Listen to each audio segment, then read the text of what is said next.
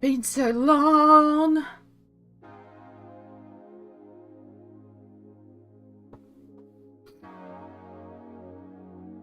Looks like it's connecting. Looks like it's connecting. I see me bouncing. Okay, pause the preview on that because anything to make sure we're not using extra data. Anything that might potentially slow down the internet. I have to give that, like, I need to pop out that chat. And then I need to change it to live chat. And then I can switch this back to the Twitch tab. So on Twitch, Sammy, we're having no delays on this side. Like, everything's still coming through okay. I'm not seeing any dropped frames. I'm still getting a red bitrate on Twitch, but YouTube is telling me my bitrate is great. So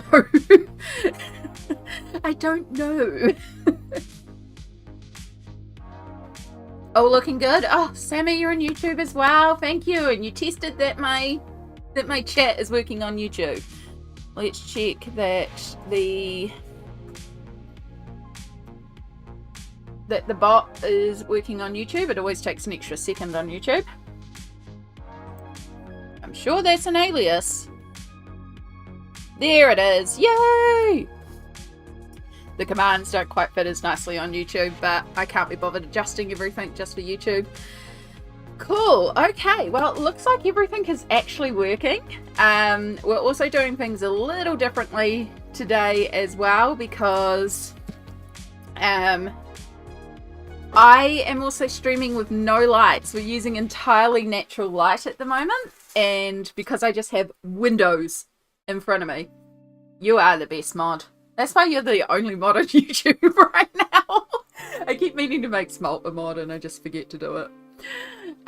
So how's the music ratio now that we're kind of gone through some songs? Does it need to be boosted up a little, or is music okay in comparison to my voice? Yeah, I'm so, like, I've been struggling with the lighting in this place and using my little light and trying to figure it out. And then I was like sitting here and I was like, hang on, what if I just have no lights and block out the light behind me? And I was like, oh my god, it's the perfect lighting.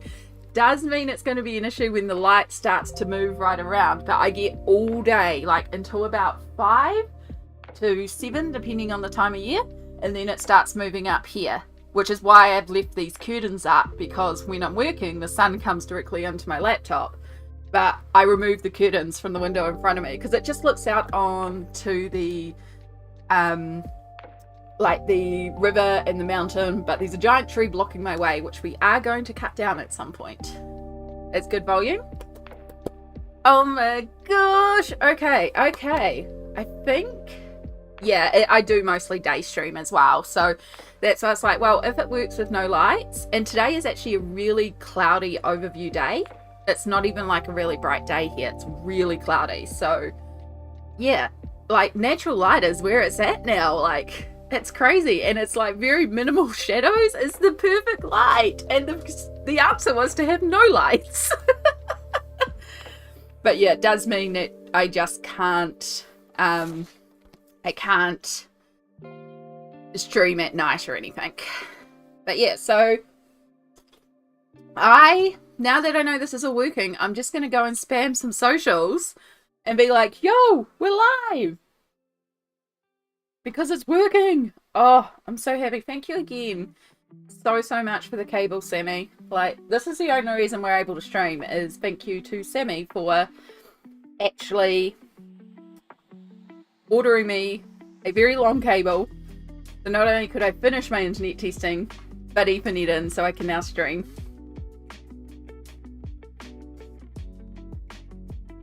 Damn, it feels good to be a gangster. Jester, hello!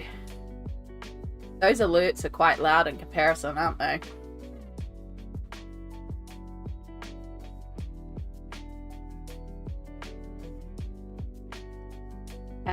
Right, I can type words. Live streaming! I should probably change. They're as light as I am? Okay, cool. As long as that's not too loud.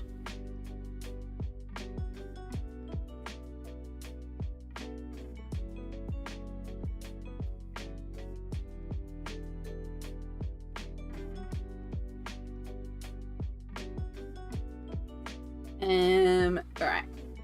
Hello, Jester, also. Sorry, all chaos today. It's my first stream back in God knows how long. And so I wasn't even sure if the internet would hold. So I haven't technically like announced properly that I'm live. So I'm just doing all the announcements. We went live a little early.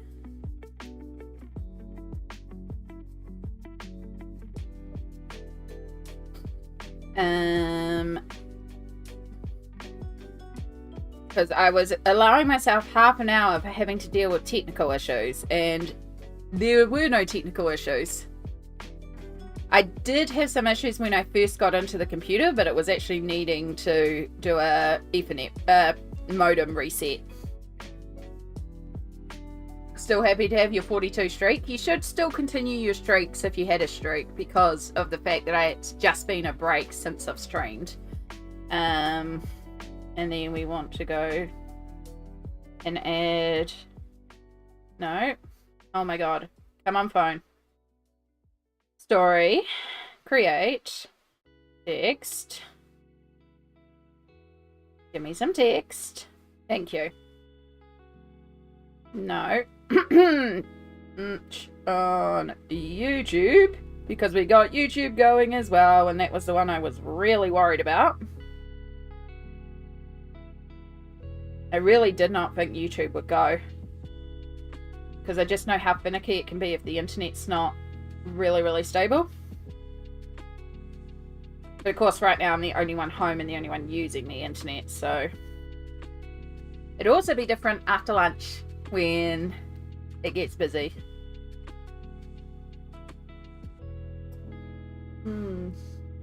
Always good to see you again. How's it going? It's going pretty good. I'm the first to go for dessert. I'm a pioneer. See, that doesn't work quite as well here because pies are technically savoury. Which, I mean, you could have a mince pie for dessert. I wouldn't put that past you. Like a beef pie for dessert, yum. But I get where you're coming from. And start event. Start event. And then in here. Yeah, we're doing all right. It's nice to be back. Guess what? Live streams are working.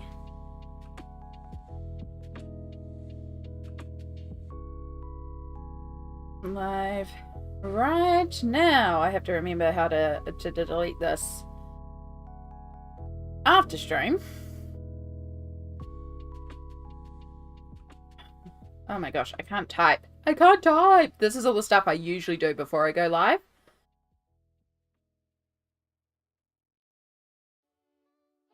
Can I link to a video?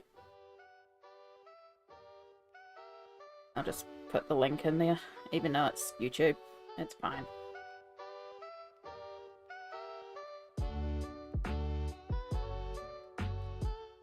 Okay, that's created. Right, so I guess we should figure out what we're doing. Then I can actually go in and change all the titles and the project. And then we're done. And we're ready to actually start colouring. And then I can actually grab the pencils I'm going to be using too. So I have 4 options. I did think about polling and letting you guys choose as well. So the first one I have is in Romantic Country. This is by Erie. And I have this shop front page here. With, or maybe it's a house, I don't know. It's a fancy house or a shop page. But it's got like the nutcrackers and it's obviously a bit of a Christmas page.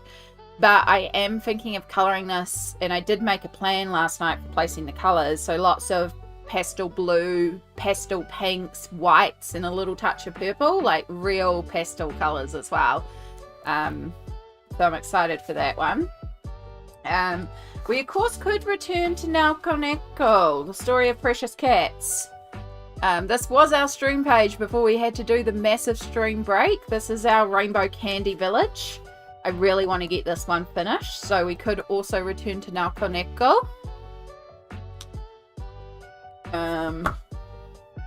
I have this one here that I was wanting to get started, which is like a market.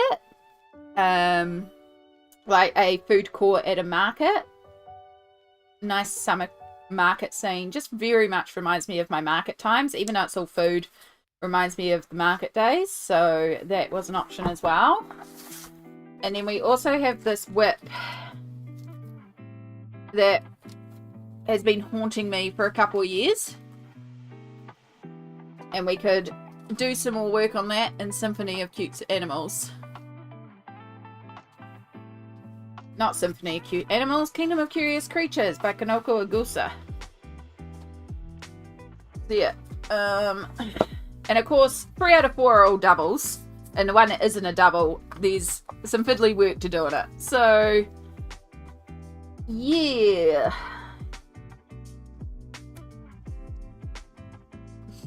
I don't think I can get them all out. Well, it helps if you turn to the page.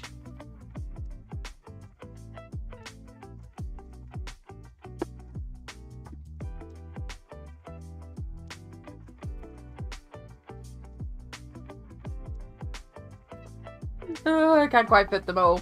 I can't show you them all at once. I should have taken like a photo and put up a thing if I was going to do a poll. You can see I even put little post-its to be like, you can vote this one or this one or this one or this one. I don't know. Do any of them sing out to you guys? Just while we wait. Finish whips, I guess. Yeah.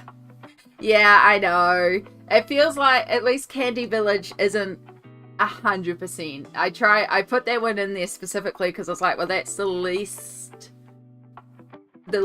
of the Christmassy ones. But, I mean, the Summer Market one kind of isn't as well, but I do want to put some Christmassy touches on it. Yeah, Neko is very close to being done. The Colouring Mermaid and Amira. Hello, hello. We are back. We are back.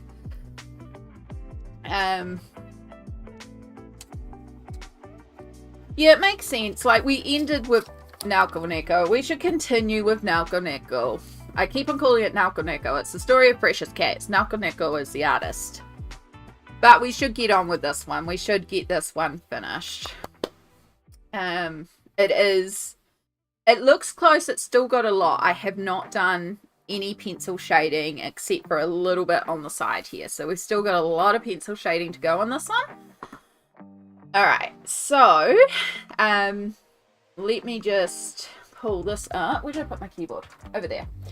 But how are you, Amira and the Colouring Mermaid? Welcome in. We kind of started at a bit of an odd time just because I thought there might be some technical issues. So, like, we've been live for about 20 minutes, but it's just been chat and making sure everything is working.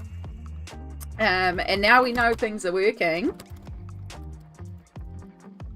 We can start a colouring of Precious Cats. I wonder if by chance this was the last project I did and the what I've used information is still in my commands. That would be really handy if it was. Right.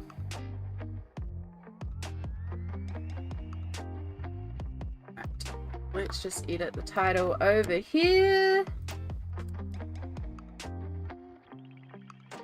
And the information today, I am colouring in Neko Story of Precious Cats. We go to commands, we look at exclamation project. It is fantastic. First off, that needs an extra space in there.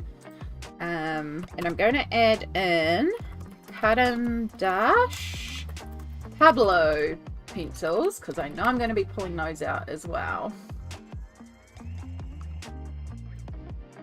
I love when that works. Now I can just go boom, save. Okay, that is updated. That I feel like I'm actually ready to go. Oh my goodness, we actually have a live functioning stream again. Oh, it's been so long. Alright, so the last thing I have to do is I just have to grab some media. Working on our buddy and I thought watching you live is a good combo. Oh, yay! hopefully, I did put up completed pages last night because it is the 1st. Also, happy 1st of December. So my completed pages is live, but once it's done, we can do the Instagram because I'm so curious to see how yours turns out. It's such a fun page. November was crazy. The amount of pages I did in November. Holla molla.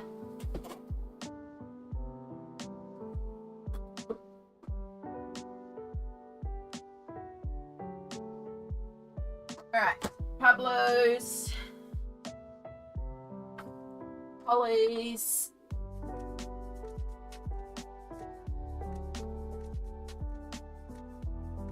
you can probably actually turn off that now. Let's pull down a little bit. 1, 2, 3, 4, 5, 6. Poly color chart.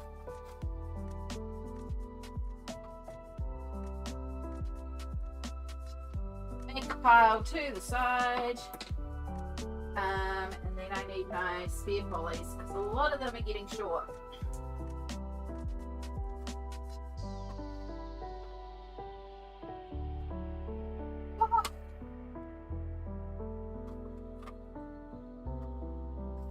And one day I'll finish unpacking so I can actually move around in here properly.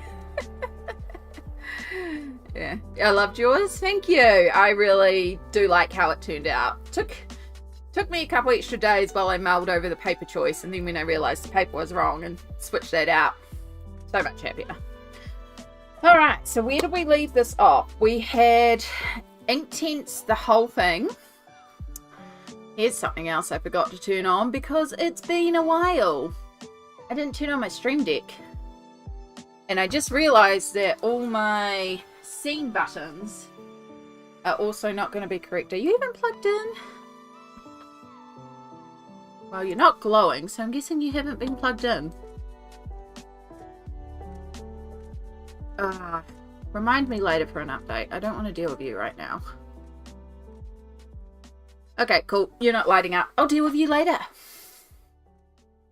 It's 21:52, 21, so 9:52 in my time zone. So technically it's still November. Yeah, time zones. So you are exactly 12 hours behind me because it is 9:53. It's almost 10 a.m. on Sunday morning here in New Zealand. So yeah, you're exactly 12 hours behind me. I do normally put up completed pages like on the 2nd for me, which is the 1st for most people. I do try to usually delay it a day and normally film it on the 1st of the month, but I knew I was live streaming today or hoping to live stream, and I can't film it on Monday. I can't film it on Tuesday because that would be another live stream day. If we're getting back into regular schedule, Wednesday I'm tied up. Thursday is currently free, but it's usually an errands day, and then Friday is live stream day again, so it would mean putting it off for a week. And I didn't want to do that just because there were so many pages and so many books everywhere. And I was like, I need to clear this pile. Because not only was it the 38 books that I worked in, I'd also pulled out the remaining untouched 26 or so books in my collection. The final 10% that remained untouched. So they were a pile. And then I had the December pulled pile as well. So there was like 8 piles of colouring books on the floor, and I was like, I need to put some of this away. So I needed to film so I could at least clear the palette, if that makes sense. Clear the mind.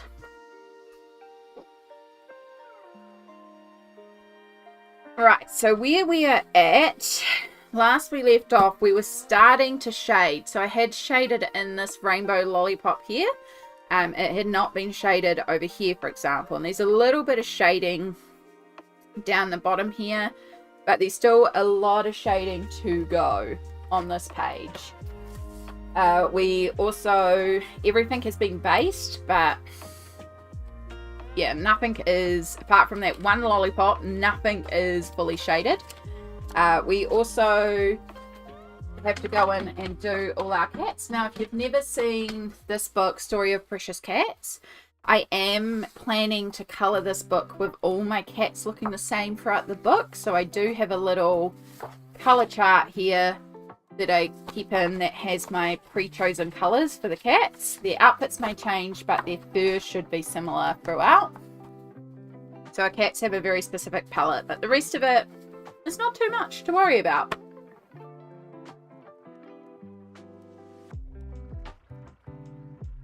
Alright, so I'm going to actually start with some Pablos. I didn't have the Pablos last time I worked on this. This was a beautiful gift from the wonderful Emily of eArt Studios. Adore her. And they are quickly becoming some of my favourite pencils. I love polys and how hard they are and how they layer. But I love Prismas and how opaque they are and how creamy they are. Pablos feel like the perfect blend between the two. You get a opaque, slightly creamy, I mean very slightly, pencil that merges together with another colour very easily. But they're firmer and they keep their sharp tip. And so they're just kind of like a happy medium between the two. And I'm really, really enjoying them. I've got the 30 set and I really do want to expand my range of them because they've very quickly become one of my go-to pencils. Even though I only have a 30 set, it's been enough, you know?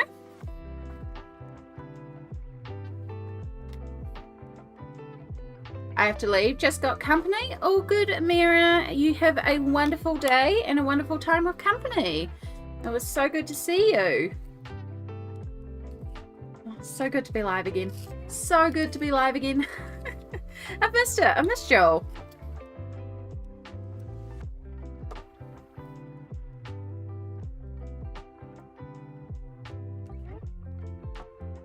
And bang on 10 or 9:58, we're starting to colour.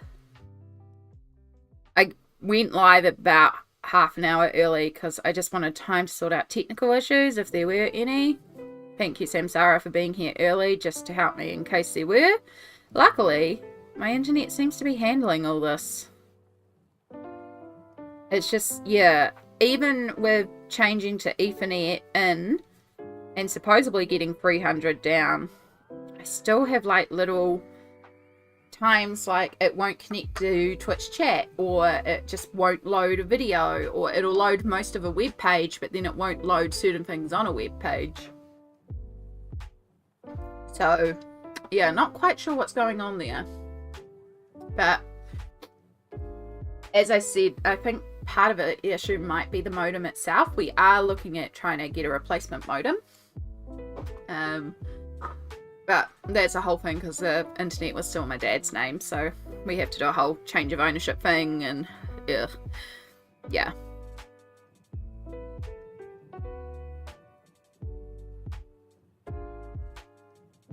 But yes, how are we all going out there in internet lands? Is anybody colouring along? We know the Colouring Mermaid is working on a gorgeous page, and I know it's in Selena Phoenix Winged Magic.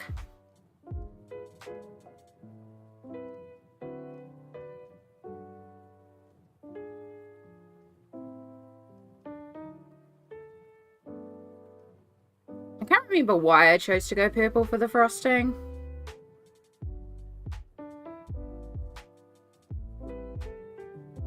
But hey, why not?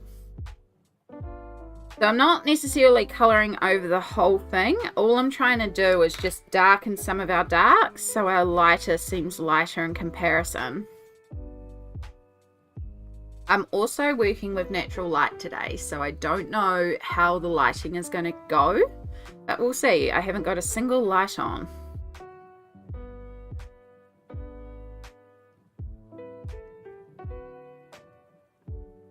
I might pull out a little bit of the white. Just use that to sort of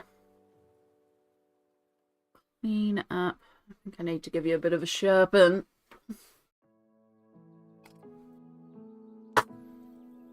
I very much appreciate it.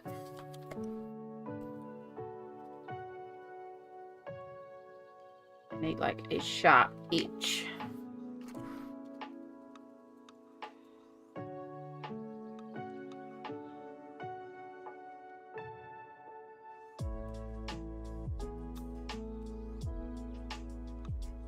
just with whenever you're on a new internet, you just don't know, eh? And even it's just been a while. It's like, do I even remember how to do this? Does purple frosting taste like grape? I would imagine maybe like some sort of berry frosting. I don't know, it could just still be vanilla.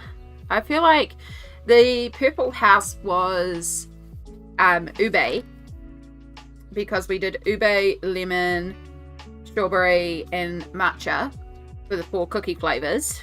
So it could also be more ube.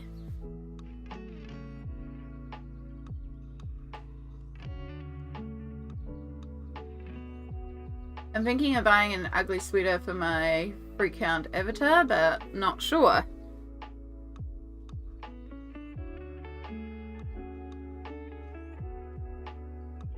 I mean, only you can really answer that one. Ugly sweaters aren't a thing here, although there are some t-shirts that you can buy that are inspired by Christmas sweater designs, but they aren't a thing here because it's too hot. Like, it is so humid today. I have just turned off the fan because it is cooling slightly. Looks like it might be trying to rain, but it's not the good downpour we need to break the humidity.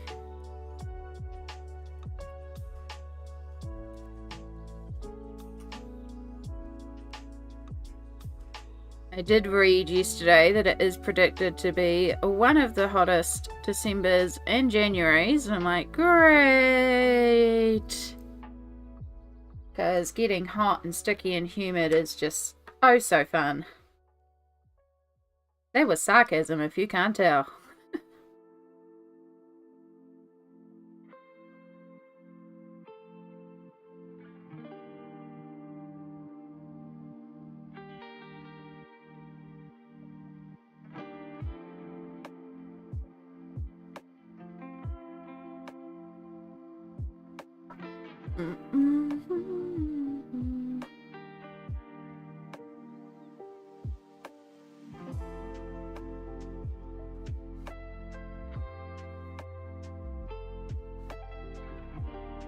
Yeah, it's definitely moving into summer here. It's already really ridiculously warm. I wouldn't be surprised if it's been a warm November. I know last night it was so muggy that Mum was saying as well that she just slept with no blankets on, and I only slept with a sheet on because it was just too hot. And I get cold easy, so yeah.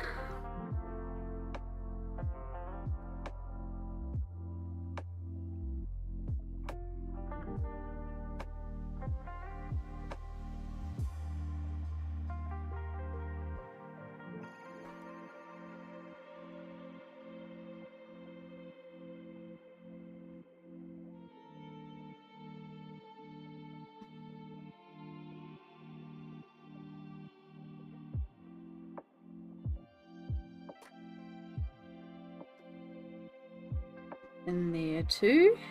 Also needs some highlighting.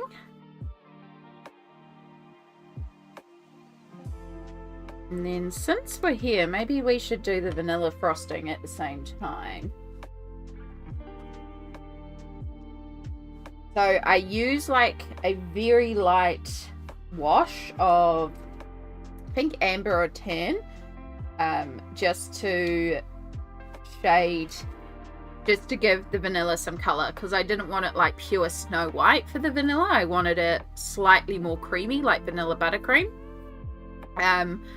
But it has left it quite warm, and so now we need to do shadows. So I'm just thinking of maybe using like a pale blue, like putting a cooler tone into the shadows might work. This might be too light though. Maybe we'll try with a little bit of grey and then using a little bit of blue, and that contrast will help shade it out just a bit.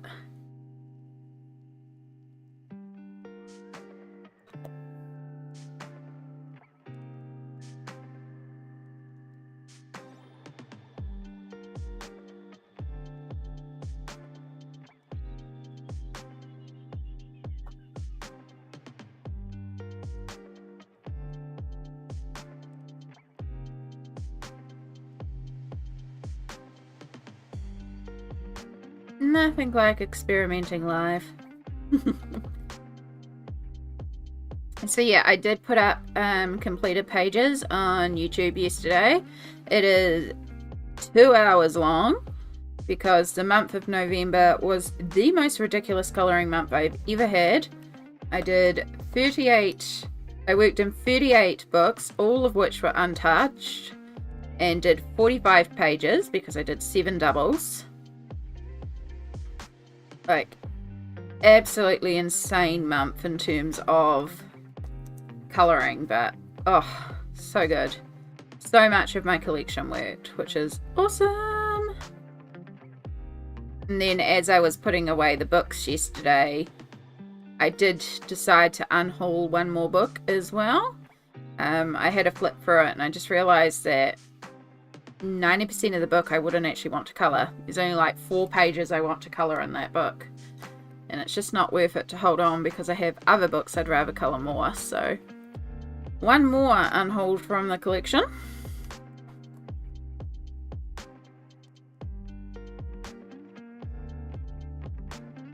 I really feel like my collection is starting to get like really honed in on the books that I like to colour, which is really cool to see. Alright, I'll use a little bit of cream to just tone down some of this brown. And bring in a bit of white.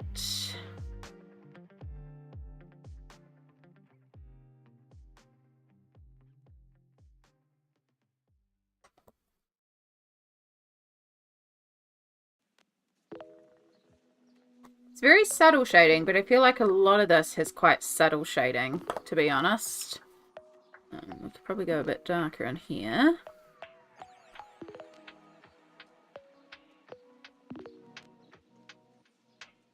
Like, there's not a lot of extreme contrast, which isn't the worst thing in the world. Extreme contrast would make the lighting more accurate. I could also...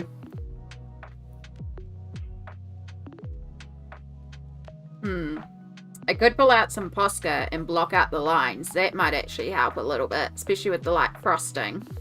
I don't want to use white and the purple though, and the light purple I have is too warm purple.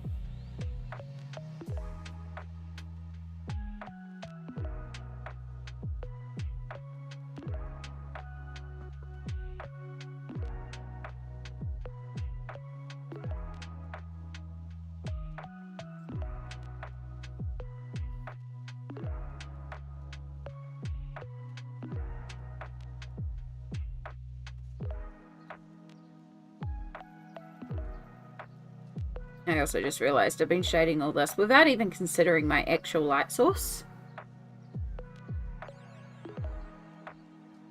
which is coming from the side here, which is a big no-no.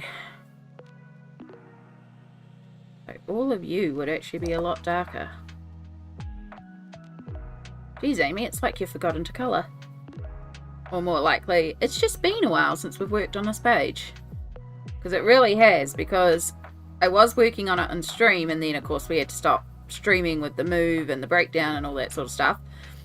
And then in the move, I misplaced the colour palette that I set up and established for the cats. Luckily it was done live, so I knew I could go and watch the VOD and get all the colours again, because I purposely mentioned all the colours in the live, just in case I did lose that piece of paper. It's like my safety net.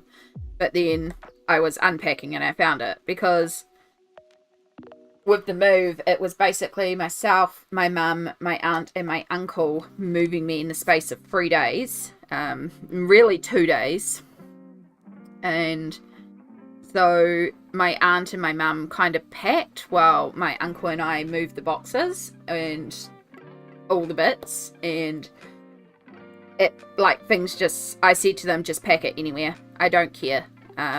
Just get it packed, because we were on a time crunch. So I was like, I will sort it out later, which did mean things ended up all over the place, which is fine. Like, I'm opening boxes, and like, they did try their best to keep things together as much as they could.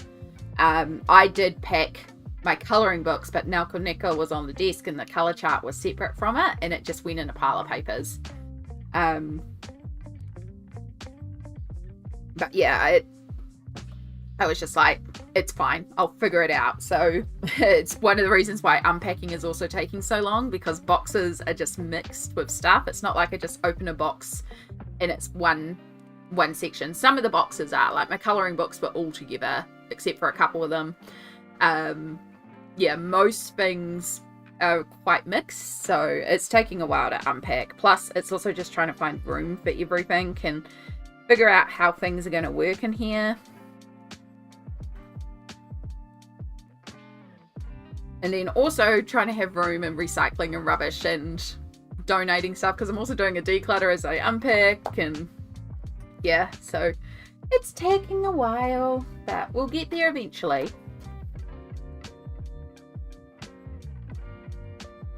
Luckily, there is no rush. But I do need to get downstairs this week and get a bit more sorted.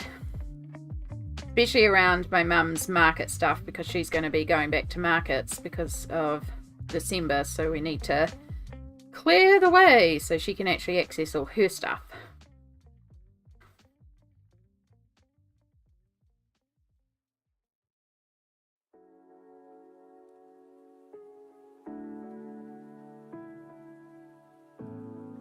But yeah, we are finding places for things slowly.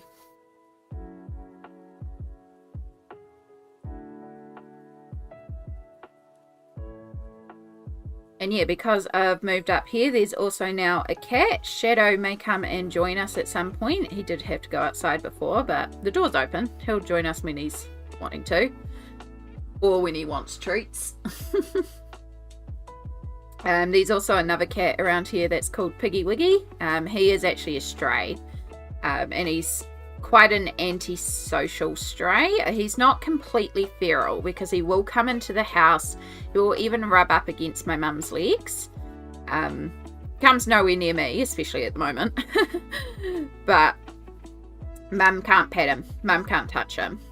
So yeah, but at the moment he's unfortunately hurt. He's got a leg that he's limping on, so we've had to spend the past week trying to catch him, which is part of the reason why he won't even look at me right now, because I did have the opportunity to grab him, which is also why I've got like scratches on my hands. But unfortunately I couldn't quite get him into the cage that we have, so yeah, we're just giving him the weekend, because we couldn't take him in on the weekend anyway, even if we could catch him.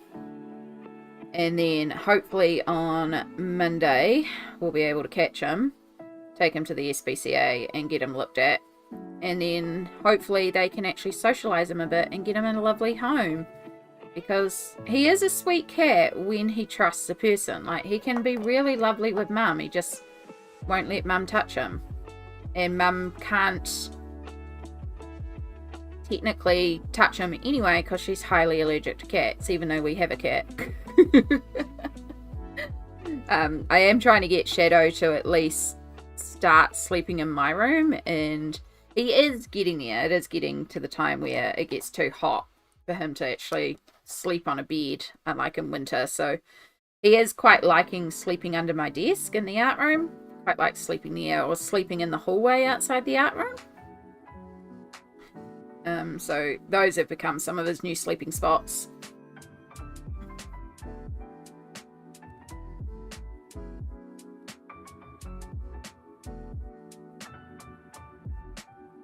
So much purple.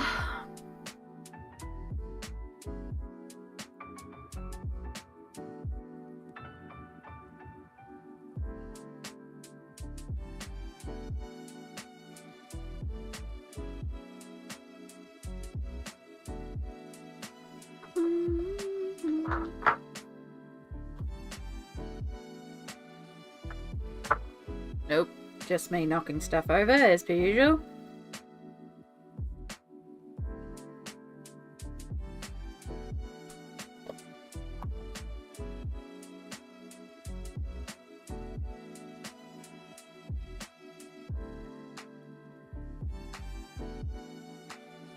We want to go a bit darker with you because it is a bit darker towards the front.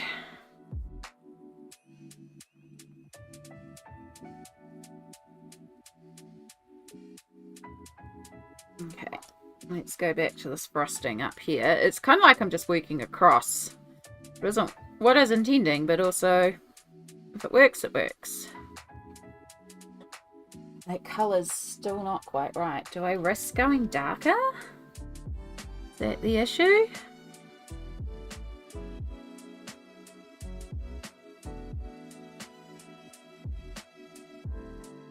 I can always put a layer of white over it and dull it down.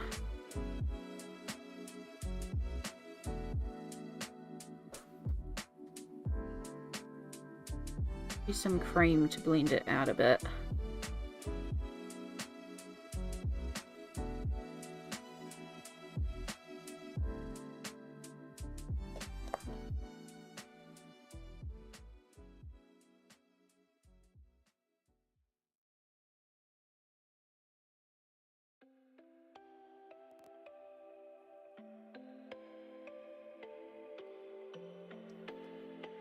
It could just be as simple as a black line. So there's a reason why I don't usually like black lines on light coloured objects.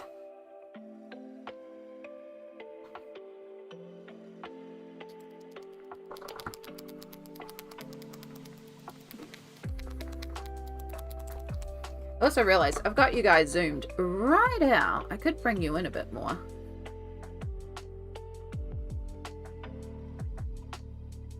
My stream deck must not be plugged in. Will it let me do it on the computer? Nope. Okay, we'll just do it via... Oh, actually, it could be that it's not set up for the scene.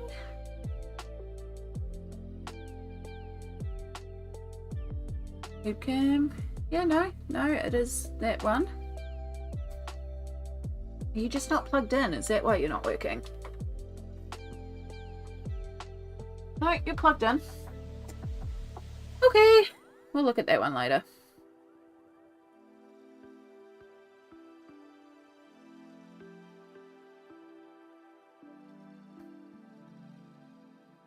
We'll just use this zoom.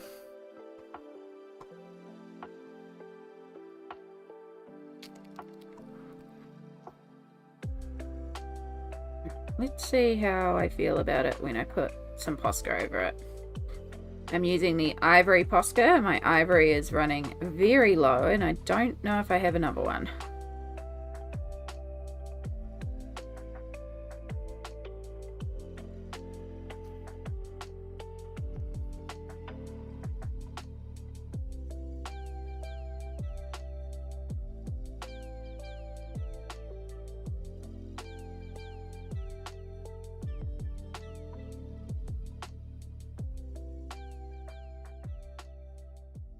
Okay, yeah, that definitely helps with the cream frosting. Okay, let's look at our purples. Maybe we do have...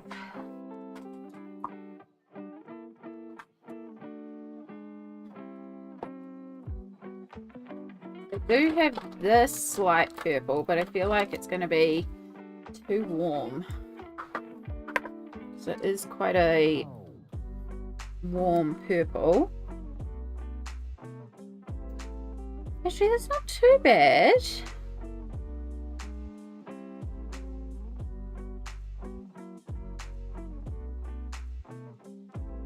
And I could go over that with, once Posca dries, if you use a slightly more creamier pencil, like a Prisma, you can actually work over the top of it without scratching it away. If you use a firm pencil like a Poly, you've got to be real careful because it can like scratch away the paint pen. If you use a soft pencil, like a Prisma, you can layer over top and change the layer of the Posca that you've put down. So let me just grab my Prismas. Oh, all the pencil sets today.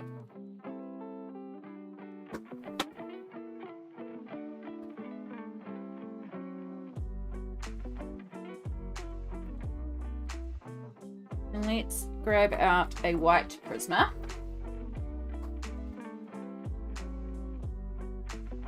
I'll just put it to the side. We'll give that a moment to dry. And then we'll work that one over top. And that might solve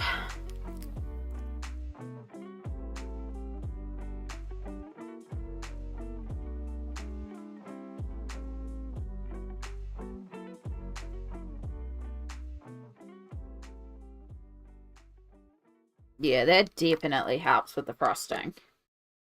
Just a little touch, but it makes it just feel more accurate to me.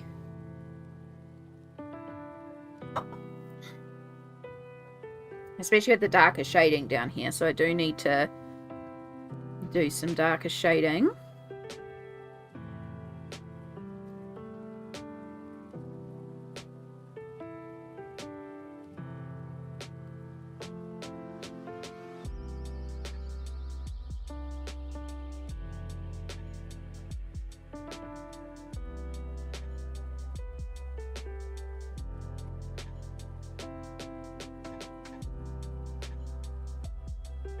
Hope you're all doing well out there. We're not far away from our first break because we started early just so I could do all the tests.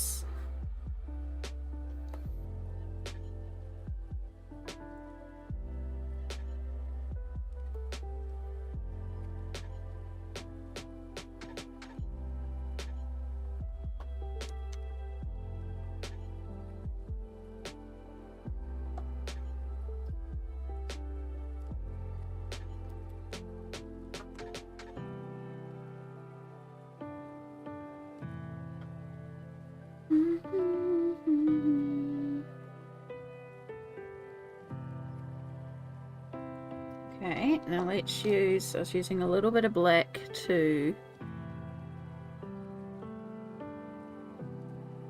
shade around the candy sprinkles on the frosting.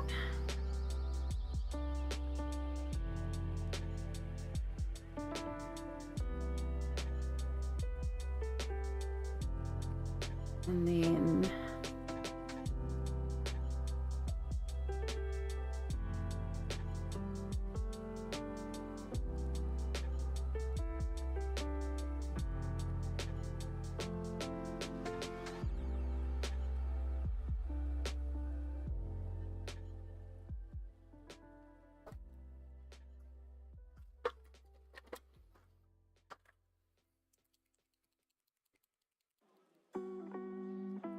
got a white Posca here.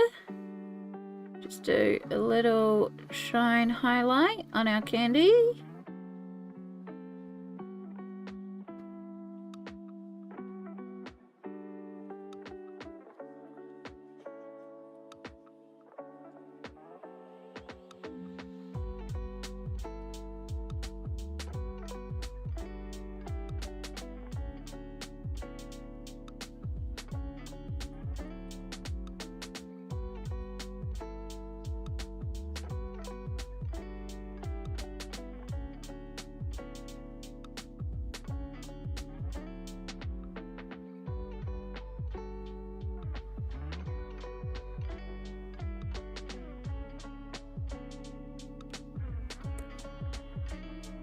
Okay. Much happier with that section now. Alright, you should be dry enough. If we take our white Prisma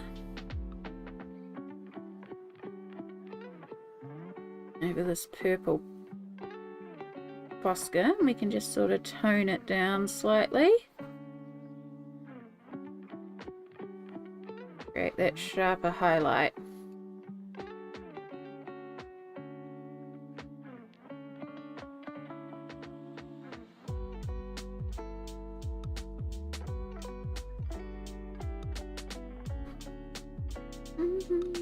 Ashley M, hello! This page is looking amazing. Can't wait to see it finished. Thank you. I can't wait to see it finished either, just because of how long it's been a whip. But also, it'll just be nice to be able to also do some more in this book because it's gorgeous and I'm so excited. I love, love, love, love Story of Precious Cats.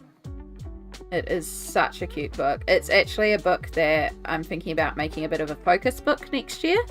I've got a list of about 10 books that I'm thinking of, not like only working in these 10 books, but just being a bit like, I think I want to focus on these books, but I'm also looking forward to just being free to work in any book, you know, after this year's goal of working the untouched books. There's so many books I've been waiting to get back to. But how are you going, Ashley M? I hope you're having a wonderful day so far.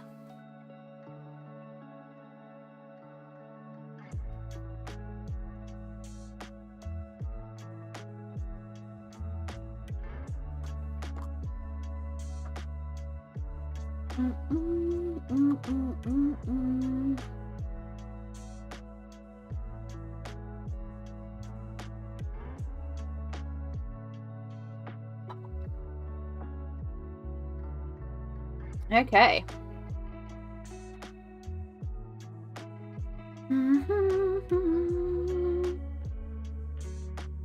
Alright, well, since we're here, should really just give that a moment to settle down a bit. And then we should really work on the lollipop, because we seem to be just working across, which I'm fine with. But if I do that, I'm going to like work over where I've just worked to go up here to do the lollipop. So instead we'll just keep working down here on these little bits. And then we'll go up to the lollipop once I know the Posca is a bit more drier. Now I have done a little bit of shading down here already, because I can see that I've done something on this cookie, though I haven't really done a lot of bright highlight on this shiny red jam area. We'll just re-pick up those highlights. Thank you. Yes, you inspired me to buy this book and I love. I'm both sorry and you're welcome. Yeah, we joke about the influencer and I hate that title, but I know I definitely have influenced a few people to buy a few books. But it's just really pretty. It's so cute. It's so gorgeous. And I'm glad you love it, because I absolutely love it as well. It is... Oh, it's just so cute, and I cannot wait to be able to do even more in here. I would love to be able to get... let me just move all the pencils off, and...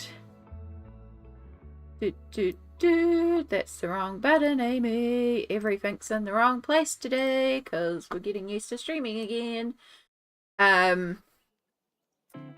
There is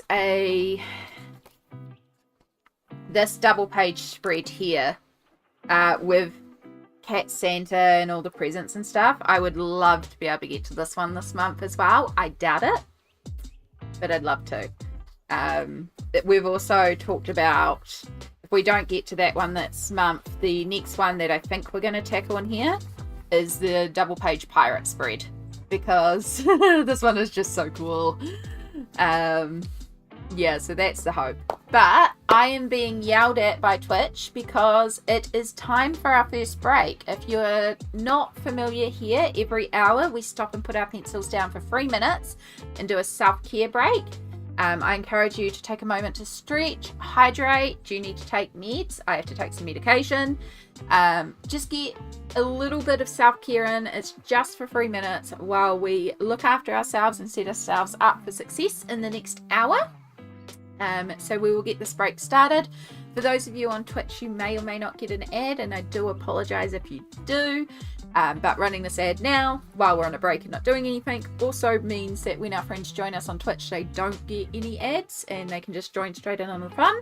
If you're on YouTube, it's ad free. Anyway, let's get this break started. All right.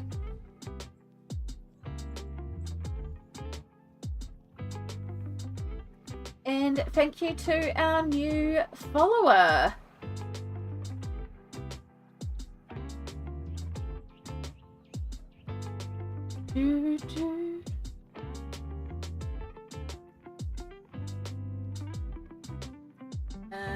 What do I want? That one. Oh my gosh, come on.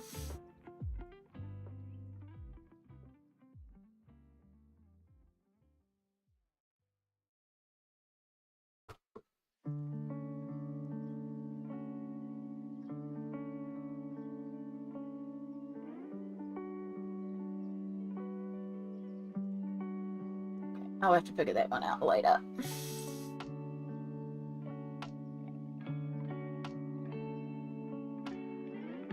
I don't know where the button is.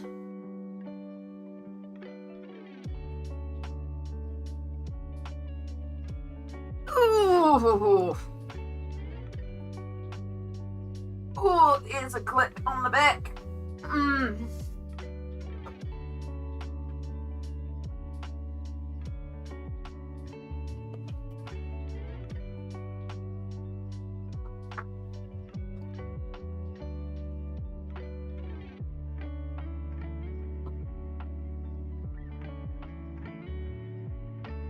Today's cute pinafore is courtesy of Samsara. It's full of Pokemon. I really like it. It's super cute. I washed it and one of the straps popped out of the buckle and I did like a faux fix as much as I could brain at the time. But I gotta get it properly. It just needs like re-threading through or something. I can't even figure it out at the moment. So it's like, well, it'll work for stream. I'll just get it sorted later.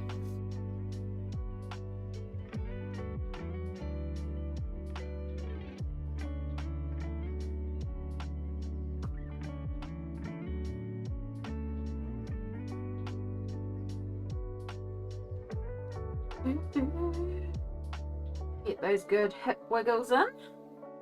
Stretch the back.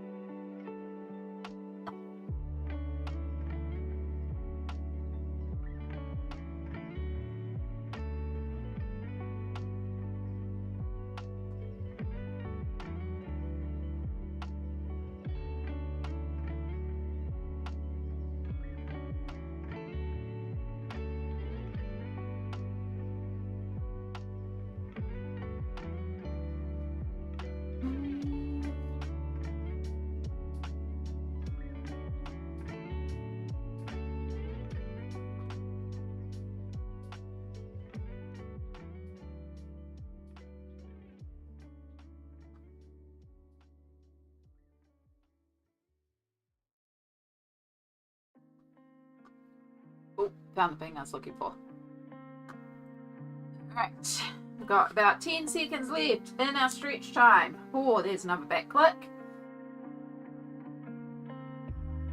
And we have not hydrated, so we'll make sure we hydrate.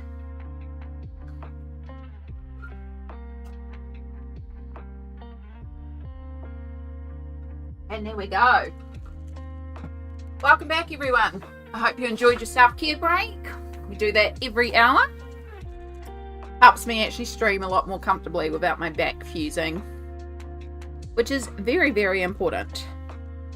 And so now I'll zoom you back in and then we'll start working on a few more candies.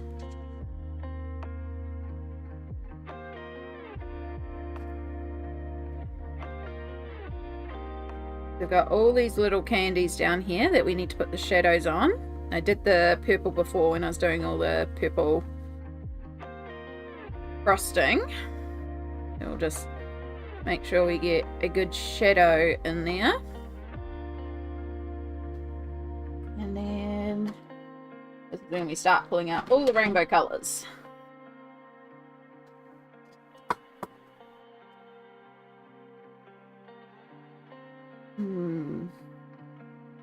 I actually think some brown ochre would be better for the orange.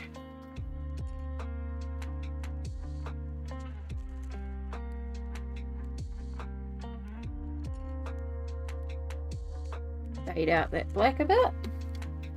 Then for the blue,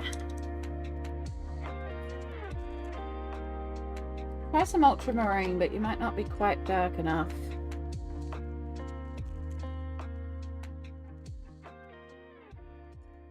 It might be better to focus on highlighting on the blue because it's quite a dark blue. And I do only have a 30 set. Turquoise blue is not right. And blue jeans is too dark. We'll use the bluish pale. Just add in a lighter side.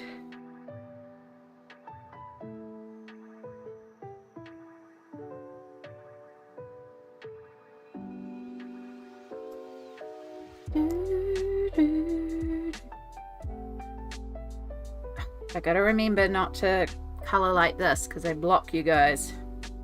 What I really need to do is actually find a way to get the camera right here.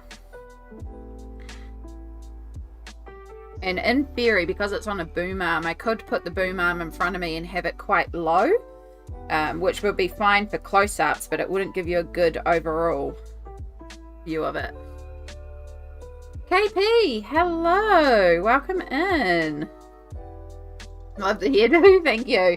It's mostly, my hair is oily and I want it out my face, but I don't want it up.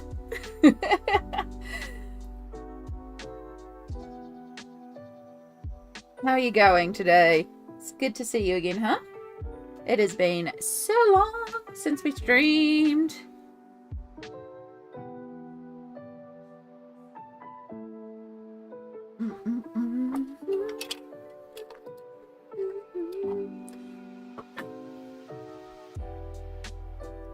But you want it cute and you succeeded. Yeah, I mean, always. It's also like the ends are now, I can't even call the ends green. The very little bit of my bleached hair that is remaining, it is almost entirely grown out, and my hair is now at a point where it is due for another trim. So I'm at a point where I could probably cut out the last of the bleach. I do want to re-dye my hair. I'm not sure if I'm going to bleach it though, but the blue won't show up on my hair. It'll show up on the greys. So I do have to bleach it in order for any colour to show, but it would also be better to bleach it with completely brand new hair at this point because it is so growing out that removing that last little bit of ends and then bleaching fresh will make it a lot better for that first application. So yeah,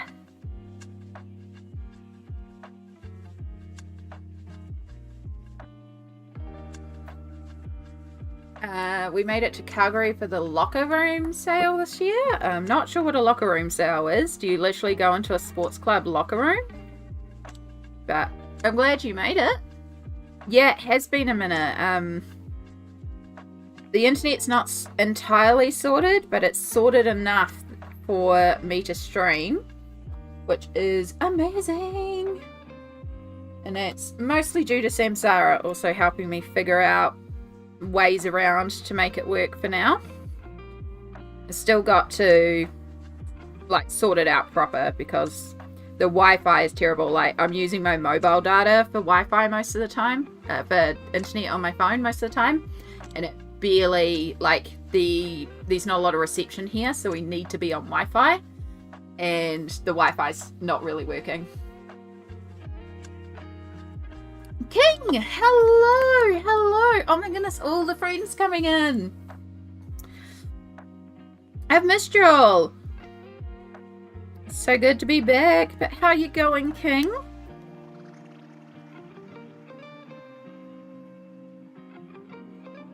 I'm actually going to darken this cookie a little bit, just because in retrospect it's not quite dark enough on this side.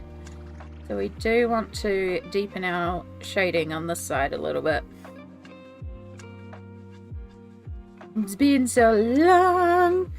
Also, I feel like so spinny off my tiny little energy drink, because one of the big things that I have been doing since I moved up here is, and this is really huge for me, is I have cut out so much soda, caffeine, and energy drinks. I was at the point where a 500ml can, which is 2 of these, essentially, I was drinking 2 to 3 of these a day just to get through.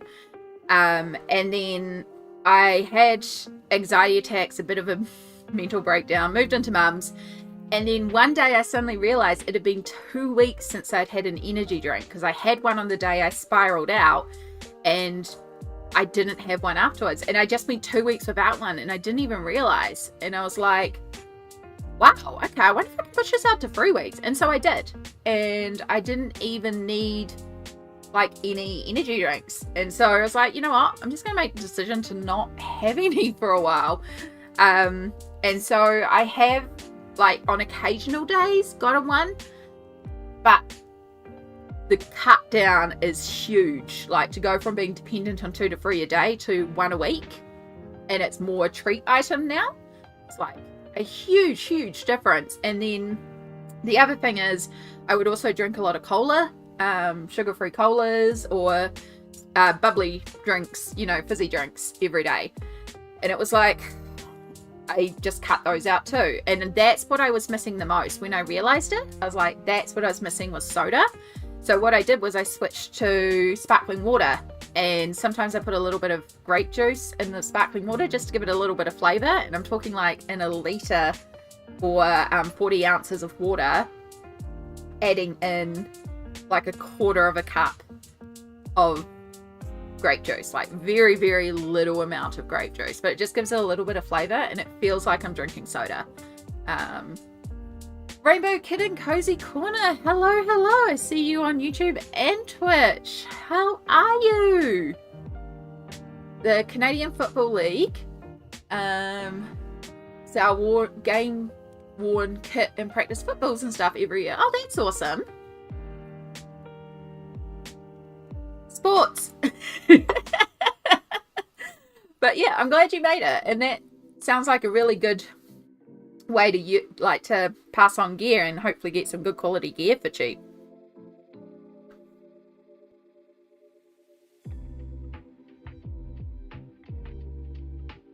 So yeah, like having this tiny little energy drink is like a lot now, which is really cool. It's really cool, and it's really definitely a treat now. But I'm really still enjoying my sparkling water. I do eventually want to get a soda stream, so I don't have to buy sparkling water, because it'll be a heck of a lot cheaper.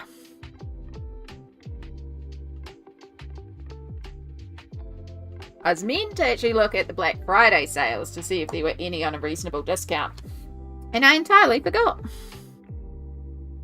That's okay, most of them still are going, and there's always Cyber Monday. It's ridiculous. We're in New Zealand. Aotearoa doesn't celebrate Thanksgiving, but of course Black Friday's a thing here. It's like, this isn't logical. But, you know, stores, commercial reasons.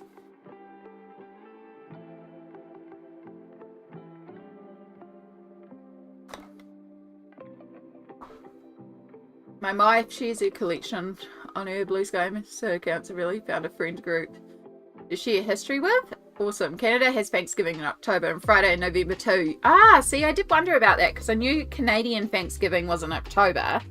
I knew you guys celebrated Thanksgiving early, but I did wonder if you had Black Friday as well. So, but I was pretty sure you did, because through the colouring community and talking to a lot of my international peeps and like them celebrating Thanksgiving and then talking about Black Friday deals, I kind of presumed you probably did. Right, we need some greens, and this might be a problem in the Pablos, because again, I'm working with a very limited set in Pablos, and the greens, I suppose the spruce green does have a little bit of a brown undertone, so that would work. The grass green is definitely not correct, and then the light olive is too light, but it is in the right family for the matcha style cookie. Let's try a little bit of the spruce green, and then if it's not correct, we can pull out a poly or even a Prisma. We're blending all the sets today. What I do need, because the Pablos hate this pencil sharpener, but I need a container to put all my pencil shavings in. You also need emptying.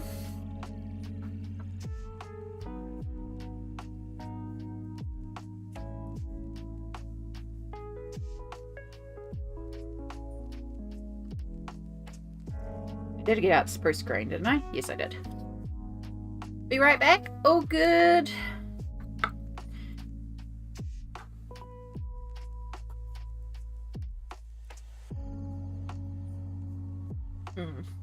before the date was set in October. It was close to November, with Armistice Day being so important. It was set in Canada to October. Frankly, the harvest is over and the weather is better anyways. But that's excellent. It's quite interesting finding out about different celebrations that people in different cultures have as well, and learning more about different things. That's why I really enjoyed this year's Matariki stream, and being able to do the special Matariki stream. I have a new colouring book. Of course I do.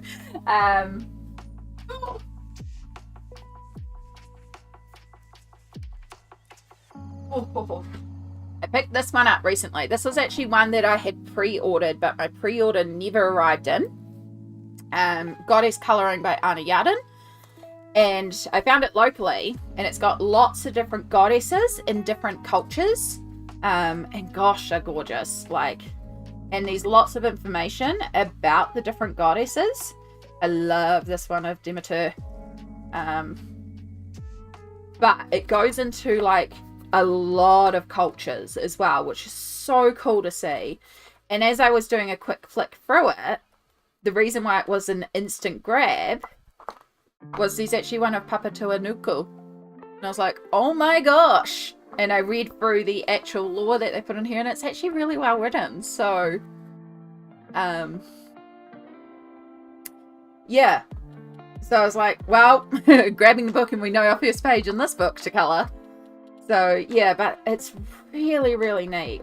It's got your traditional Greek goddesses. It's got some ancient Egyptian goddesses, but it goes into African, Aztec, Chinese, Indian, Mesopotamian. It goes into so many different cultures. Japanese folklore. This is a Mayan deity. Welsh. Egyptian, Hindu, a Greek one, Inca. Yeah, I just thought it was really neat. So, yeah, I'm excited to get to that at some stage. That may be another stream one, because I do love colouring anything Kiwi related on stream. I have to practice some of my pronunciations. I am trying my best. I'm still learning. But the biggest thing with a lot of cultures is, as long as you are trying and you're doing it in a respectful manner, most people appreciate you trying. So yeah, I am aware that my te reo is not great, and I have spoken before. So my whakapapa or genealogy is Māori. I can track Māori through my father's bloodline, my biological father's bloodline, but I was adopted by the man that I refer to as Dad, and my mum is my mum, and they are both Pakeha or European, and so I was raised Pakeha, and because of that I lost a lot of my Māori cultural heritage just because it wasn't something that I was exposed to. And now with so much awareness being put on finding that identity and learning about your whakapapa and your connection to the land, I'm not even sure who my iwi or my tribe is.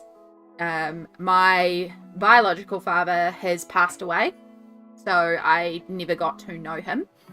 And so I am learning a little bit through my own explorations, but I don't know a lot, and I'm aware it's a gap, but I am trying. And one day I would like to, when I'm in the right space to do so, I think I'd like to reach out to some of my biological father's family and just see if any of them do know about our iwi in particular. I would love to know who my iwi actually is and find out more about, my heritage. I don't look particularly moldy because I keep myself very pale because I don't go out in the sun. But it is quite funny when I go to baby showers. There's a very traditional baby shower game that's played where everyone brings a baby version, like a baby photo of themselves, and you put it up and everyone has to guess whose baby photo is who. And I was a lot more tan or olive as a baby. So the baby photos I have, I look very, very tan. And so I put this photo up and everyone's like, who's this one? And when I show it's me, and they're like, but that's not you. And I'm like, yes it is. And I have to pull out a raft of photos to show how I just changed over the years because I stopped avoiding the sun. I stopped going out in the sun.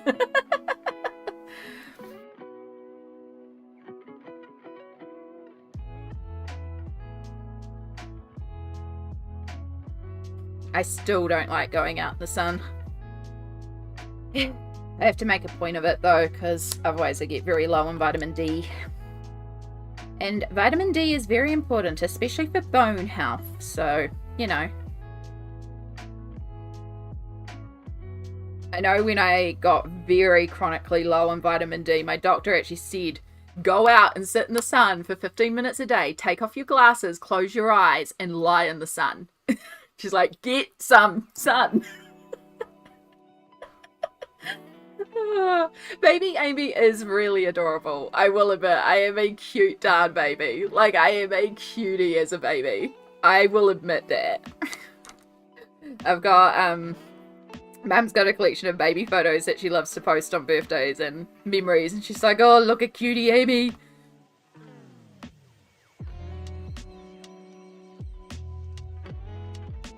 Piece of pepper stuck in my teeth.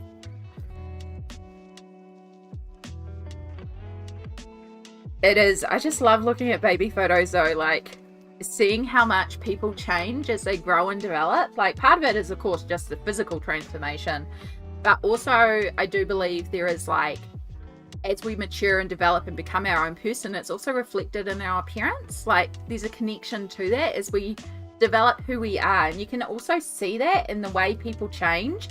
Especially as an artist, I pick up on a lot of these things, and when I look at someone and just see how they've like developed as they've grown, just see those changes within themselves and the things that I pick up on that I don't think a lot of people necessarily pick up on because I'm looking at it from an artist perspective.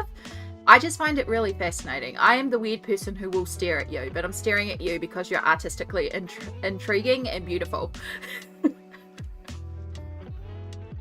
Like I get asked a lot how I figure out lights and shadows and highlights and all that for my colouring. And it's because I stare at things. You gotta look at things. You gotta stare at things. Very, very strangely. Take a torch and just light up an object from different angles. I spent too long in Australia for my anxiety disorder to be reasonable about it. So I make sure I buy the Big Bird vitamin D chewies to make sure I'm not short on it. Yeah. I take a once a month vitamin D supplement anyway, just to be sure. Again, it is very good for bone health as well. So it's something that my GP also prescribes to me because she's like, it's really not a bad idea for you to be getting some extra vitamin D, just especially because we know I do tend to get low on it. Partly because I just don't like going outside, but even after forcing myself to go outside, I don't know, I just don't get a lot of vitamin D.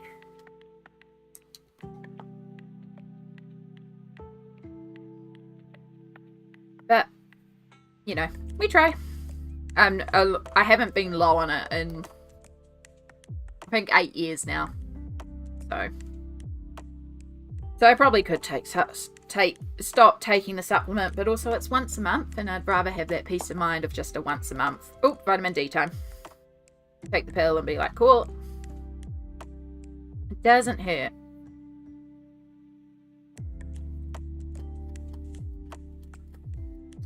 Right, blue. Now I was using a bit of ultramarine, but the ultramarine wasn't actually, although this blue is lighter than the jelly beans, but we might have to still use the pale to highlight. Yeah, I think we will.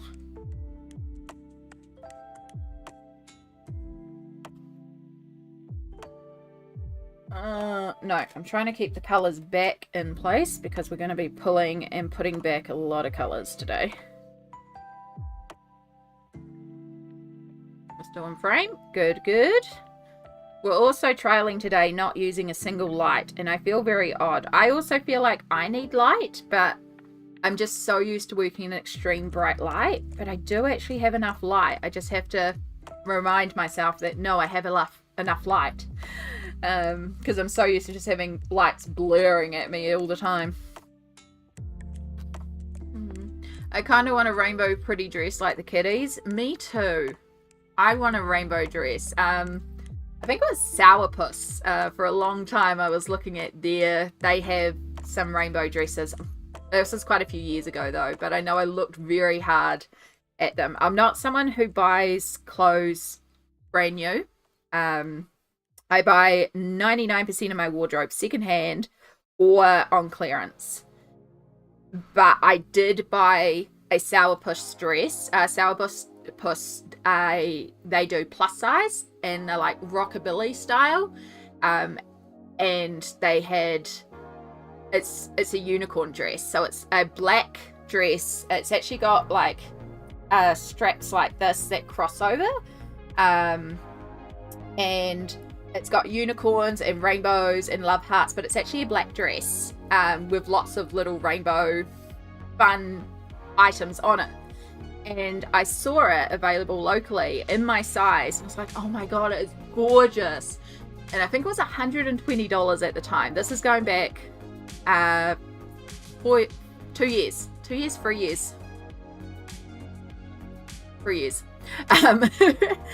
And I just had this gut feeling that I needed this dress. And so even though it was something I never ever did, I purchased it full price because something in my gut said, you need this dress. And I was like, okay, trust my gut. A week later, my dad dropped dead. And I needed something to wear to a funeral. So I had a funeral dress because it was more of a celebration of life. So it was a black dress, but still really fun in print. And it felt appropriate to wear to a celebration of life funeral. So yeah, I love it. So I was looking at some of the other dresses and they had like this really pretty rainbow one. And I thought about it, but I was like, no, I don't really need to justify getting another expensive dress. That is one of the very few items that I have in my closet that I paid full price for. And I still have that dress and I still love that dress and I've worn it multiple times.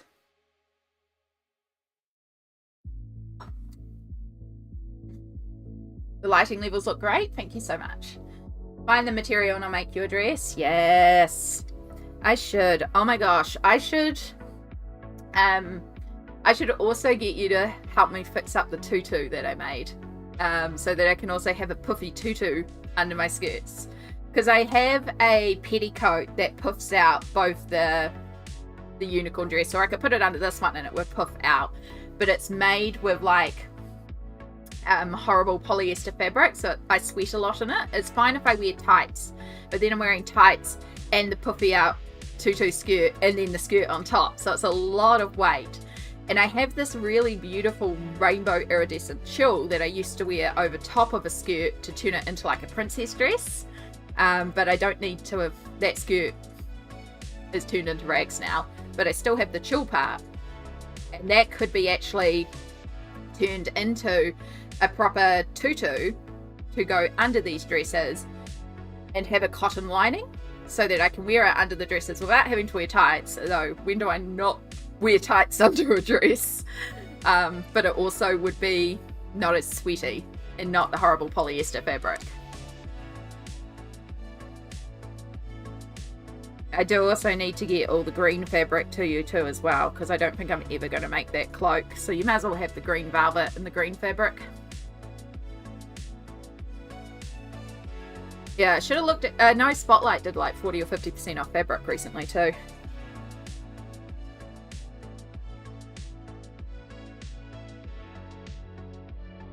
If I ever find the perfect rainbow fabric, I'll flick you a photo and be like, this?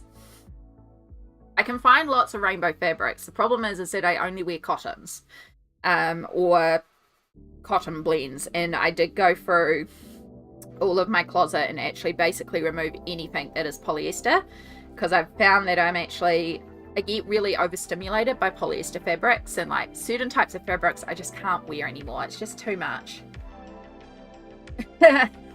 It's the fabric that I had to make the Jester Lavore coat for my Jester cosplay. You can see the lollipop in the background, by the way. That's what that giant lollipop it is. It's for my Jester Lavore cosplay. But when I wear that cosplay, it is so hot that I don't need a cloak. And it's just, what am I going to do with all this fabric? So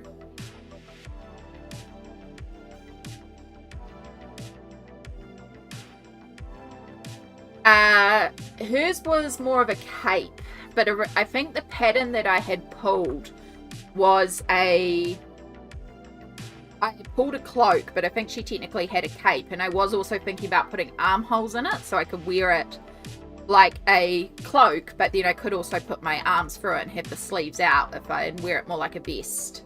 Yeah.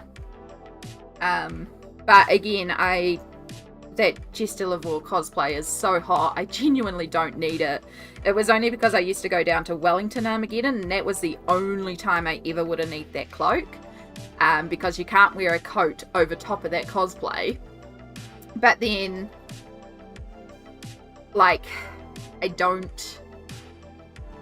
couldn't even use a cloak now because it would get caught in my walking frame. So a cloak is not a practical clothing option for me. Yeah. Yeah. It would be easier to get the perfect rainbow fabric by dyeing it. You are absolutely right, KP. Yeah, there are definitely some better cloak patterns out there. The pattern that I printed was back when I was mobile and actually using this cosplay more and more. Again, I don't use it often. I used to use it when I dressed up for professional DM gigs, which meant I was sweating a lot, so I didn't need a cloak anyway. And then when I went to Armageddon, and I ended up going more to the Auckland ones, which were always hot, so I didn't need a cloak. It was just the Wellington one, because I was busing to the Wellington one from where I was staying and traveling and walking a bit, and I was like, oh, I should have a cloak next time I do this, and then I never went back there. And now, so yeah, I've just got like I think the velvet is like 4 or 6 meters of a really pretty green velvet, which isn't even really my color anyway. It was just because of the cosplay. And then I know it's like 2.4 meters wide, and I think it's 2.4 by 2.4. It's a massive piece of green quilting cotton. Yeah. Also, Amira, welcome back. But yeah, it's just fabric that's been sitting there for donkey's years, and I'm just not using it. So it's the sort of thing, Sammy, if you can use it, you can have it, because it gets it out of here and gives me back room. And it's just not being used, and I'd rather see it being used. And it's also it's a green that I've seen you wear before, and I know is in your color palette, so it's just not a green that I would wear. It's got too much yellow undertone for me. It's not a cooler green. But I'm sure I've seen this green on you, and it's a pretty green on you and your skin tone. No, you can't say no to free fabrics, and they're big pieces of fabrics too, so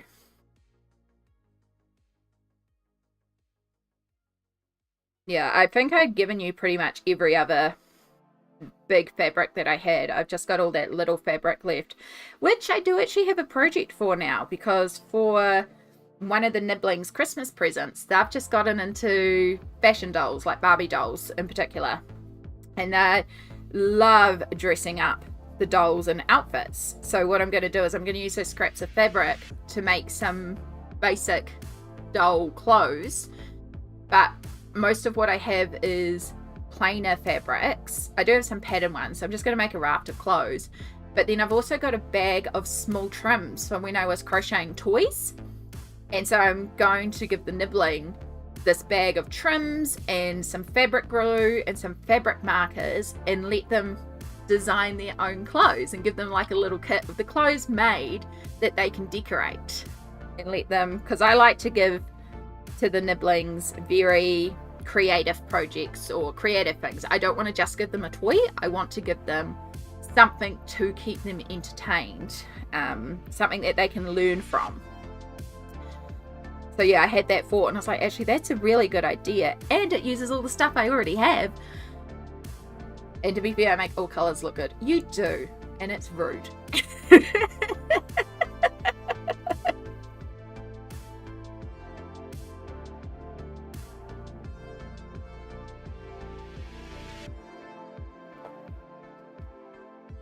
We need a little bit of pink in here.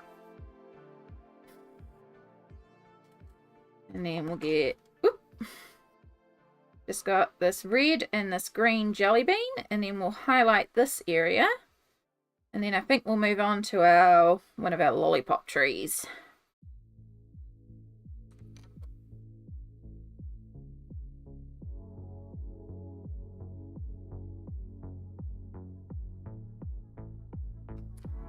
And dark red. I think it's actually better to use burnt sienna. Without dropping the pencil, Amy, please. You need sharpening.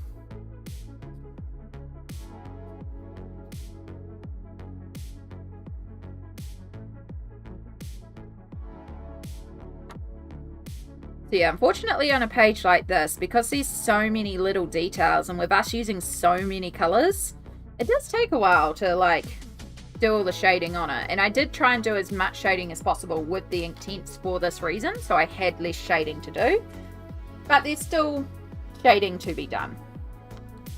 Alright, so I'm going to take the ivory Posca, and I'm going to use this just to add a little bit more texture to the light side of the cookie here on the vanilla or neutral cookie side. And then I'm going to do the same thing on the matcha with the ivory, but I'm going to use my finger to just dab a bit of it off. So it will give a little bit of speckled texture, but it won't be as vibrant as on the vanilla side, just because I don't have a yellowy brown undertoned green paint pen, because I only have Poscas. This is where having the Truly Art paint pen sets would be amazing, because I think there's like 240 colours. Oh, the dream. I barely see them available to New Zealand.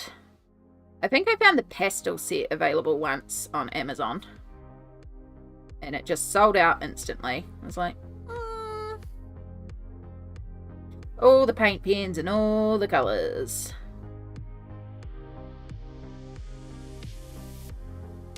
So with our candies, I'm making sure our highlights go across the colours, because of course, even though this is a striped candy, the colours do blend. And I'm also going to use the white just to clean up some overspill on those colours. And then we want to make our candies shiny. Who doesn't love shiny candy? Oh my goodness. KP, you might appreciate this. I got sent some happy mail from the wonderful Smalt, and also her sister threw in a couple of things. Got some beautiful colouring books. But one of the things they put into this package, because they live right on the border of the US and Canada, is some maple drops. And I have been fighting hard to keep these babies as long as possible because they're delicious and they're so good. And the little maple leaves, so I have 1, 2, 3, 4, 5, 6, 7 of them left. They're so precious, must make them last.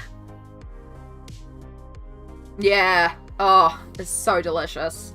I do really like maple flavored stuff too. I found some popcorn recently that was maple popcorn, but the flavoring was so minimal. It's like, this isn't flavored popcorn. It was basically like air popped popcorn with just every once in a while you get the hint of maple. It wasn't like caramel popcorn or anything. So I was very disappointed in that. Alright, so there's our little candies down there. So now we're going to move on to our lollipop up here. And then that's basically this section done. we'll probably go in and do the chill sticks then and just keep working our way across. So I have done a little bit on here, but we do need to go in and darken a bit more.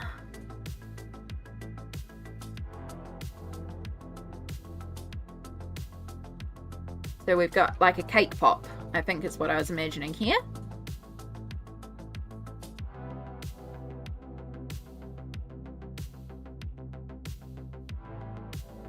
Popcorn bagged in a factory with a maple tree outside. It was a dry maple popcorn, like dry martini having only gin, no vermouth. Ugh, words.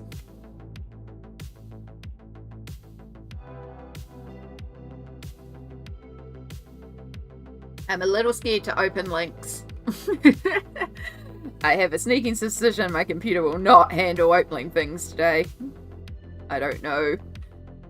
The internet is holding though. I haven't dropped any frames, so that's a really good start. Oh, I need to also... No, we're up the... I just have to bring this down. Or zoom out a little bit. And then I'll have a bit more leeway.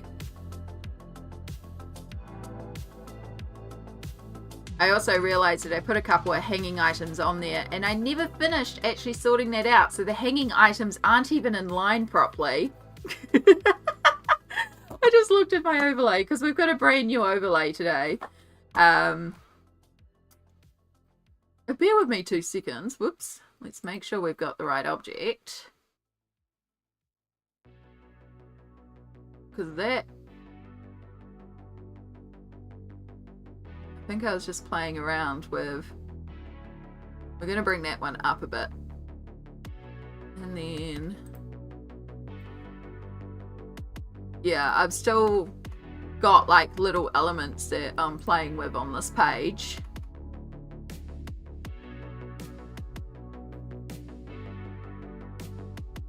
Right, well that gives me a little bit more room.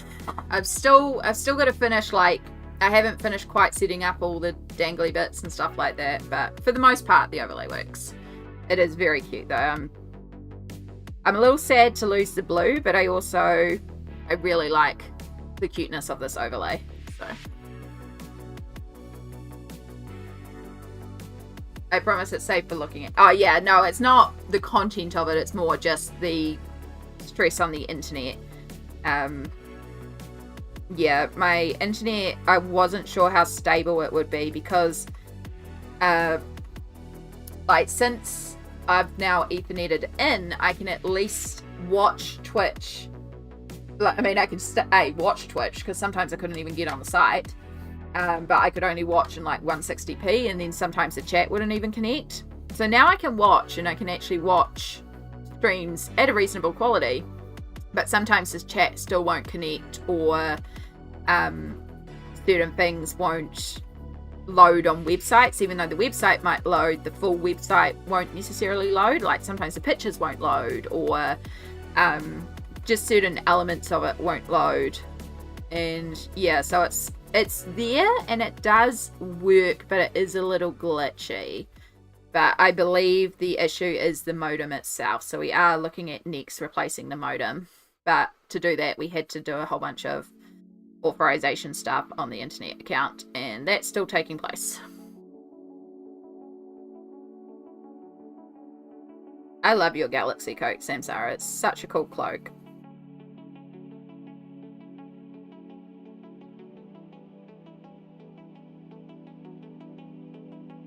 Strawberry frosting.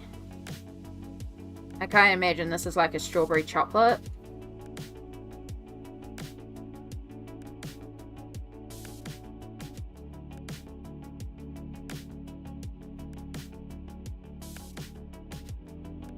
Do, do, do, do, do, do, do, do, do.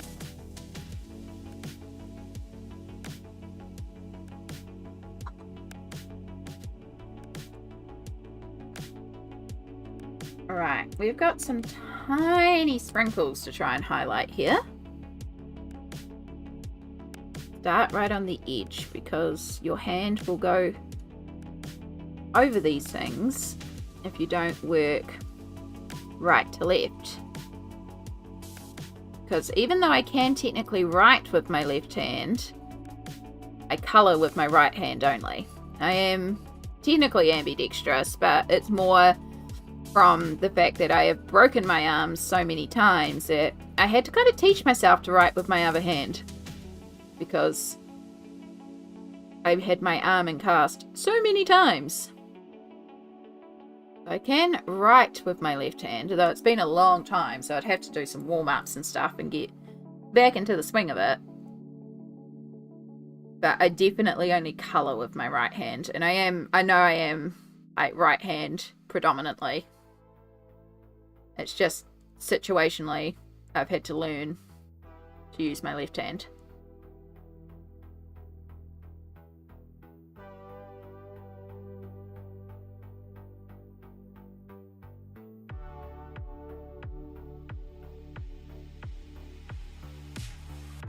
How are we doing out there? How's everyone's colouring projects going, for those of you that are doing colouring while watching? Or what else are we working on out there?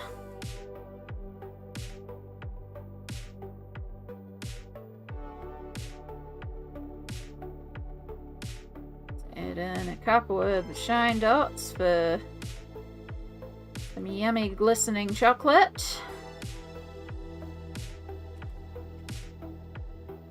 Cute! Small touches that probably aren't even picking up on camera.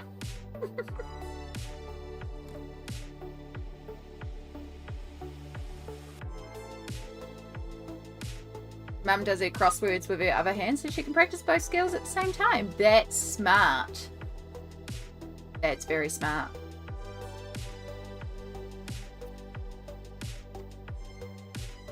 Alright, so I did find out the name of these cookies, and I can't remember what they're called, but they're those like really thin cookies or biscuits that are like in a tube and they're sometimes chocolate filled. Got a very specific name.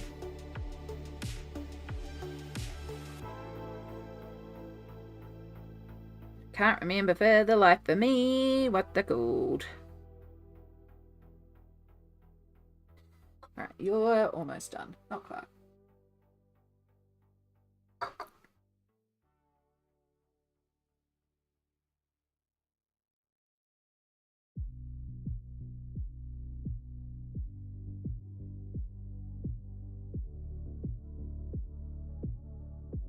Yeah, I did try to do a lot of shading with the Inktense when I did put the Inktense base layer down. So that has helped. We don't have to shade over the whole thing. It's just darkening some of those shades or defining areas, adding if I didn't miss it in or if I made it too dark or too light. It's just deepening some shadows, lightening some areas, and just defining what we put down. So it's not like we have to actually colour over the whole page, but it's these little touches that help start bringing it together. And sometimes I like just working with the Inktense and just leaving it as is, and I could have, like, it's quite alright as is, but when you just add in that little bit more depth to it, like the two lollipops are the easiest way to compare. Is this one with the highlights and a bit of shading versus this one that is just flat. Like there's still a bit of shading in there. It's quite alright, but by deepening it, you just make it much more rich and vibrant.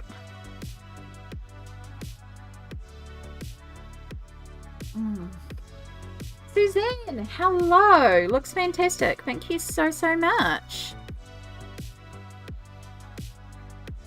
How are you going today? Hope life is treating you well.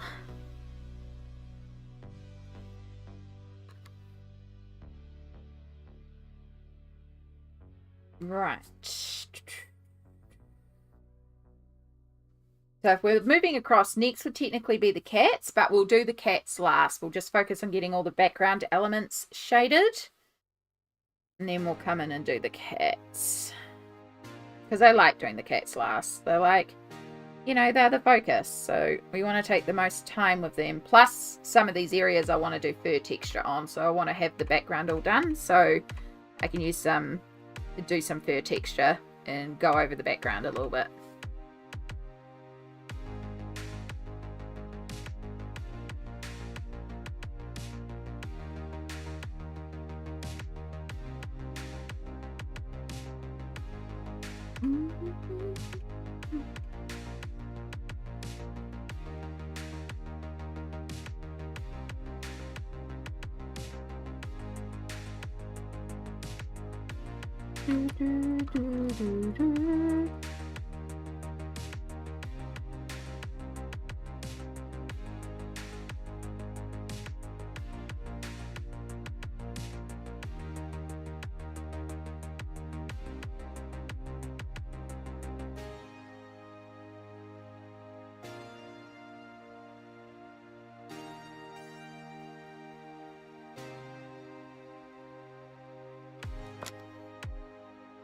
Okay, let's start working on our ube house.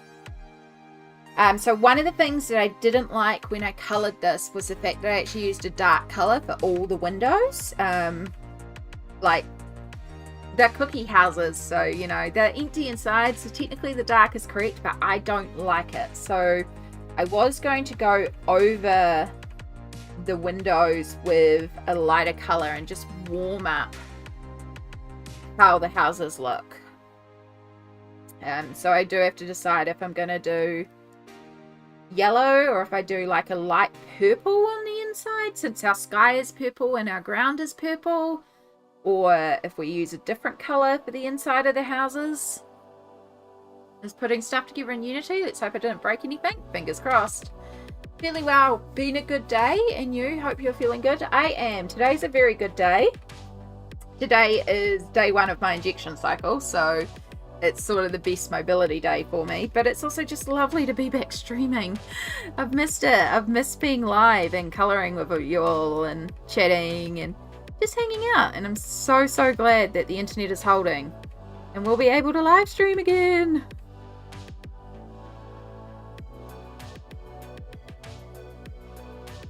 I was pretty confident that the Twitch side would work. For those that aren't aware as well, I dual stream on both Twitch and YouTube at the same time. So you may hear me chatting and you're like, I don't see that person you're chatting to. But the chat that's above me, you'll see little icons beside it to indicate if it's on Twitch or YouTube. That's why there's chat that you may not be seeing. And you can actually chat across platforms here because you'll see each other's chats. And I do that because I want people to feel comfortable in the chat live streaming platform that they're comfortable using. So, no qualm on me to stream to both platforms at the same time. When the internet is good. And that's what I was worried about, was that the internet wouldn't hold for it. But it has been.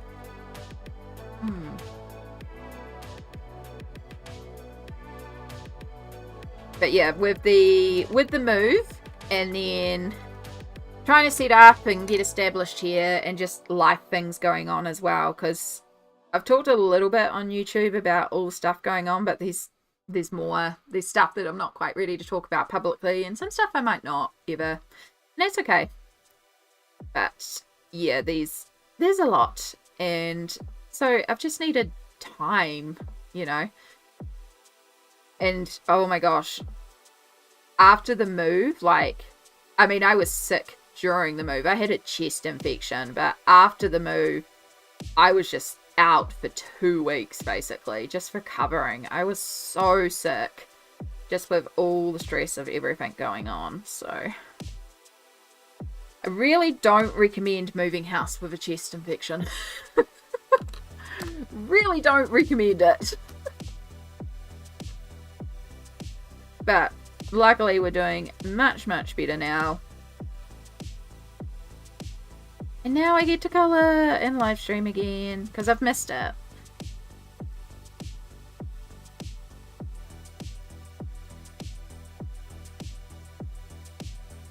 So I'm just working on some of our vanilla buttercream. Or vanilla frosting, or vanilla cream.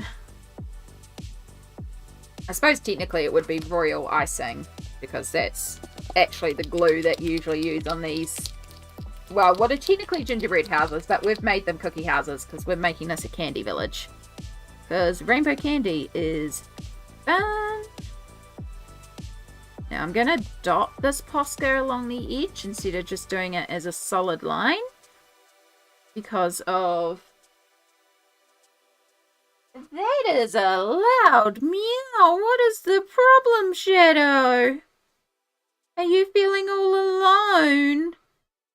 Oh, I'm so sorry. It must be such a hard life for you. I've got some friends who probably want to see you if you want to come up on the desk. You are absolutely soaking wet. I'm just going to move this out of the way just in case. Yep. Meet Shadow. This here is Shadow, my mum's cat, who I've basically adopted as my own. And he's up on the desk, so he's looking for something in particular. This is what you're looking for, isn't it?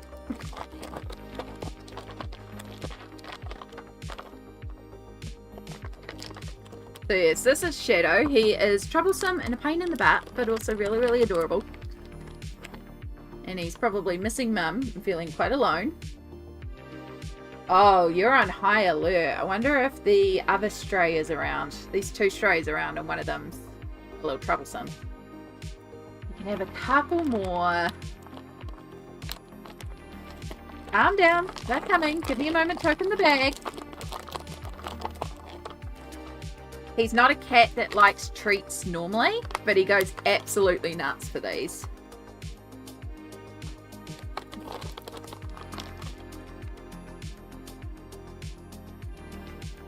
He's also a black cat, but you can see where he's been sun bleached and looks brown.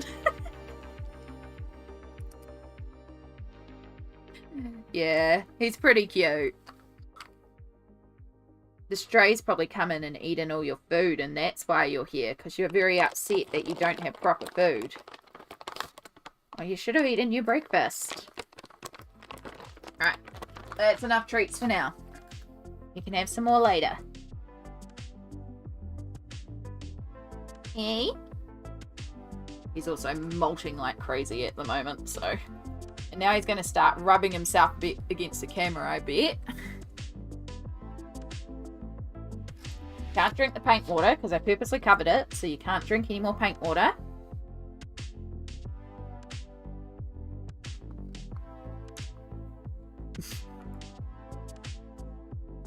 Right, you need to find a place to settle, and please don't bump my camera. You can't stay up here. I need to do some art. You can't stay up here. I tried to make you space over there, but then I overtook it with all the pencils, so... You need to find somewhere to settle.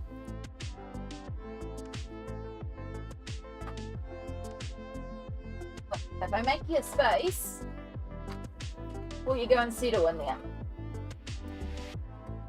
It's water. You don't want it. Jenny Cat Watch is also a crowd pleaser. Well, I'm glad you enjoy. We are also about to take our next break. I also have to go to the bathroom, so I might have to put you on Be Right Back, or I'll just let Shadow entertain you when he's decided if he's going to stay here or not. He's figuring out if he's going to stay here. We are going to take our next hourly break. We take this every hour so that we can do some self-care. So I'm going to take a moment to go to the bathroom. Shadow is probably going to follow me to the bathroom and then may follow me back. Who knows? So I'll put you on the Be Right Back screen and we'll be back shortly after a 3-minute break.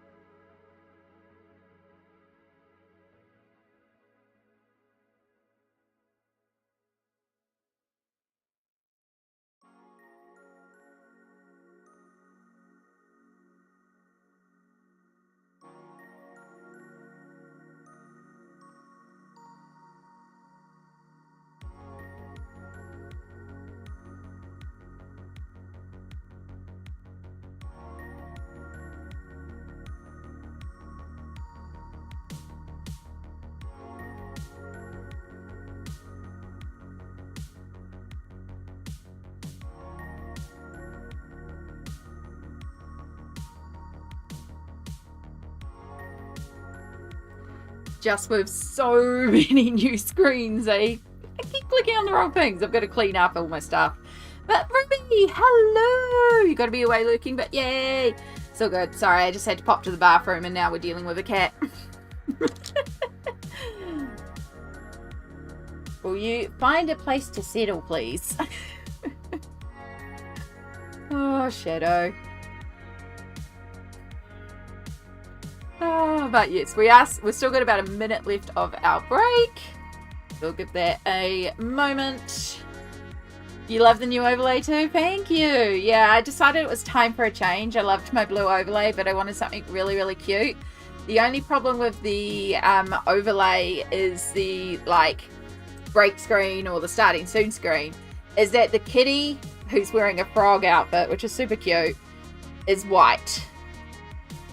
And it's like, it needs to be a black kitty, obviously. Why are you trying to paw me, eh? Is that because you want more treats? You really shouldn't have more treats. Alright, we'll give you a couple more, and then I'm going to have to clean this desk before we can carry on, because you're molting everywhere. You can tell we're moving into summer.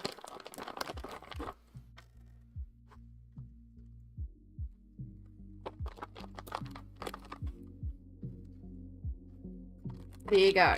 There's all your treats. And welcome back, everybody, from the ad break. I hope you all enjoyed a little moment of self-care. Just start piling up the cat fur. He's definitely molting for summer.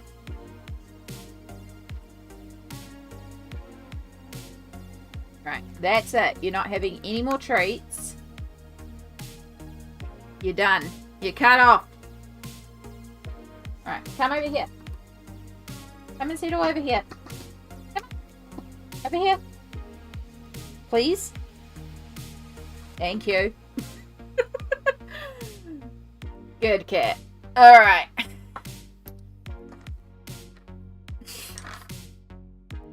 And this is why I have to vacuum my room so frequently at the moment, because Shadow's fur is... Oi! This is not a toy for you to play with.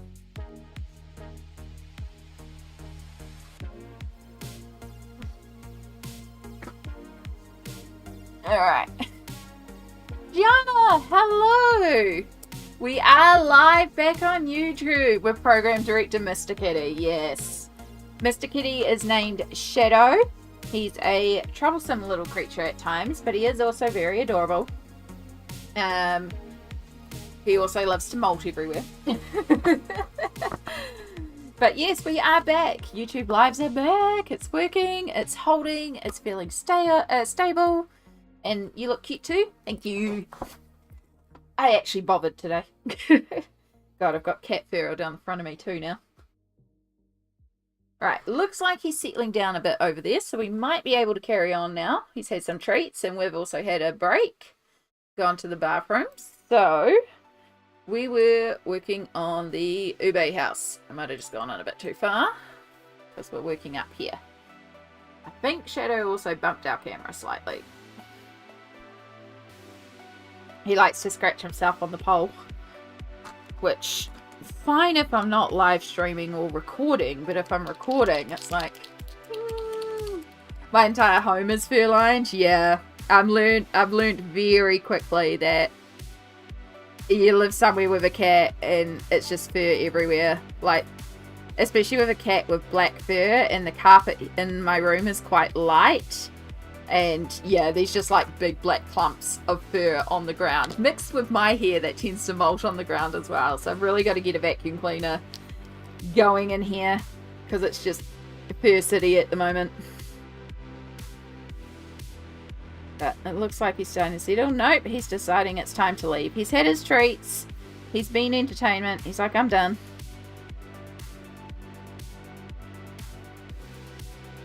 He'll go and curl up in the hallway now and be content because he's had treats. But how are you going, Yana? It is wonderful to see you again. I'm so happy that the stream is working. which means we should be back to our regular stream schedule. So 10 a.m. Tuesdays, Fridays, and Sundays, starting at 10 a.m. For context, it is 11:38, so almost 12 midday on a Sunday here in New Zealand. I will try to start scheduling them as well. I didn't schedule this one on YouTube because I wasn't 100% sure if it would even work. So this one I just kind of went impromptu live. But I will make a point of scheduling the ones in the future so that you know it's stream day coming up.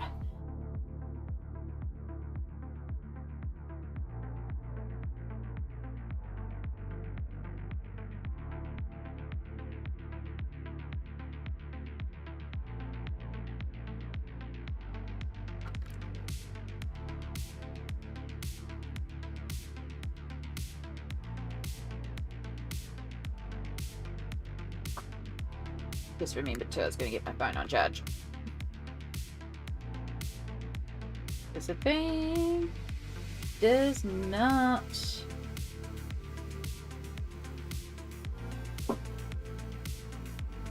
keep its battery anymore. Okay. A little bit of the ivory Posca on this side.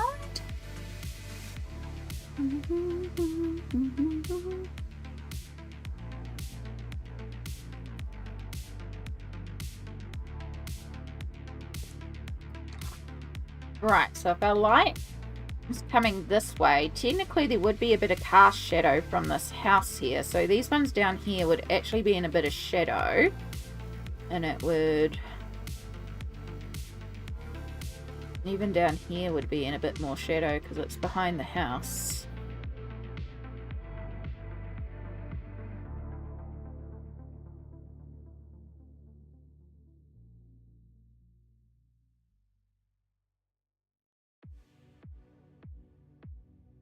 Because if our light's coming like this, it would hit here and basically down to about there would be in a bit of shadow from the house.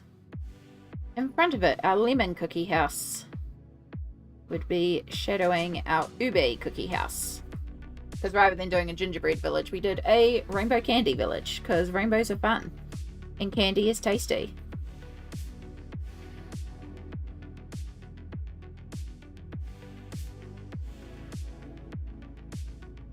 Can pop you back open now that shadow's left and I've actually got some of my desk back.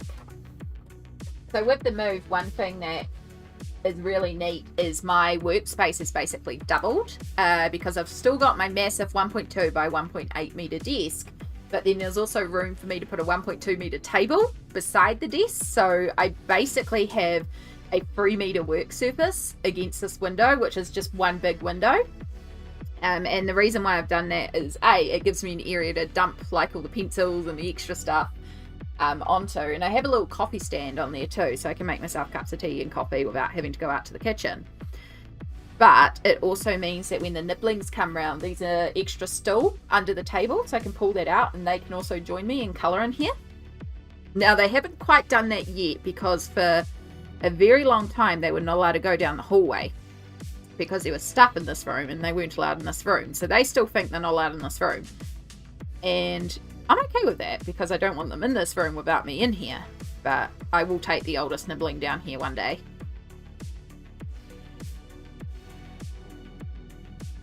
Just unfortunately every time the nibblings come around it seems to be when I'm working.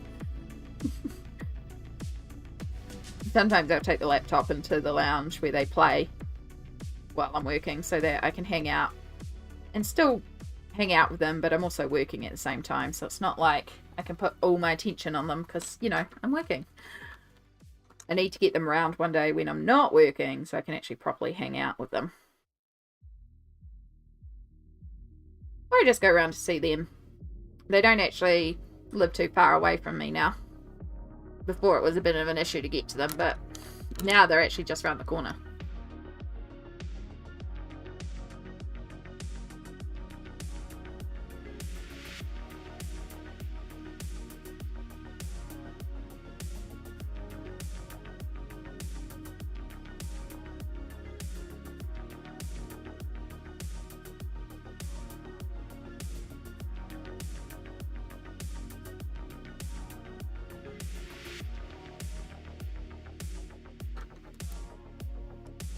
Don't really want to do purple, like the dark purple, because it's a real violet purple.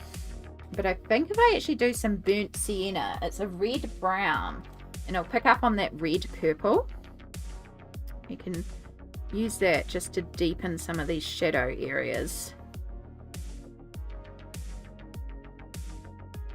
Just a little tint of it, not a huge amount, not enough that you would notice, but just enough to sort of add some more depth to our cookie here.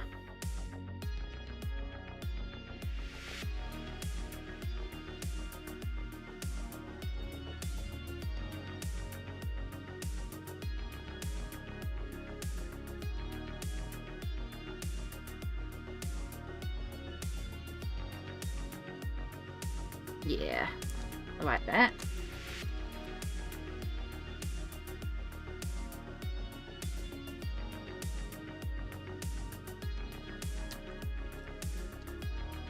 Add some shadows around our candy here.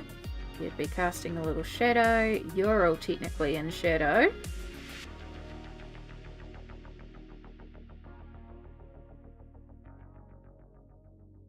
And we'll deal with the door in a second.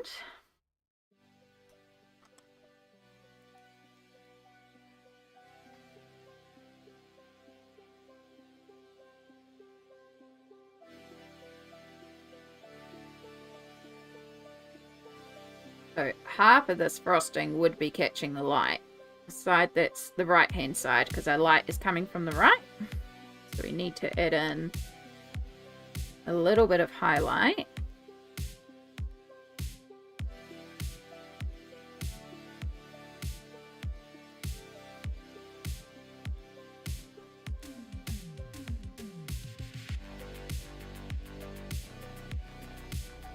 I've just done possibly the wrong side there. You'd be the side.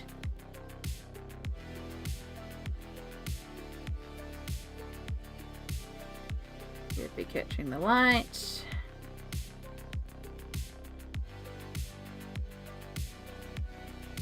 Not so much there. Luckily we can use our fingers and just sort of lighten it a little bit. And you're starting to get into the shadow area, so we don't want bright highlights down there. Just want a couple of little low highlights. And you'd definitely be all in highlight here. So about there, when it starts getting into the shadow of the house, you'd be pretty much all in highlight. So we want you nice and bright. This edge here would definitely all be in highlight. Then we just got to do the frosting on the roof. Alright, you need deepening down here, under here.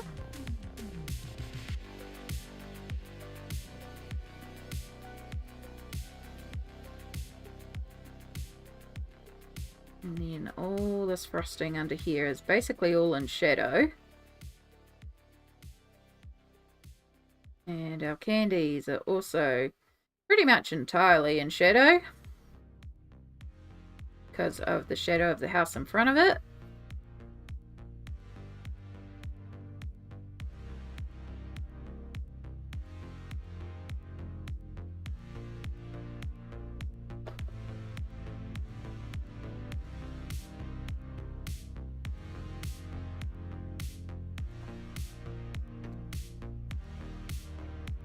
So we need to, I did do a little bit on there, but there'll be little points around here where this would be getting a bit of highlight.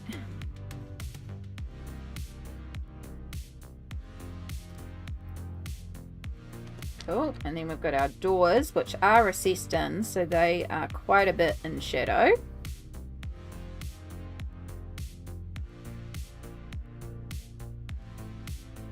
Especially along this edge here, it would be practically black with shadow. We'll just add in quite a bit of black, and then I'm actually going to pull out the violet in this one, give these ones a bit more of a purple tone.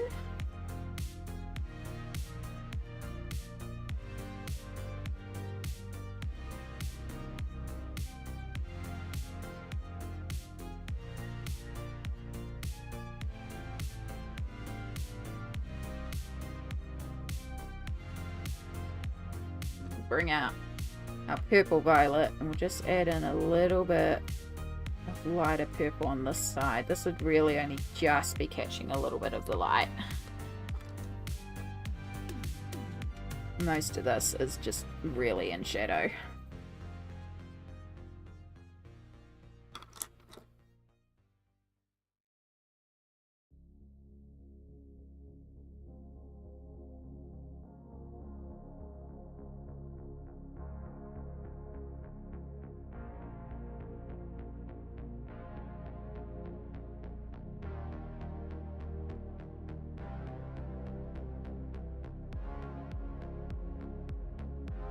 I have the greyish blackout, don't I?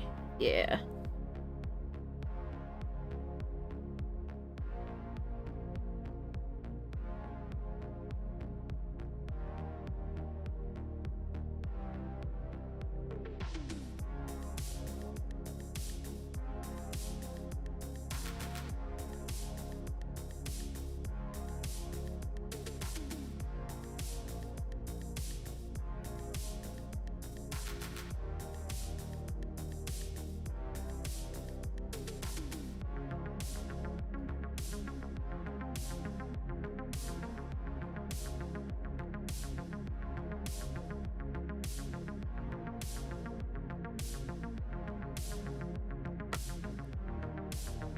Okay, right, we've got this candy cane. Again, our underside, because this is curved, so it would be highlighted, but our highlight will actually be more central on it because it is a curved shape. So it's not this far edge that is highlighted, but actually the middle here, because this far edge would actually recess back. So that would also be a little bit in shadow, but down the bottom would be a lot more in shadow. And the shadows would be more prominent on the left side because our light's coming from the right. There'll be a little bit at the bottom of the right.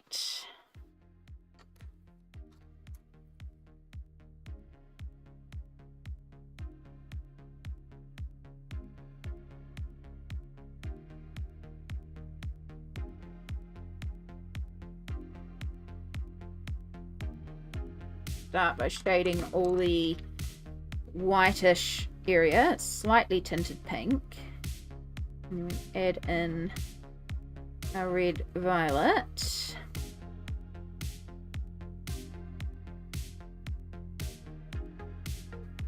And then we'll use a little bit of our white in the center just to lighten our red violet.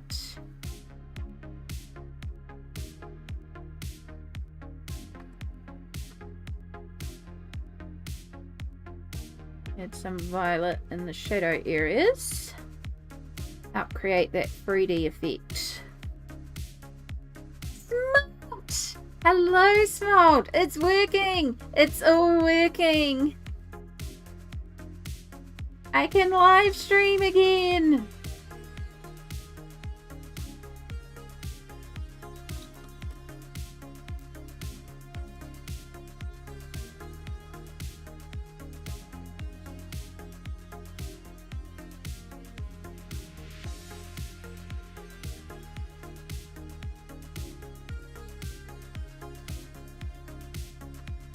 And a bit of a sharp highlight to help create a 3D effect on our candy cane.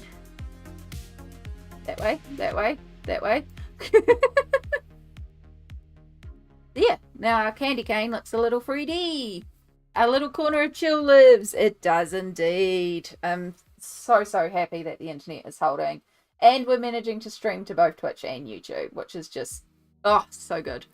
So good. I'm so glad everything is handling it, and we're back, baby. Been so long.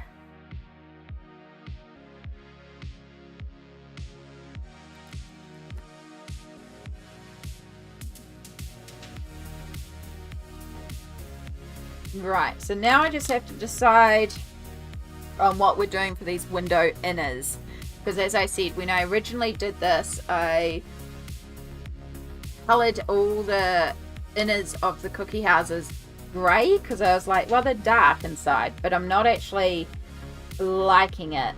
So I do want to go over. I don't know if I want to go over with yellow or maybe I go over with like a pale purple, since our sky is purple, so it's just like a lighter sky tone. We have a candy and a hydrate. Thank you, Smalt. I didn't get a chance to set up a treat redeem for Shadow, but we did give him some treats before. He came and said hi, and now he's wandered off because he's had his treats. He'll probably be back later wanting more treats. But we'll take a special piece of candy.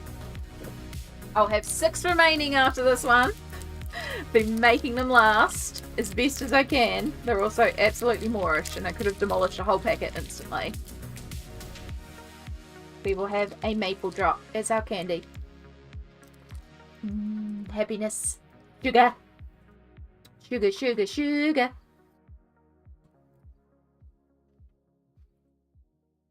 So yeah, I could go in with Posca and just do like a pale yellow.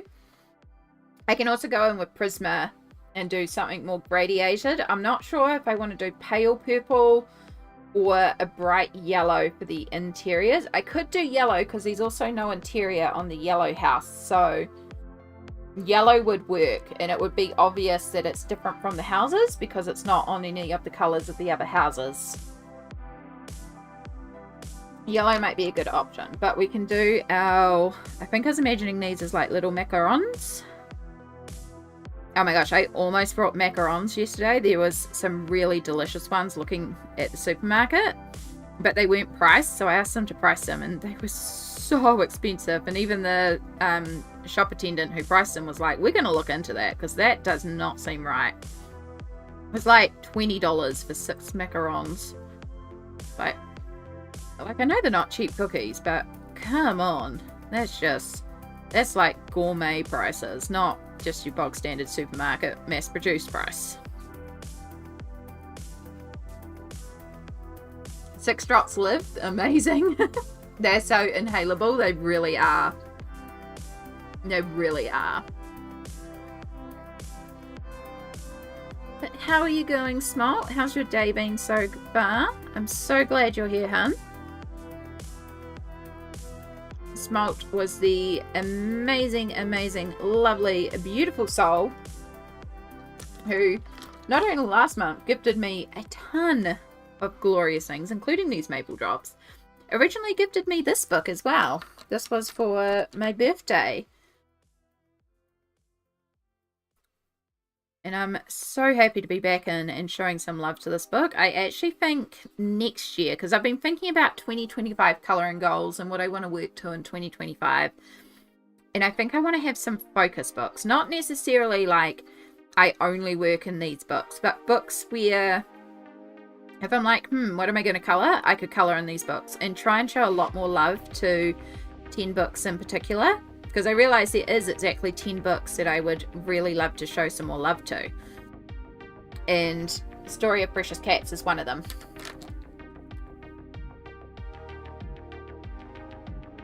They really are a pain to make. Oh my gosh. Such a pain. So delicious though, but oh my gosh, such a pain.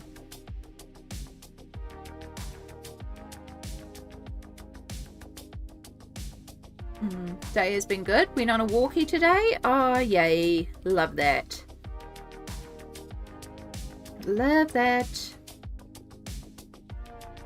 I'm hoping that we will get this page finished, and then I'll get all my other stuff finished that I want to get finished, so that I can come in here and start working on this massive double page spread. Because I also really love this spread. Mostly because it's got Cat Santa. That makes it for me. So yeah, I really would like to get into this one as well. But this is also quite a detailed spread, and we're only up to here in the pencil work, excluding the cat. We haven't done the cat. So we've got a while to go. But we'll get there, little bit. What are the 9 other books? I'll see if I can find my list. Sure, I wrote it in the back of here. I did. So, Alien Worlds, which we all know I love my Alien Worlds by Kirby Rosans. And then number 2 is Mythomorphia, but with a caveat that would be replaced in March by Dark Fairy Tales. Because I love Mythomorphia. I am 15 spreads away from finishing Mythomorphia, but I know when Dark Fairy Tale comes out at the end of March, I'm going to deep dive into that book. So number 2 is like, this is a temporary until this one comes out in March. And then number 3 would be Romantic Country 2, because I really, really love Romantic Country. I've really been enjoying that one. Number 4 is 30 Days of Creativity, which is my collage art journaling colouring book. I've really been enjoying that process. Number 5 is Colouring Heaven's Fledgling Fairies. That one is because it would be an easy win, because it is 75% completed. I think I only have 10 pages left in there. It's by Caran. It's really cute illustrations, and I really enjoy colouring in it. Plus, it's not far from being completed, so I could see myself actually finishing that one. Number 6 is Tales from the Forest Kingdom by Neko. My mind just went blank then. Because I really feel like I haven't done enough Neko, and I've been missing it, and I really quite like that book as well. And then number 7, Nelco, Neko, Story of Precious Cats. Number 8 is Symphony of Cute Animals by Neko. Gorgeous book, love that. Number 9 is one of my Rita Bermans. I'm leaning towards the Asian, my tour through Asia. I have my tour through Asia and my tour through Europa. I might just say number 9 is the Rita Berman books and just include both of them. And then number 10 is actually Any Day by Morgan O'Brien, which we started this time last year, and we nicknamed it Amy Day because the way Annie is written, it's written like Amy.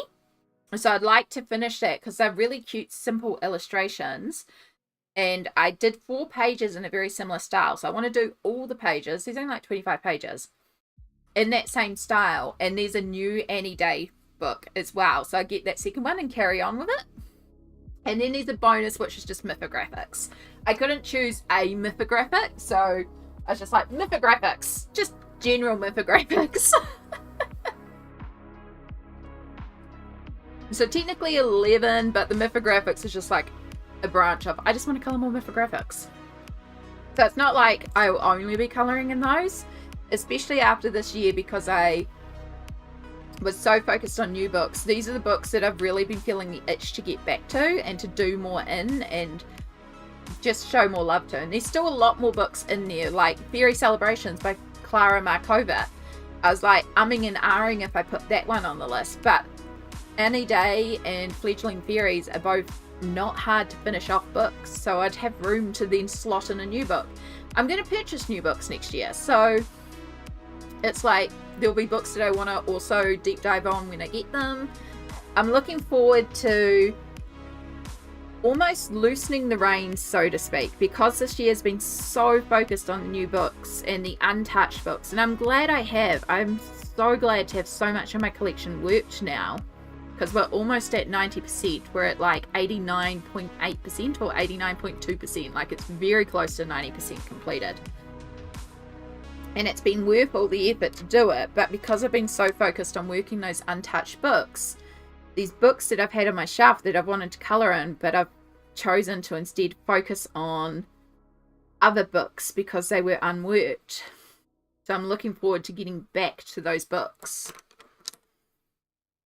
So yeah, I'm just sort of thinking about focusing, saying these are like focus books, and it would be a case of like every month there'll still be books that I pull out to work on, but it's also like in the back of my mind, these are the books that I want to get a lot done in and I want to show a lot of love to, with the goal of working towards completing them.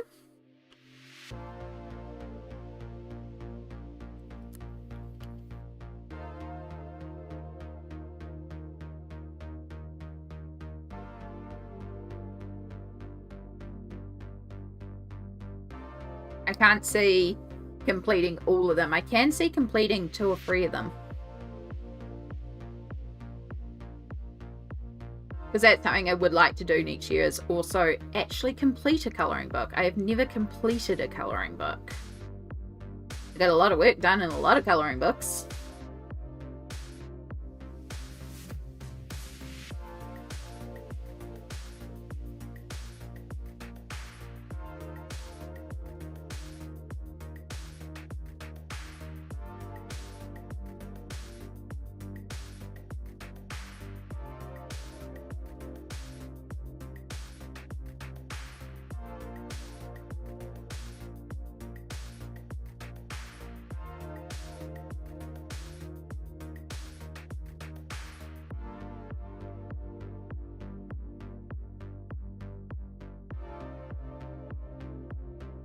Oh, thank you, Smile. I am indeed.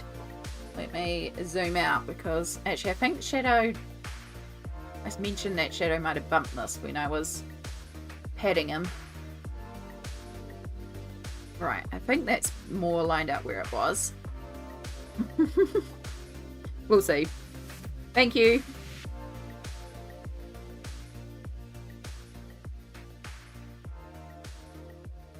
And then if I bring it down a bit, and then I can zoom back in here.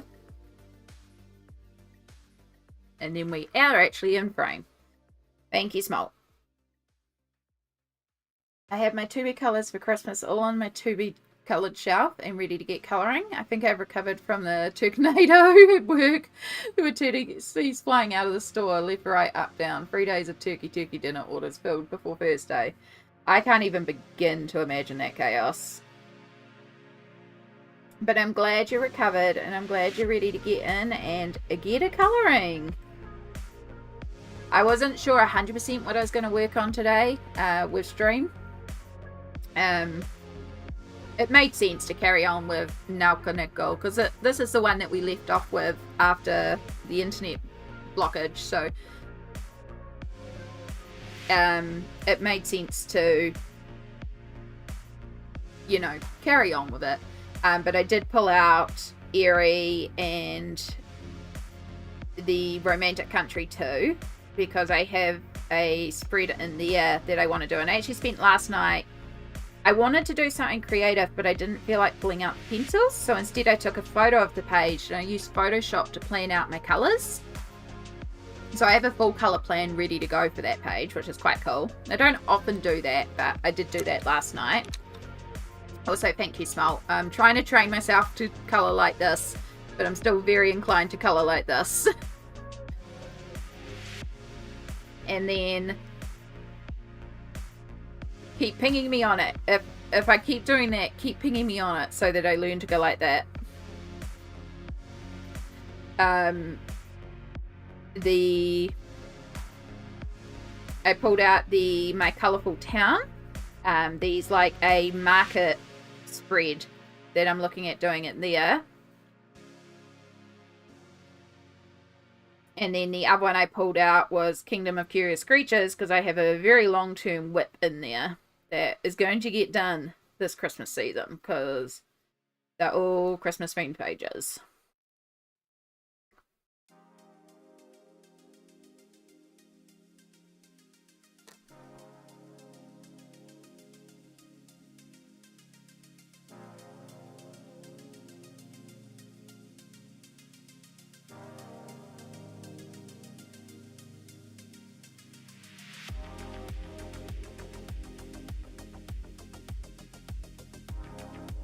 There was one other book that I was contemplating putting on the list. And I don't have the book yet. And I thought it was going to be released here this month. But it's not coming in until next year. Which I'm a bit gutted about. And I probably won't call it a focus book. But it is a book that I do have a specific plan for. And that is the Critical Role colouring book. The Fern Calloway colouring book that's coming out. But because it's actually a choose your own adventure colouring book. So it's like one of those choose your own adventure novels, but it's also a colouring book. It looks really, really cool. Now, Elm Colours has a flip through on it on YouTube, but I have not watched it for a very specific reason. Because when that book comes in, what I want to do is I want to colour the page and then follow the story, and that becomes the next page to colour. And I thought it would be quite cool to actually film colouring it and then have you all vote on which option we choose. and we follow through the story that way.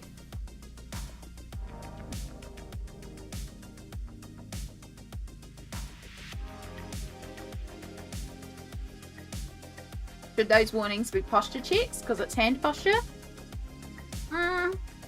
It can be if you wanna do that. There's no sound alert with it. I should really set up like a. I don't know how to do it on the fly. I should set up a thing so you like when the mods can summon a sound, and then I know to look up because the mods are telling me something important. I'm pretty good at keeping my eye on chat, but yeah, it is very natural for me just to slip into colouring like this, but I have been trying to train myself to colour like this. I got really good before the stream break, because it's the same thing with YouTube videos. I'm very inclined to colour like this, and it means you can't see at all what I'm doing. The way to compensate it is to actually move my camera angle, so that it's more like it would actually be below me here, looking down on the page on an angle and coming in from the left, so my hand isn't blocking it on the right. But I still want to have a top-down view so you can see the overall page. So in order to do that, I mean, I do have my C920, so I could take my C920, turn that to a top-down camera, move the Brio to an angle camera, and then just use the laptop face cam for my face cam. But the laptop camera is terrible. But that would be the idea, is to give you an overview of the whole page and then a close-up so you can see what I'm doing. And that way I can always have a close-up plus a zoom out. Or we just sacrifice the face cam. But I like having a face cam. It feels more personal, you know? Doesn't mean you have to stream with a face cam. I know a lot of people aren't comfortable with it, and that's okay. You should always be comfy while streaming.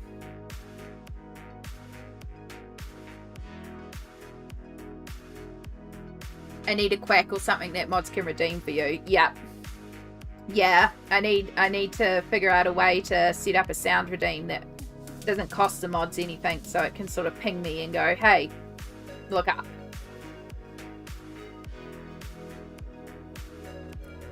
There's a lot of things I need to set up, but I had all this time in between where we weren't streaming, where I could have been doing all this. I did not. I did play around a little bit with the overlay, but I didn't set up everything because there's just a lot going on, you know?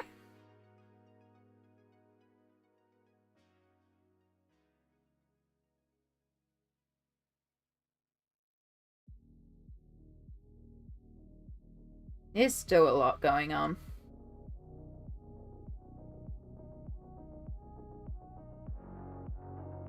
But we will get there. It's not life if you haven't got, you know, things. Alright. Do we want to highlight? We need to highlight the... In fact... Purple. We're going to use some purple Posca, and we're actually going to dot this on. And yes, I know my hand may be slightly blocking here. And I do apologise. I can't hold the Posca at an angle to get the control I need. I don't think I can. No, that's too much of an angle. I need to come top down.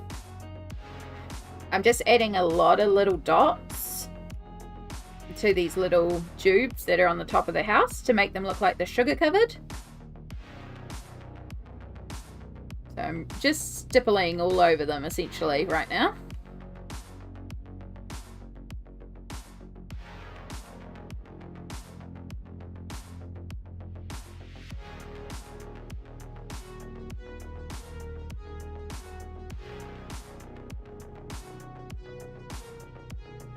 Even get some in the darker areas.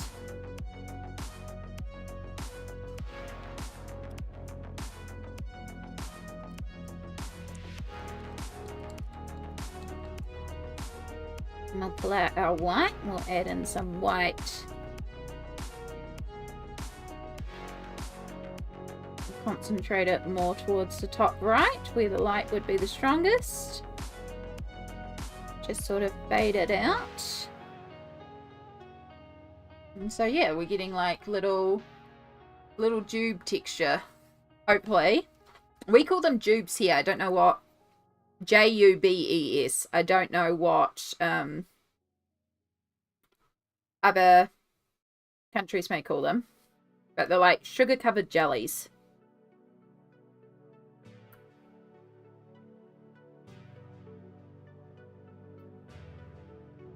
I don't know if it's meant to be like juicy cubes, because sometimes they're cube-shaped, but these ones aren't cube-shaped. And I haven't really seen the cube-shaped ones in a long time. I don't know why they're called that.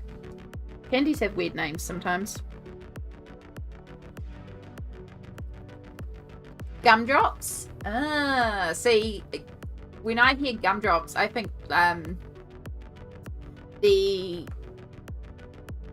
what are they called?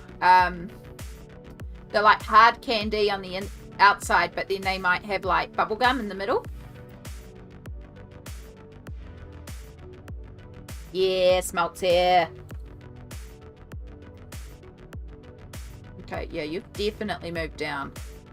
Shadow has definitely rubbed himself against this camera. Hopefully we're still in focus as well. When he was up here before, he was rubbing himself all over the camera and he definitely bumped the camera. If I need to adjust the focus, please do let me know, because it's definitely in a different position than what it was when we first started.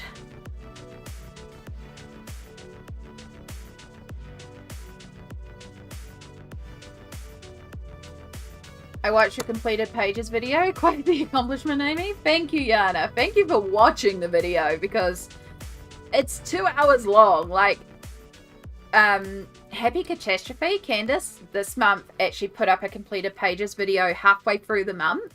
I was like, I might actually need to start doing that, because this is getting ridiculous. so long. So many pages. It was like a crazy month, though. I don't normally get that ridiculous with colouring every month, but I just really needed to colour in October. And I needed to colour for me, which is why there was like no videos and I wasn't live streaming. I mean, I hadn't sorted the internet then anyway. But I just really needed to colour for me. So just a lot of colouring. Pete's 23. Hello, welcome in. Kia ora. Hope you're doing well today. It's lovely to have you here.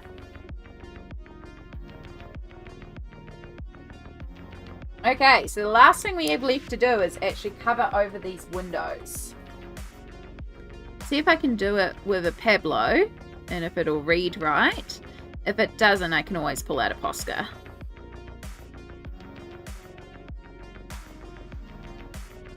But I'd like to be able to do it with a Pablo, so then I can also add in some Posca highlights. But I want to change this dark grey that I originally did into a light yellow, so it looks like a warm, inviting house instead of dark coldness in those windows.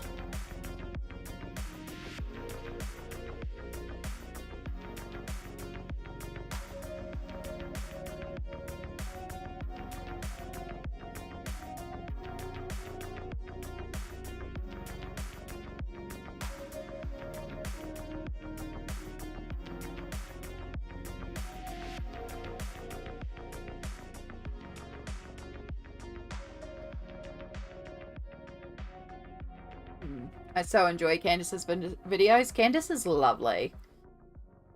She is truly a lovely, lovely person. I chat a lot with her because of the Alien Worlds group. So, yeah, absolute delight. So a hard candy with bubblegum inside is a blow pop, usually on a lolly stick. Okay. See, a blow pop is something. Like, they were lollipops that you literally blew into and they turned into a whistle. And so, yeah. It's just, I mean, it's the same thing about Smarties being fizzy candy or M&M style drops. Like, over here, Smarties are candy covered chocolate. But I have actually had the fizzy Smarties as well. So, yeah. It's just interesting to see.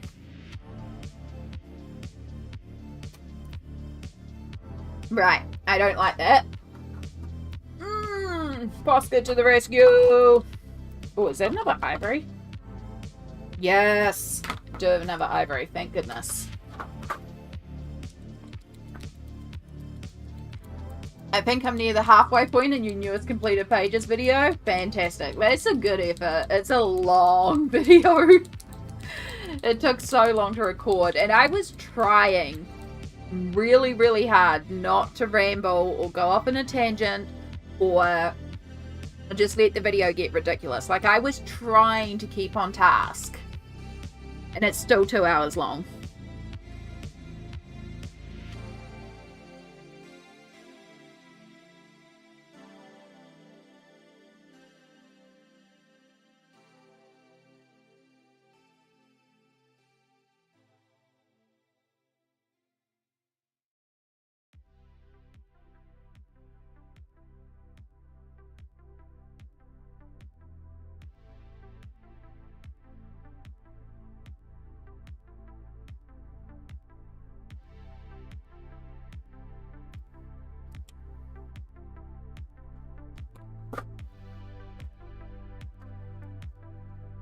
So we just use the yellow Posca to colour in the windows, and now I've got the pale yellow, or sunshine yellow as it's called.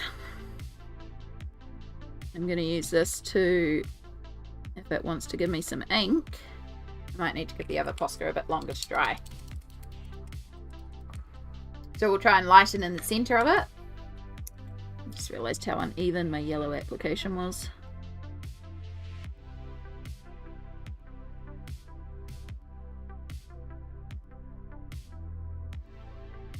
Move that out a bit.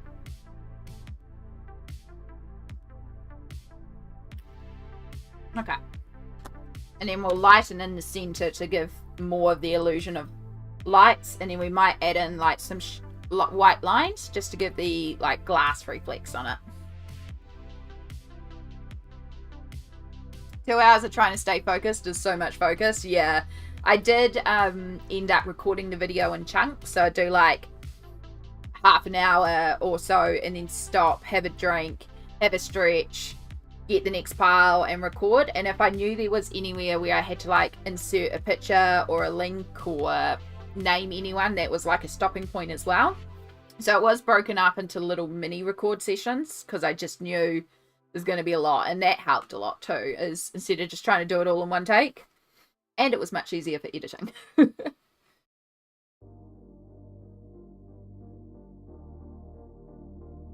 This is where you get a forward focus.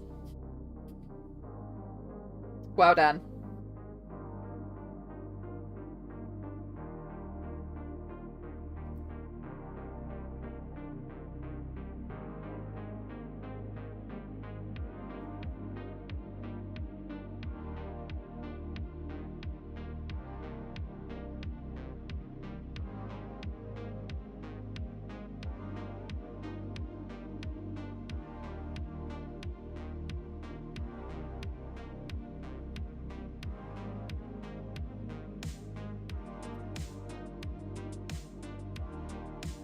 I just realized I took my breakfast plate out, but I was going to leave it in here so that when it came time for lunch, because I have a microwave just beside me, I could use it to put my lunch on. And instead I was good and cleaned up and took it out to the sink. Which isn't a bad thing, because it's good to clean up after yourself, but it also means I now no longer have a plate in here, so I'm going to have to go out to the kitchen anyway. In which case, I might as well just go and use a bit of microwave out in the kitchen.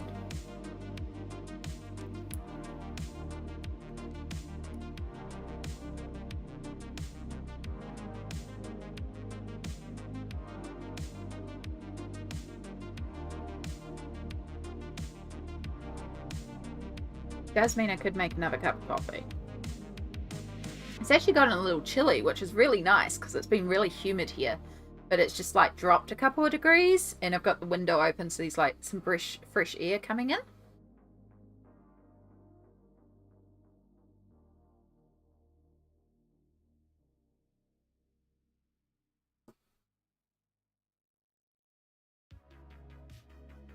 Why did I do green tubes in front of the lemon house? Pretending they were bushes. Why didn't I keep them lemon to match the lemon house? I don't know. Oh well, we're here now. They're green, so we'll make them green tubes.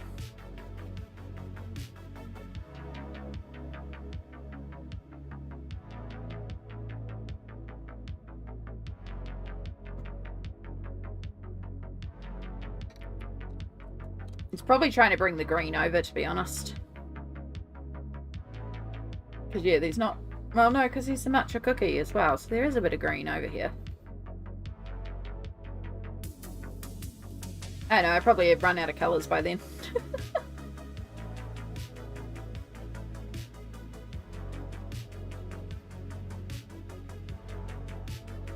I think they're the only tubes on the page as well, so I could have done them purple and made them match the purple house, but that's okay. They look like little bushes. It's probably just thinking that they're little bushes. Right, now what are we going to do for the green dots? Because I have a couple of green Poscas, but I don't think any of them are the correct green. You're definitely not. You're a blue-green.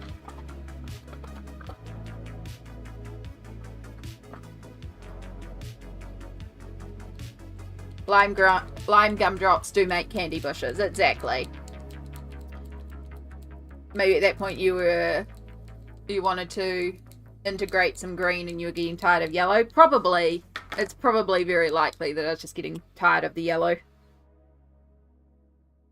You're not bad. You're not great. You're more on the blue-green than the... Why don't I just shake them all at once? That's more logical.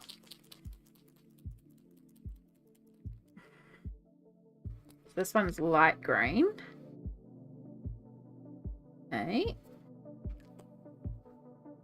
Then this one's apple green.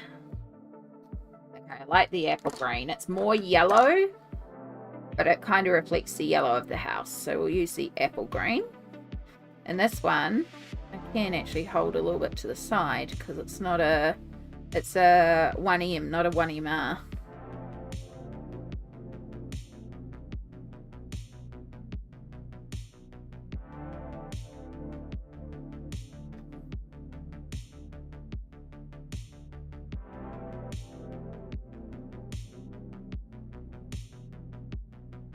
Possibly should have done all the stuff around it first before I did this, but hey, we're doing this now because brain said do the drops.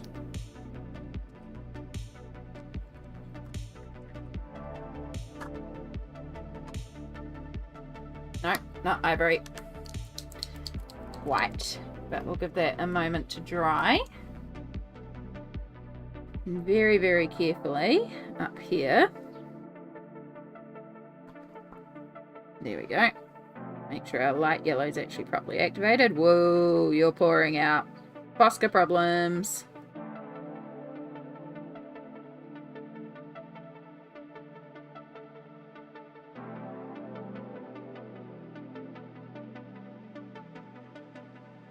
And just sort of stipple it out to blend it out. Just to lighten up the center of these windows a bit. That bottom right window is very full of Posca.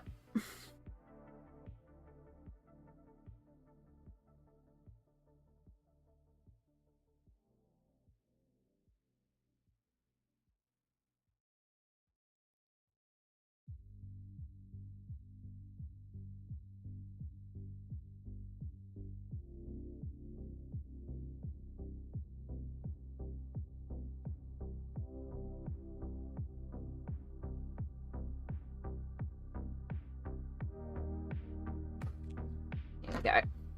Much happier with the windows like that. They definitely need warming up. That just feels a lot happier. We also have dots, which are gumdrops without the sugar outside. Oh! I feel like dots might have been something that PB did send to me at one stage, or I feel like I've heard of them. No, zots. I'm thinking of zots, which are very different. That's what PB sent to me.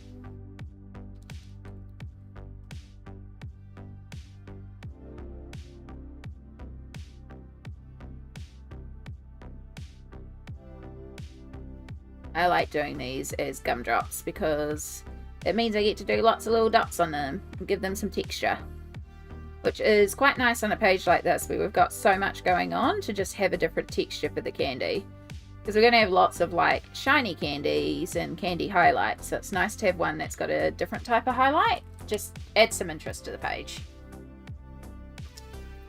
It looks really good. Thank you so much. I'm really liking how it's progressing. Like, apart from the cat,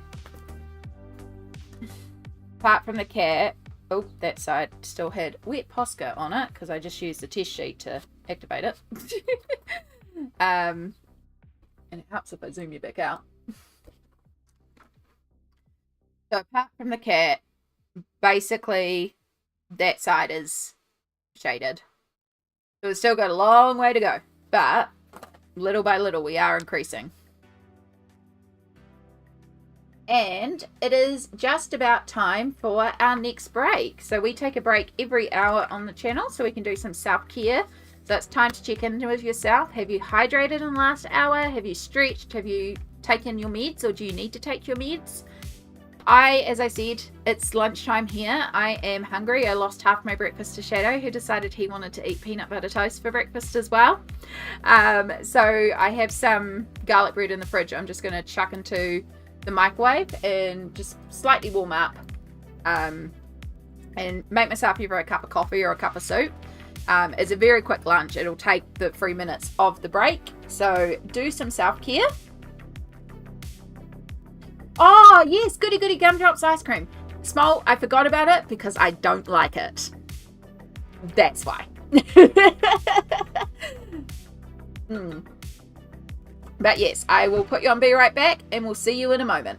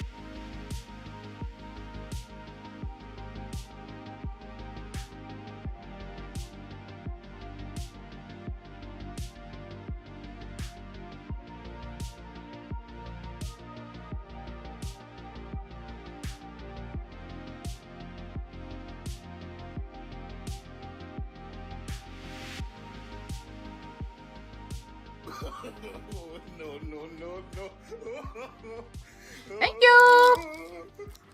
I was basically saying that I told you I would be quick. And that what my lunch was, which is pumpkin soup and garlic bread. It just needs some pepper. And yes, I like pepper so much I keep pepper in my room. Okay. Keep the garlic bread to the side. Soup is mixed and cooling. You didn't hear the oh no either? Oh, it is quite delayed. Did it come through? It definitely came through my end.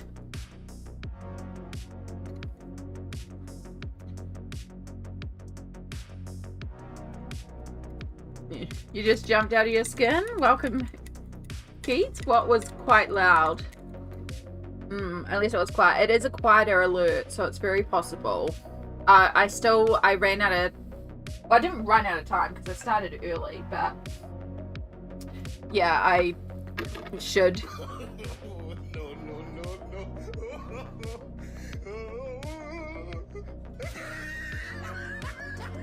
See, it's there. I feel like that one is on max as well. Something made a loud noise when you came back. Very possible.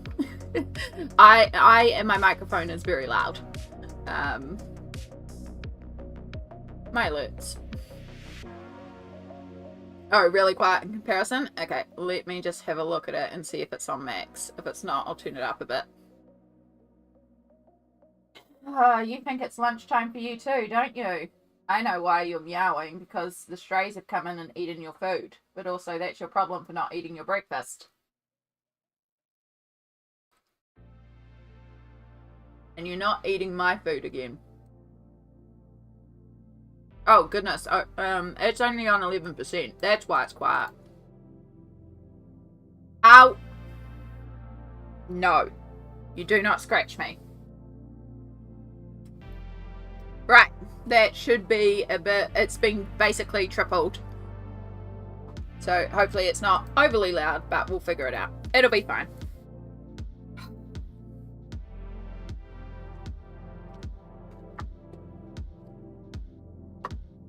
Come on.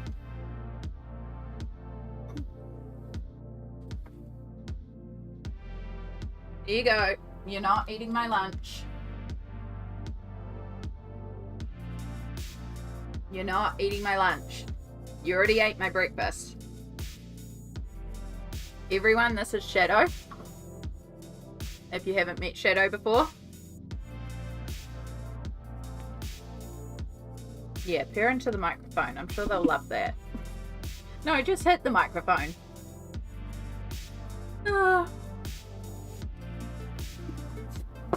That's not a thing for you to rub against.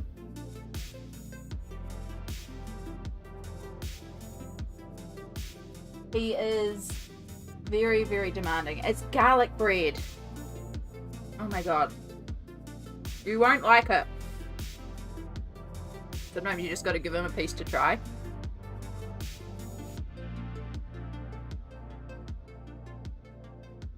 And now he's licking it. Seriously? Garlic bread? Can I just not eat a sandwich around you?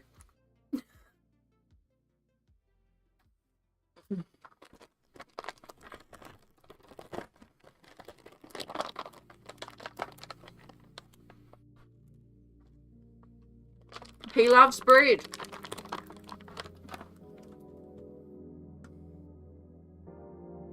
But it's not just the garlic bread. He eats my peanut butter toast, he eats my Marmite toast. I mean, to be honest, it's my sourdough that I've been making. Which, props to him, it's good bread, I get it. But also, like, I can understand you eating the butter, but he left a chunk of the butter and ate the bread. Yeah, Sammy, go and eat breakfast.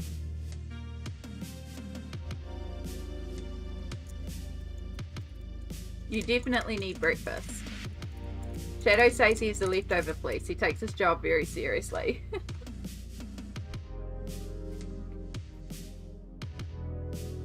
Yeah.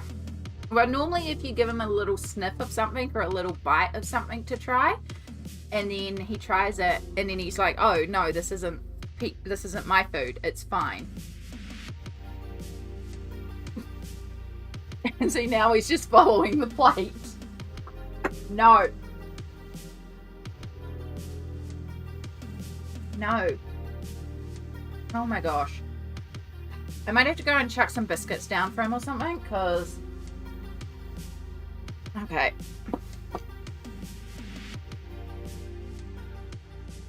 Are you going to leave us alone? Have you decided you've had enough now?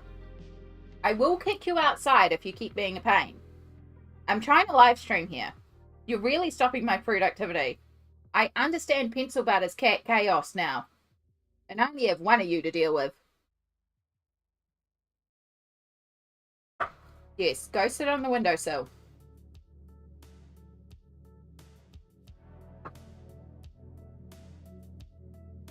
Go settle down there. Can I work now? You gonna leave me alone?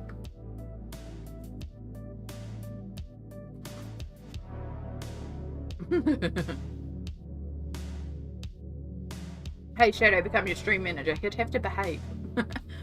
Also, Brittany Daniels, hello. I hope things become easier, hun. It sounds like a lot. Hopefully Kitty Chaos is very entertaining for you and you're enjoying Kitty Chaos. We're back, we're live streaming. So happy to be back. But there's a lot of new challenges when you're in a new place. Such as a kitty.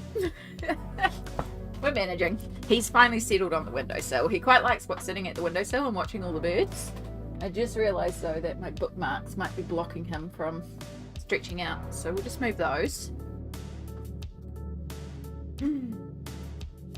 No. No.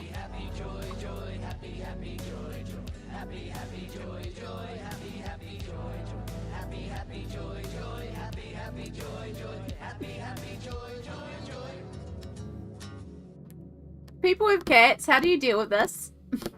How do you eat when your cat is insistent on eating your food? Hi, Perfection. We're battling Shadow.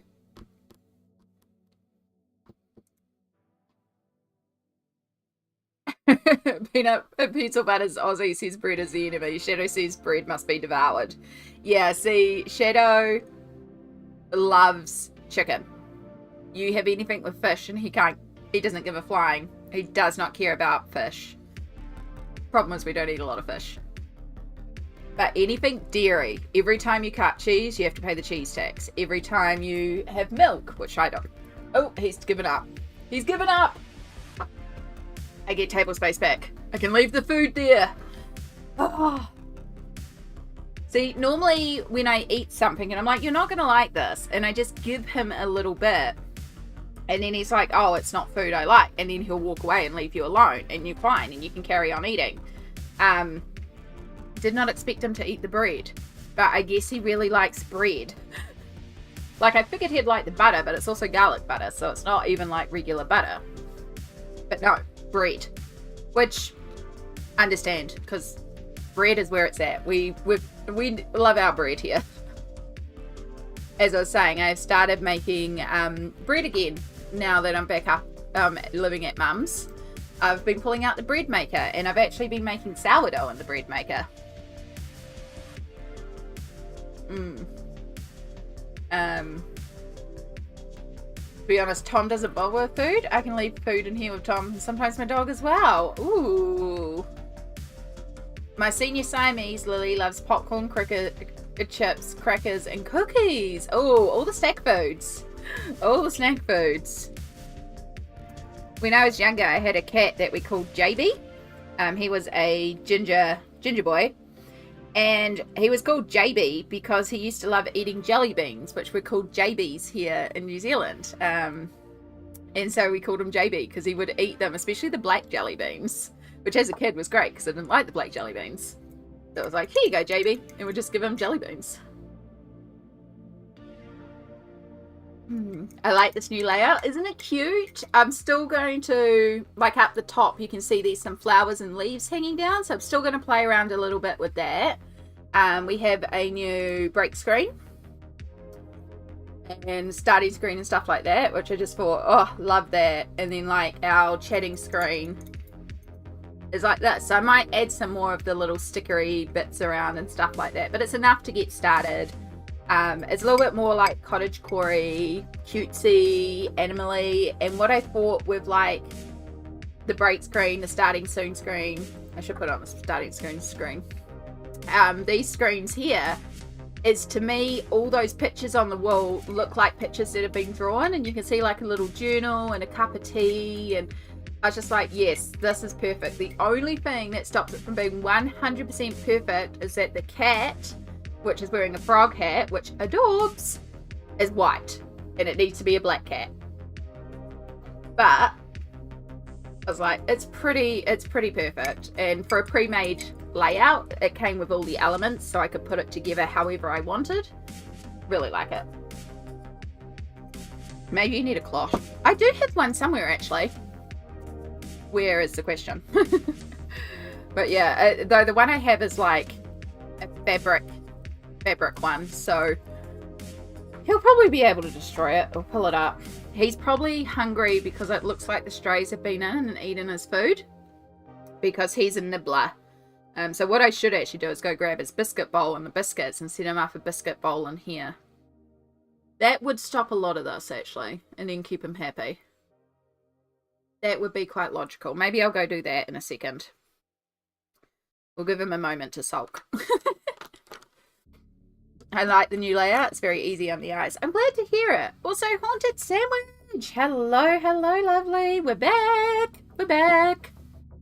We're finally back. We've been battling a cat who is trying to steal all the attention and also all my bread.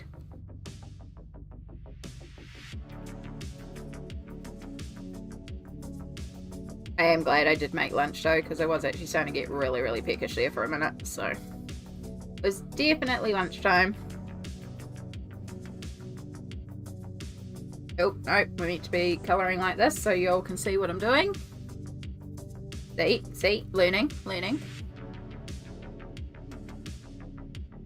Oh, hello. Yeah, Shadow's being a little poop, but I think he's hungry, which is valid. In fact, I should be a nice owner and go and get him some food so he doesn't sulk. Bear with me for 2 seconds. I'll leave you on this one so you can see the full overall. Yes, I did contemplate working on the other one, but you know, we left on this one, so it felt right to carry on with this one. Right, give me 2 ticks. Oh, I'll go and get his food bowl and put some biscuits. Keep him happy. Come on, mister. I know you're hungry.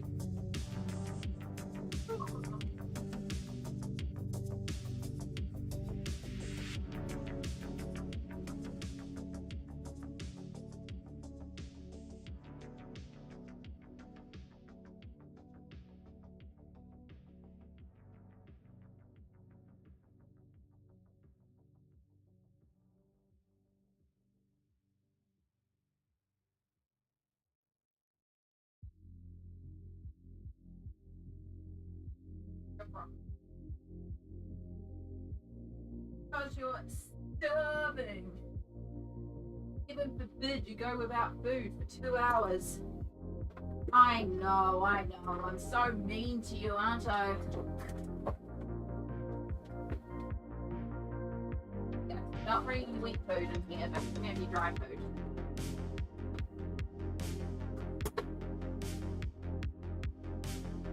Oh yeah, straight into it.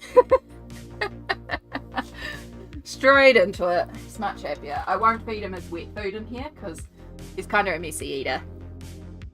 I don't exactly want to get wet cat food on the carpet because ew, but his dry biscuits are fine.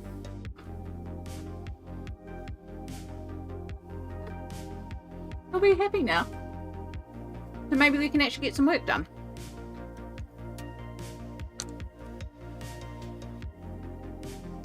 No, I was working with this colour. And yes, I did think about doing the Eerie page. I did pull it out as an option, but yeah, it felt right to carry on with this page because this is what we left up on before everything imploded.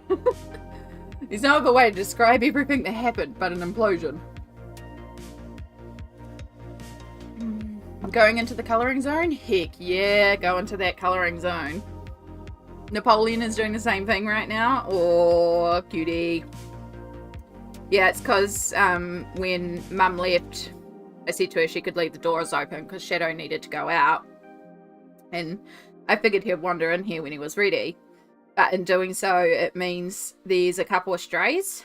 So there's Piggy Wiggy, who is actually Shadow's twin. He's a baby version of Shadow. And then there's a tabby stray that he had actually disappeared for about 6 months, but he's just recently come back. And then there's 2 other neighbourhood cats that know that there's usually food around here who try to sneak in as well. So because the doors have been left open, one of the cats has gotten in here. I'm guessing it's Piggy Wiggy. It's most likely Piggy Wiggy, which is totally fine because we do feed Piggy Wiggy. And we are trying to capture him and we want him to feel safe around the house because he is unfortunately hurt.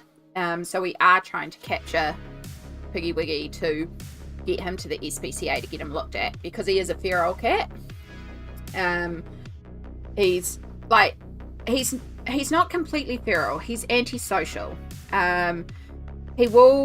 He does trust Mum and he will wander into the house with Mum and he just curls up on a blanket and he'll even rub against her legs. Like, he's really, really sweet, but he won't let her touch him. Nobody can touch him. And so we've been trying all week to capture him through various means. And I got close, which is why I've got a couple of scratches on my hand here because cat attacks. I got close, but we couldn't quite get him into the cage. So, but he's limping bad on his front paws, so he really does need looking at.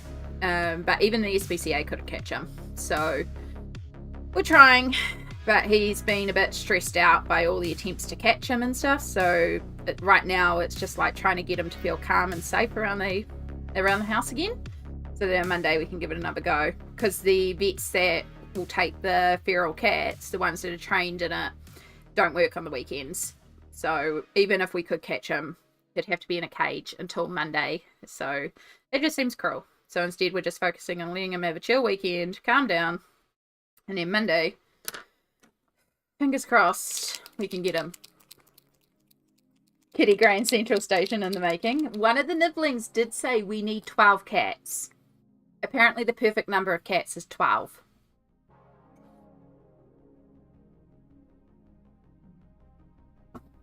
So, you know, we've got a while to go. Technically, officially, only have 1 cat.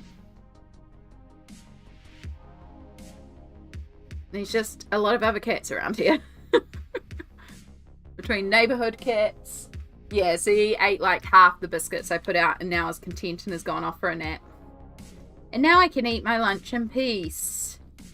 It's just starving. Which, I mean, valid, you know. When you get hungry, you get temperamental. I'd be hungry too if the half-bread breakfast hadn't been eaten because I'd followed Amy into her art room and eaten half of her breakfast instead. And then I went to go back and finish my own breakfast and someone else had eaten my breakfast. Because I do know what it's like when someone else eats your breakfast, Shadow.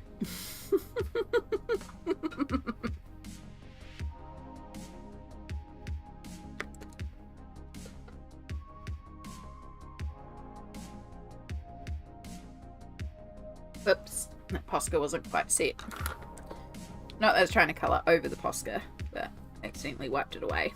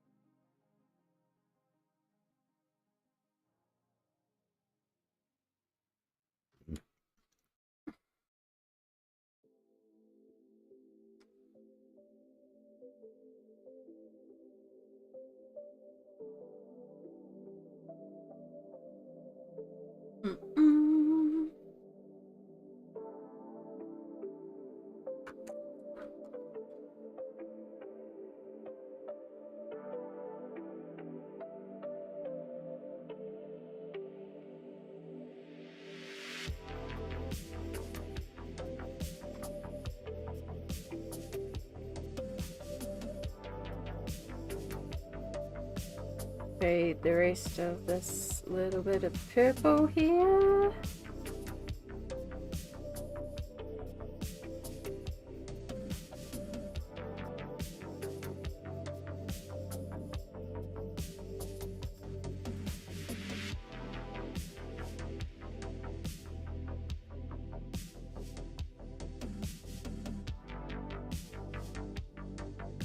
So still got to do the purple down here. I suppose we could do all the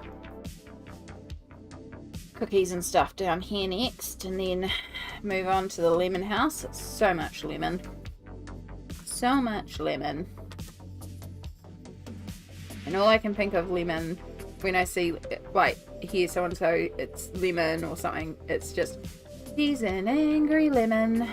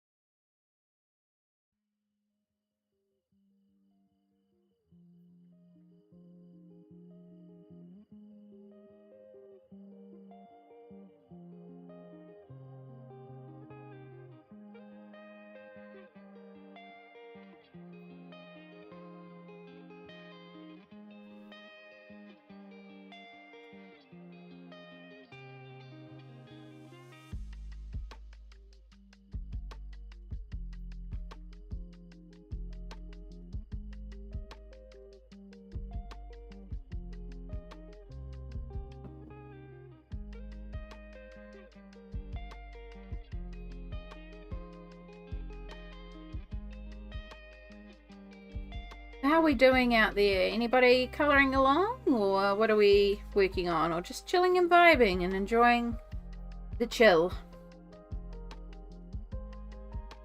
Are you still working on your sewing project, Haunted Sandwich?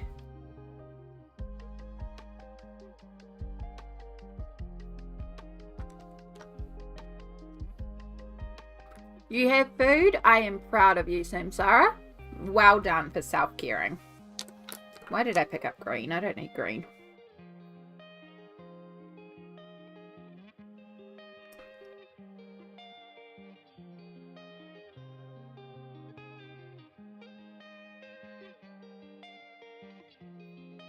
Yes, what are we eating? And are you having to battle a cat? I know you aren't.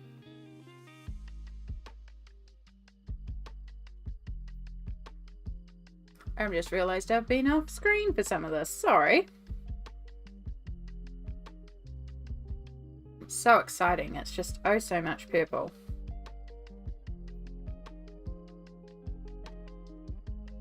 I might see, because right now I've got my camera mounted to my desk, but it does wobble a lot when I tap my desk. So I might see if I can just mount it to the table that's next to my desk, so it shouldn't pick up so much on the wibbly wobblies, because my desk got a bit damaged in the move, so it's not as stable as it used to be. It's still fine for doing art on and stuff, but it used to not wiggle like this. It used to like wiggle when I badly bumped the desk, but not just like little taps on the desk. Oats toast with peanut butter and jam and hash browns. Damn, that's a good breakfast.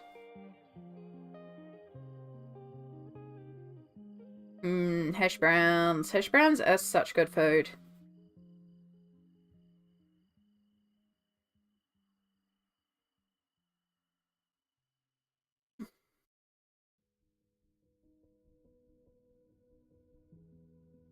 Because hash browns are made from potato, and potato is also delicious.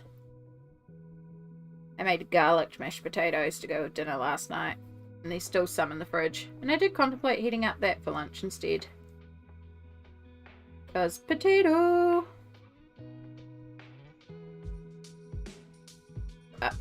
Cup of soup did me quite nicely. Or is doing me quite nicely, because I've still got some. felt like a treat today, you deserve a treat today. You deserve a treat every day. If you would be willing to treat someone else, you should be willing to treat yourself, because you are just as deserving of love as the love that you give to everyone else. That goes for everyone. So everybody have a treat on me today. What that is defined as is your choice.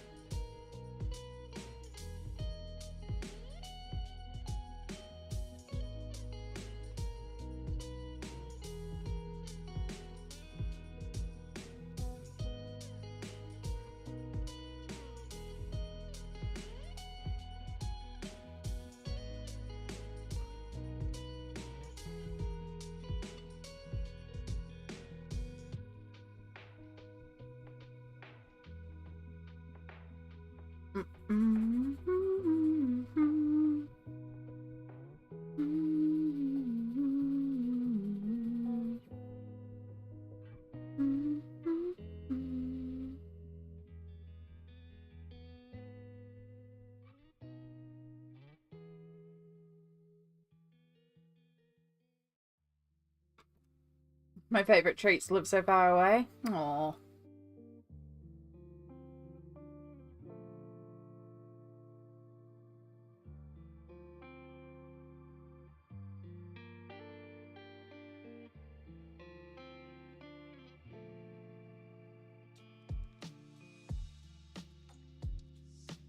Alright, we might as well do this section of ground as well.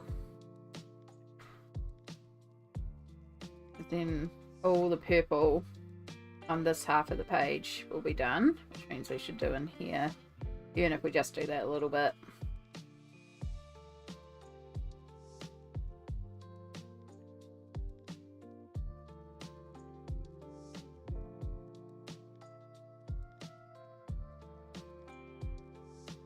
So I have been watching a lot of Critical Role lately because I am still trying to catch up on Campaign 3. I'm up to episode 55. I think it's 55, 54 or 55, somewhere around there. I'm still on the Deanna and Frida section.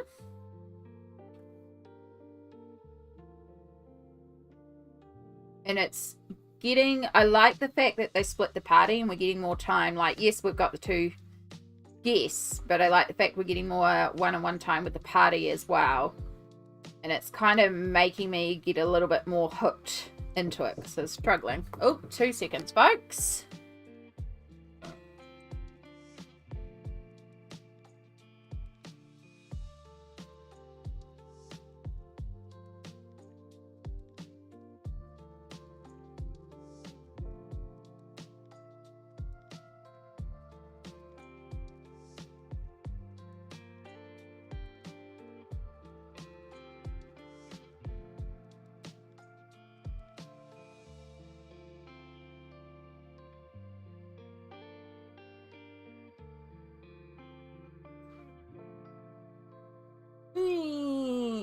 That's great. Sorry about that. Just have a deal with Mum because she knows that I'm live streaming and she's just gotten home, so she's just knocking when she wants to ask me something, so it gives me a chance to put it on the break screens and reach it. But yes. Ooh. Yeah, I've really got to message you, Sammy, about this pinafore and how to fix it. Or I just shove a pin in there. Or... no, that won't work. Just gonna knot it or something.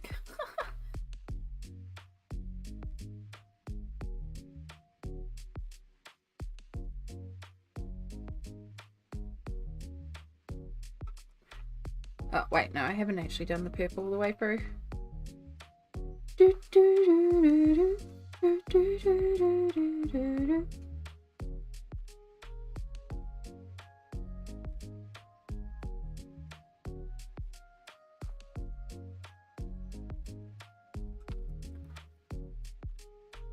party split was a good move story-wise. It really was. It's really...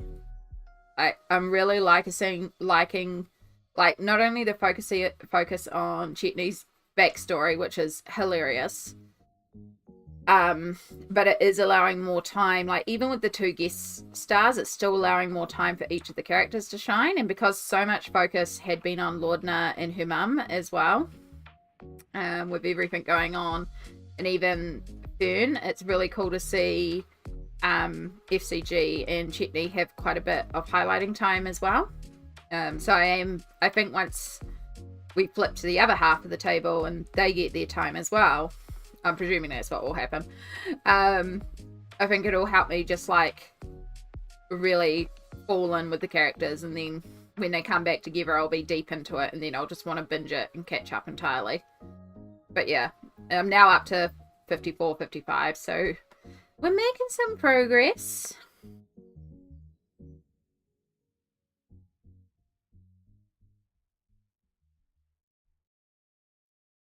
Oh, Imogen and her mum. I did what they do. Lordna. No. Laura, Imogen.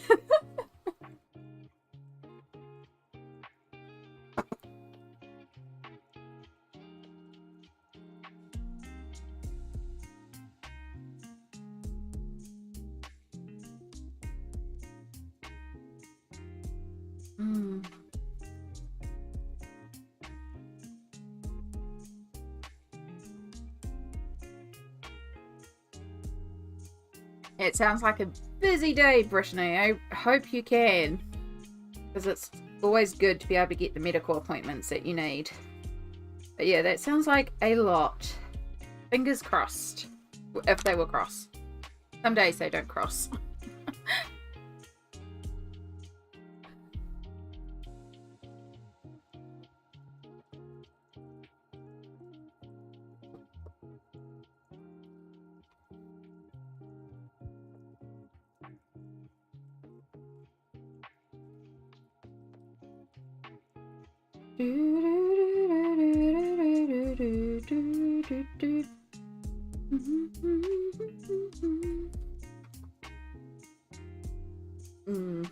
Sleepy Ghost with the most. Hello, hello, hello. How are you going, lovely? Right, what are we going to do for this pale pink? Actually, the pink in this set is bang on perfect for it. Fantastic. And then, rather than shading with some black, we're going to use some of the dark.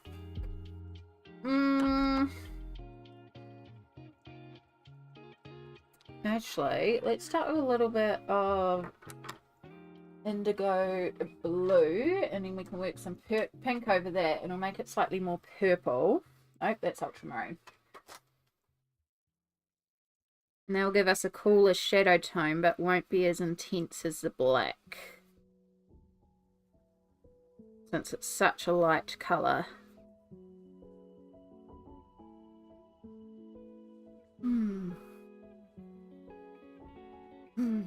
Things are a mess. A mess is how I describe most things. That is accurate.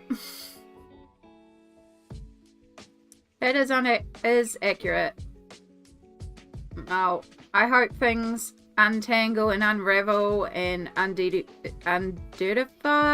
I don't know, I hope things become less messy.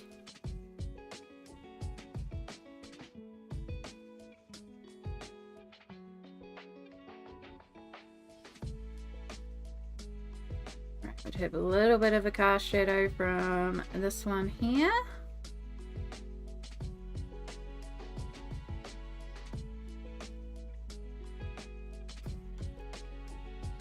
Then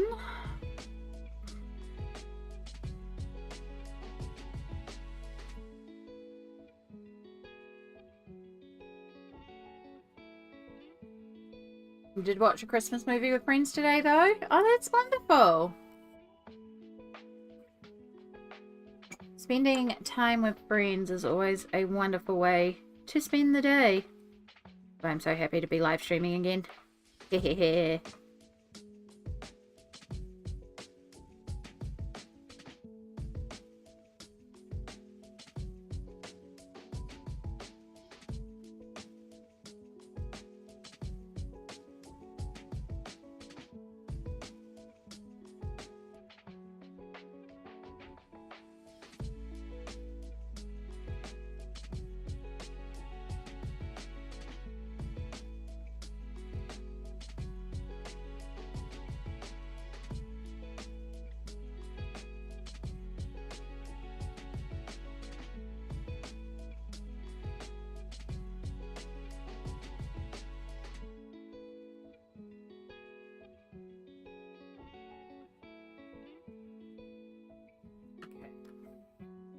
I like it, but we do need to deepen the shadow in some areas.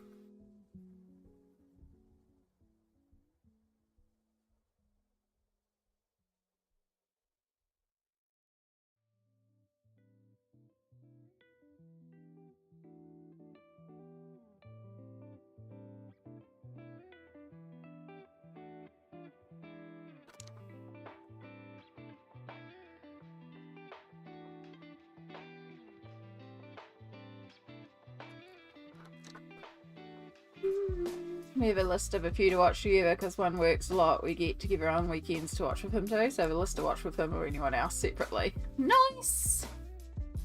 It's actually really fun watching something with someone else as well. I did that a little while ago. The lovely Violacious in her Discord did like a watch party for... She often does watch parties, but she did one for the Firefly series. And I was colouring in the Firefly colouring book while watching the series, and that was really fun to do as well. And it's quite neat watching these series with somebody else. Right, we may have an issue with the pink.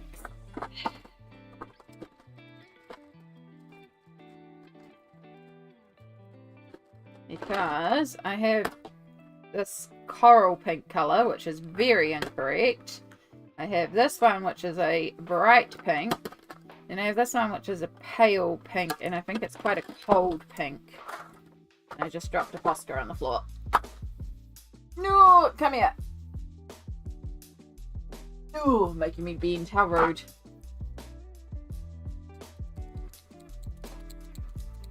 We watched Spirited today. We're going to watch Miracle on 34th Street, I think it's called, tomorrow. Ooh. You know, I've never watched either of those. And I know I should. I know they're classics.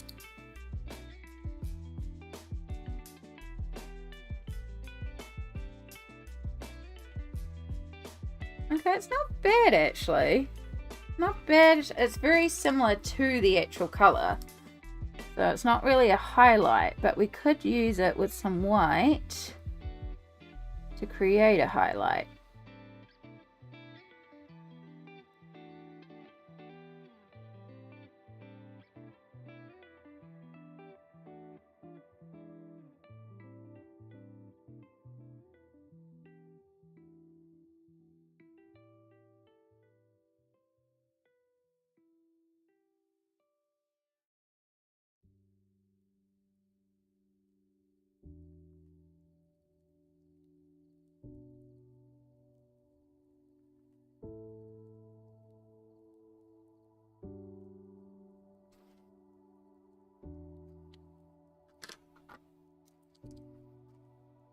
And then if we use... and we lift up a bit of the white, so it's not as intense. And use the pink to help fade it together.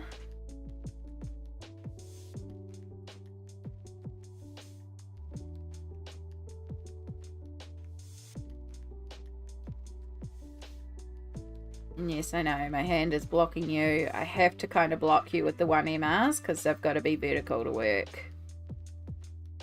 The 1M Poscas I can do on more of a side angle, so it's a bit easier to show you. The 1MRs have got to be like that, which means I work like that, which means my hand blocks you entirely.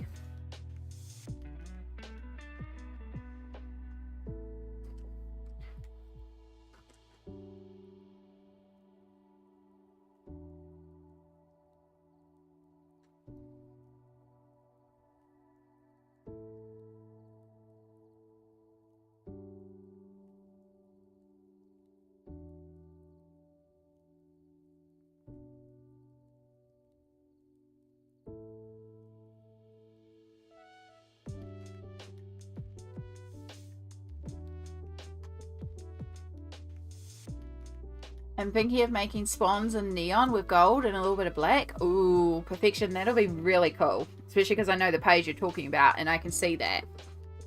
I would say trust your gut and yes.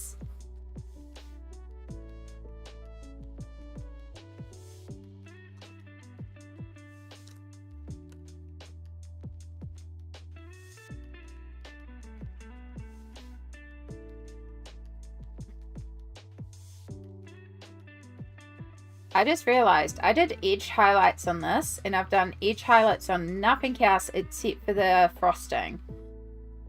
And if I do edge highlights on this, I have to go for an edge highlight everything else. Do you think I can be bothered doing that? Have you set too much for me to scrape away? Well, I've just created 10 more hours of work for myself.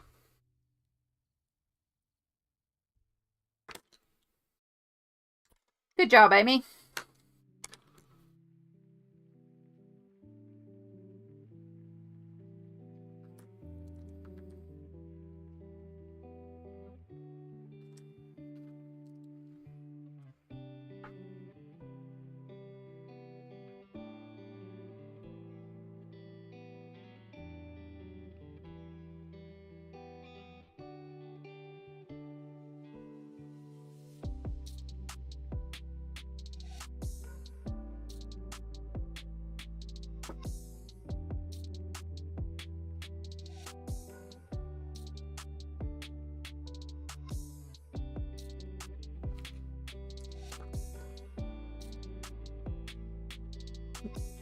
Yeah, or grab a liner and put the lines back in. Yeah.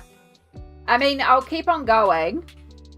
And then I'll decide at the end if I like the look. Because I could also just come in and do all the meringues with like a bit of a lineless outline. Because they are quite pale.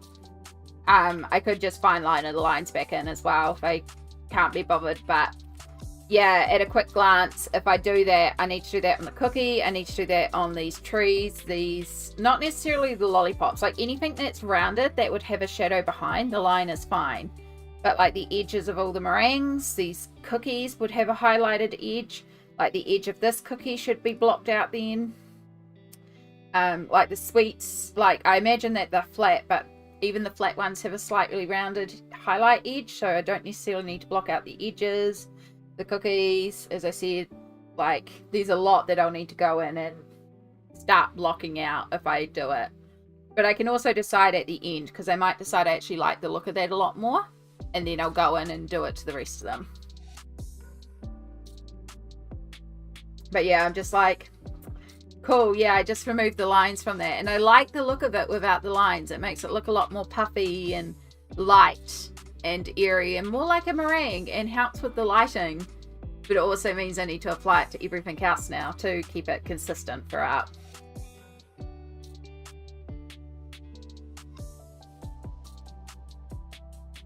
And that's sometimes why instead of colouring across the page, I'll colour item by item.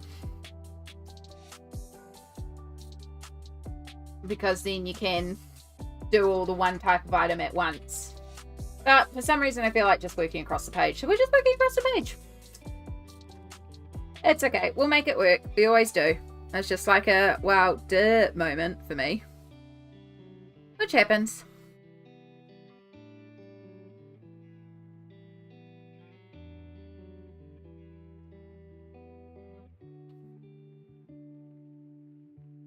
It's not hard to go in and use the Poscas to make it a bit lineless. It's just going to take time. And I may have to pull out my other paint set as well. Yellow beans! Hello, hello, hello. Hello, lovely yellow beans. Also known as Sophie_colors with a U on YouTube. How are you going? What were you up to? Welcome in, Raiders. What were you working on today, yellow beans?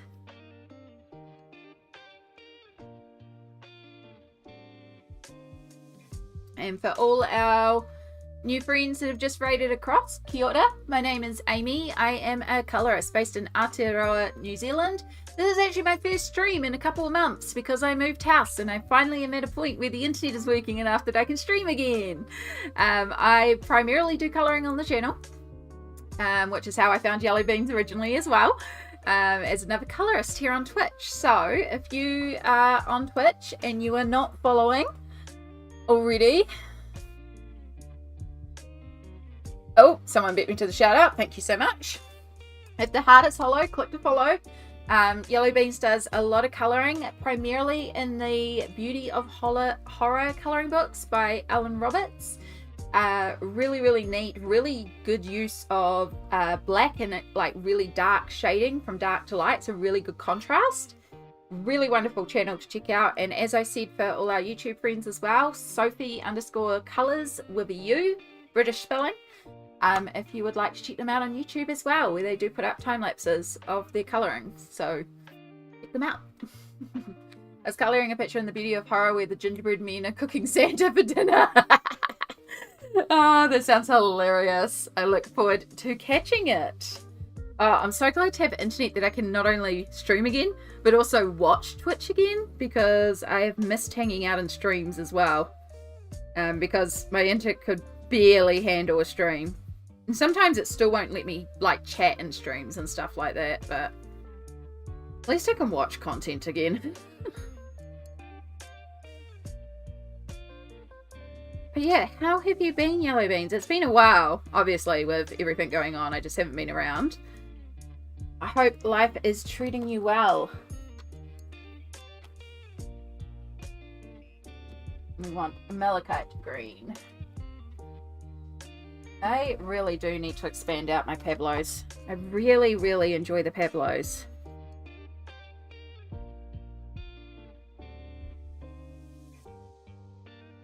How are you and the cat? The cat is now content, I hope. Or possibly bothering Mum. I did hear her yelling before at Shadow.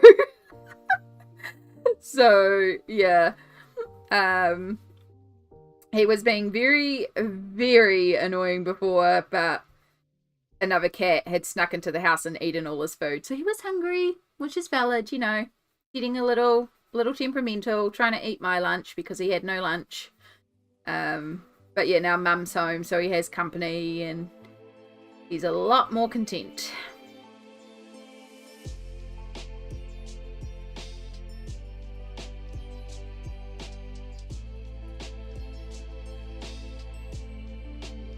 Gotta love a black cat. He is very cute when he's behaving. When he's not behaving, which is usually when he's hungry, then he's a bit of a pain in the butt. He's also a bit of a fussy cat, so if you give him something he decides he doesn't want for dinner and then he walks away with it, he turns into a attack machine and he'll just claw you to no end to try and get some more food. It's like, you've got food, you've got to eat it.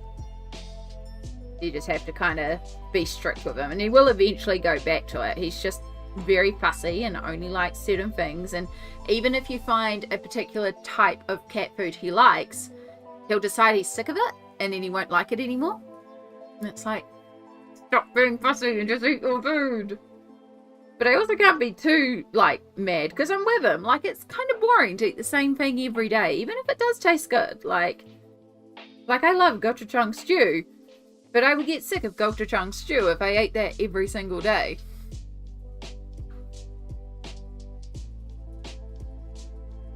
But yeah, today I learnt that he likes bread. Which, same cat, same. But also, I don't think it's probably good for the cat to eat bread. Years ago, I used to let a black cat and its brother, a ginger one, sneak into the house, and we didn't know he was meowing, stuck in the hallway, and the black cat was just sitting there ignoring it because he knew who it was, and we were wondering where this other noise was coming from. Oh. It's meant to snow tonight, yeah? Ooh. One time I would love to experience proper snow. I used to live in Dunedin, which is in the very south of the South Island. It's quite near the bottom. It's not the bottom, but it's quite near the bottom. And I lived there for about a year, and it did snow there, but it was more like just like a mush. It wasn't proper snow. I'm talking Hallmark Christmas card up to your waist snow. I would love to experience it one year. Oh my god, there's a little sandfly. And experience that proper winter. It'd be cool if it was around Christmas time too, because of course I'm used to summer Christmas. But yeah, to experience that proper snow and that proper snowfall, I think would just be really nice to magically experience one year. But not full time. Like, I'm not a fan of the heat, but I also aren't a fan of the cold, because the cold also hurts my bones. And I imagine snow, as pretty as it is, would be a nightmare to try and walk through, especially with a walking frame.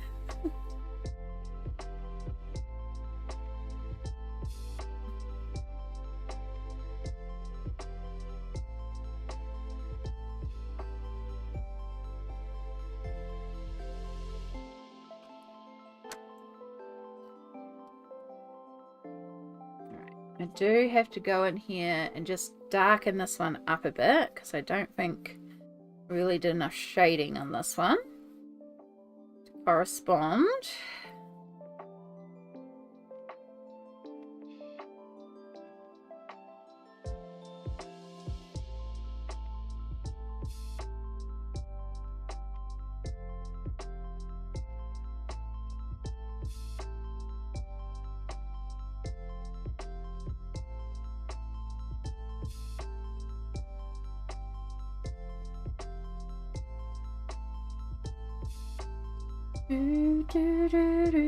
Also, I forgot to say, yellow beans, and also anyone that raided across with yellow beans, if you need to raid and fade and do some self-care, or, you know, post-stream care, all that sort of good self-care stuff, please feel free to do so. You know, I know we stream and then we end stream and we're done. So if you're not already, you know, please do the self-cares. I normally say it when the raids happen. I just forgot. It's been a while. Completely out of habit. Holy crap, how's it been another hour? I haven't even finished my lunch. Oh my goodness. Time be flying, y'all. But yes, it's almost time for another self-care 3-minute break where we put the pencils down and do some self-care. We'll be doing some stretchies. I'll probably try and finish more of my lunch.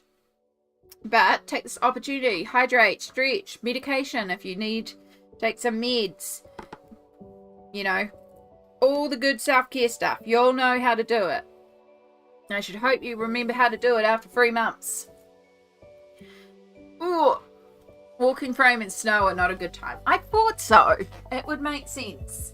Oh, ooh. Oh, there's a crack at the back. Oh, crack the back.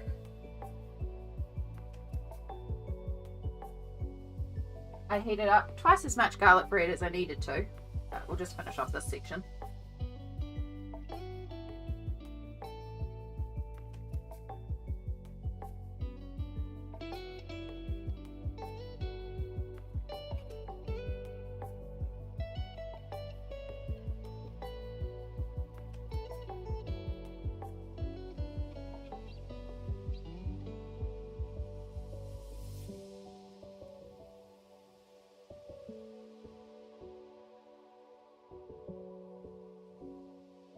Our 3-minute timer hasn't technically started yet. I just started the break because I really needed a stretch. Oh,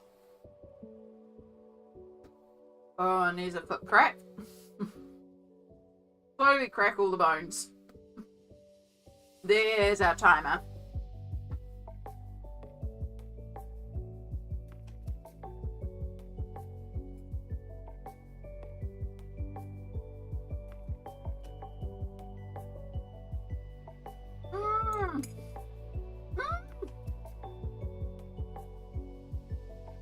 Bud, hello. Hopefully you're not stuck in an ad.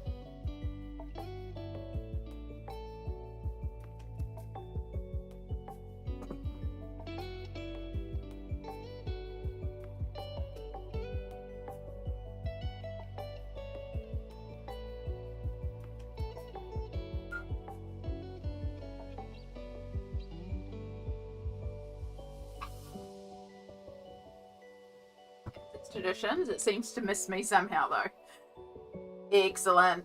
Yes, it is tradition. As soon as someone arrives into the chat, we hit ads. We just had a raid and then Bud arrives and it's ads. Which currently thinks I'm a Kiwi, so ads aren't aggressive yet. Fantastic. I love that. Why, hello, Shadow. Why are you back?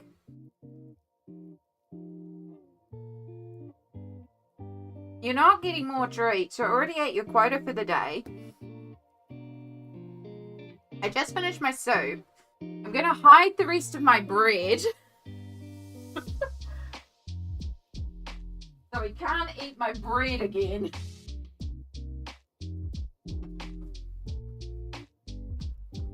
I actually have a fridge in my art room. Oh, come here. Ugh. Yes, I know I'm holding you really badly. Hello, Shadow. Hello. Kitty, kitty, kitty, kitty, kitty. Kitty, kitty, kitty, kitty, kitty.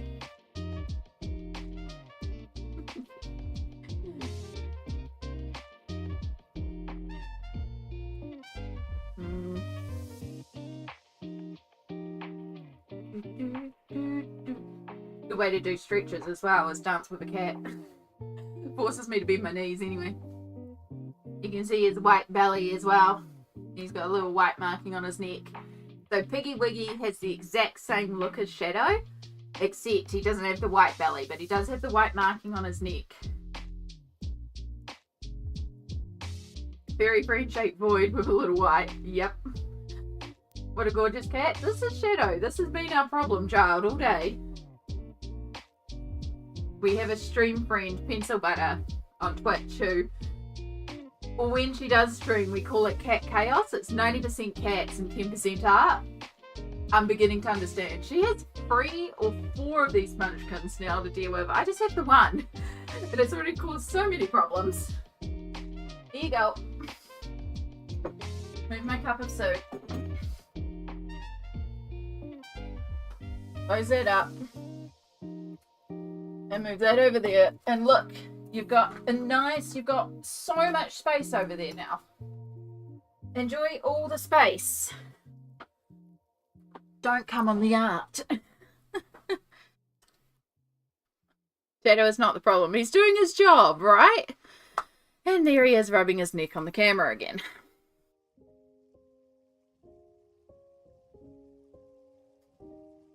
He's now inspecting the art. How am I meant to colour? Eh? How am I meant to colour? Welcome back from the break. We are once again battling a cat. You're going to get your fur all over the art. You're also right where I need to colour. You want pets, that's the problem. Don't hit the microphone. I had to change directions of an entire art piece because of Kitty walking along the art in wet ink once. Ugh. Yeah, I had to buy a new paint water holder because he's decided paint water is delicious. So I had to buy one with a lid. Right. Is there enough pets? Can I do the art now? If you came and sat over here, you'd be away from all the art, and then I could have room. The camera stand is not for you to rub your neck onto. Oh, I've got your fur in my nose now. Camera is not for you to rub against.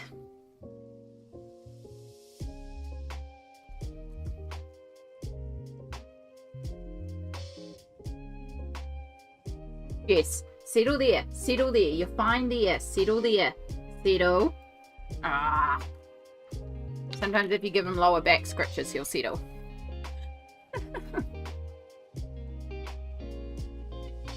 But you give the camera so much attention, you must mark it as his. It's marked. It's well and truly marked. The amount of times I've had to clean the camera because of him.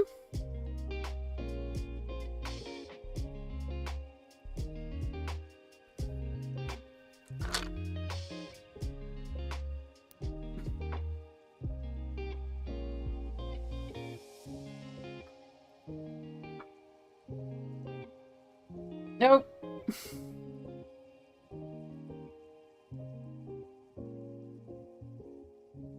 Every time I'm using pencils, he thinks it's something he can rub his neck against or his head against. Right, you're all right there. Just stay there.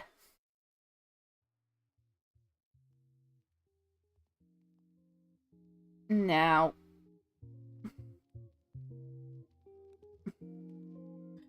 The pencil is not a thing for you to scratch your head on.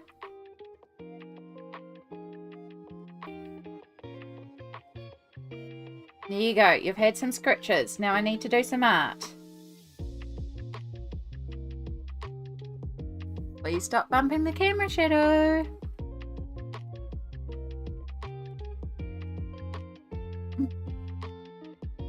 I ended up buying a decoy sketchbook because I realised my cats enjoyed the feeling of sitting on paper and being near me. He would still try to participate in my art, but slightly less. I'm not sure, because he doesn't like actually settling on the paper. He's gone to his favourite spot, which is the windowsill.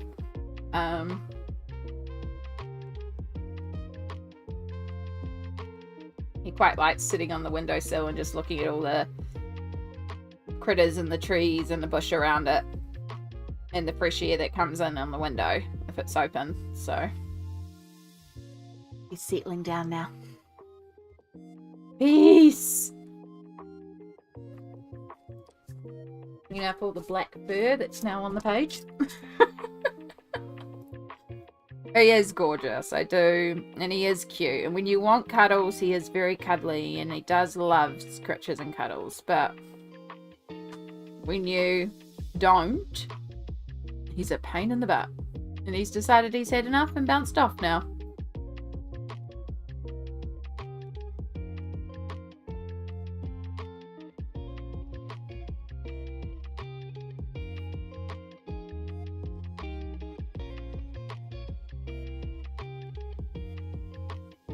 Well, at least that should give us about half an hour's peace before he decides it's time to try his luck again for more treats.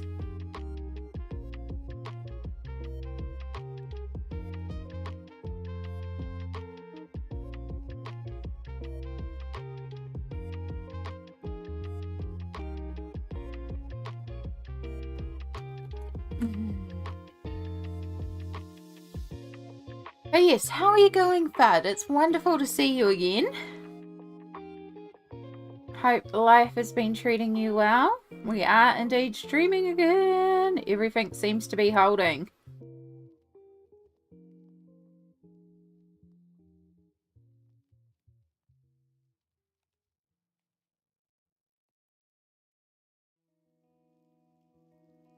Oh, I think he might have bumped the camera a little out of frame.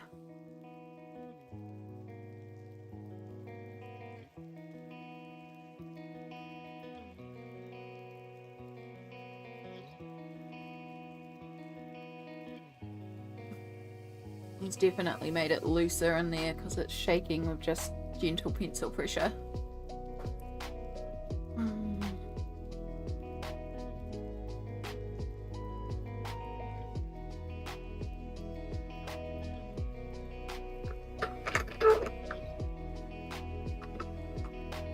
Wrong way.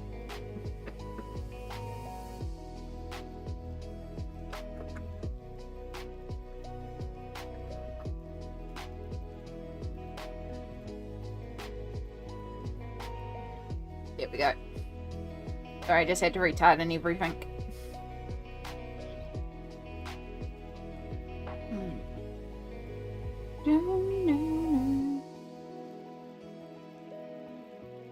But yeah, that chaos is something that I quite often have to deal with when I'm filming a video too. And like last month when I was doing so many colouring pages, and especially so many pages with like Mod Podge and extreme amounts of glitter glue and, you know, wet media, I just had to keep unlocking him out of the room. There was just no way I could have him in the room. I just realised as well that I was going to reverse this camera so it looks like I'm actually looking down on the artwork. But also I have it so that like my right is my right on here, so when I point to things it's logical, my brain doesn't get confused.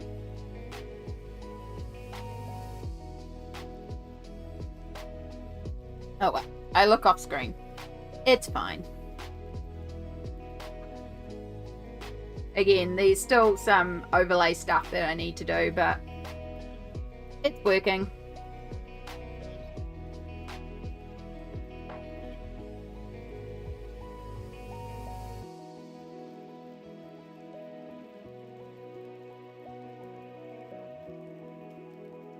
If you must have such a problem, at least it's a cute and lovely one. Exactly. Could be worse. It's okay, I'll get him back. I'll give him a flea treatment later on. He'll hate it. He is overdue for his flea treatment though, so I do have to do that at some stage.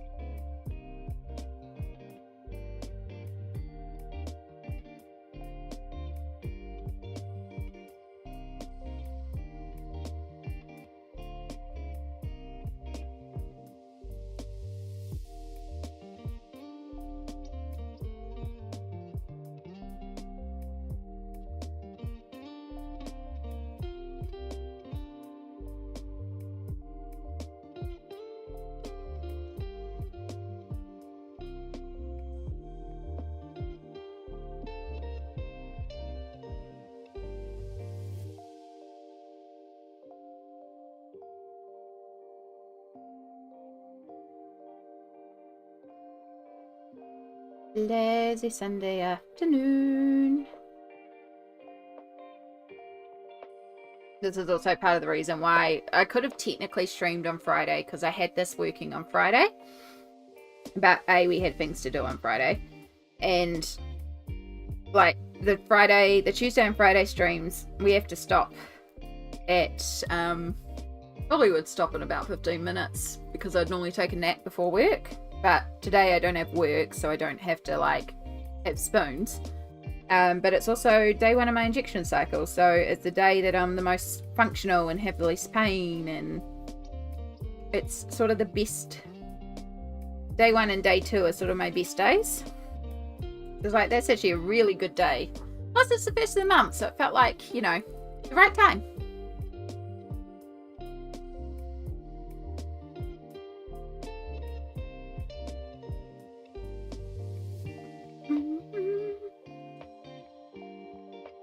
It all lined up. It did. It was meant to be.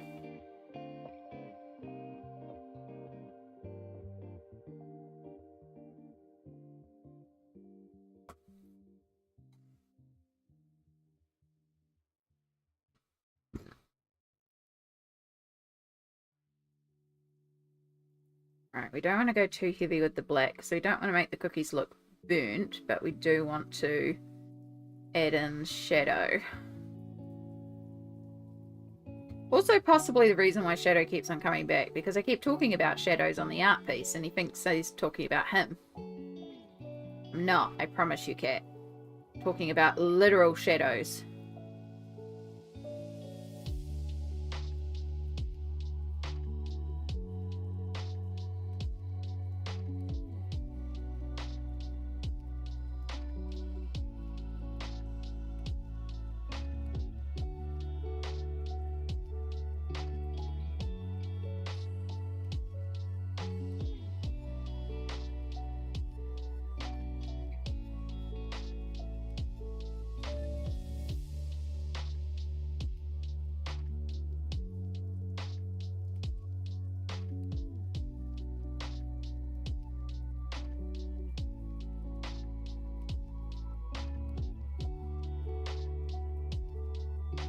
Oh my god, it's December. How and why is it December?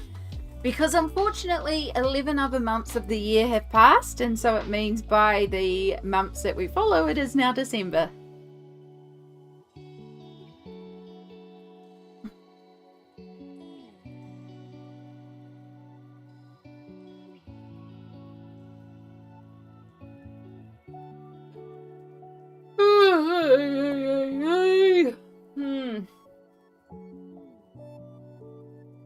I was debating between a coffee and soup, and then I made the soup for lunch. Probably should have made a coffee.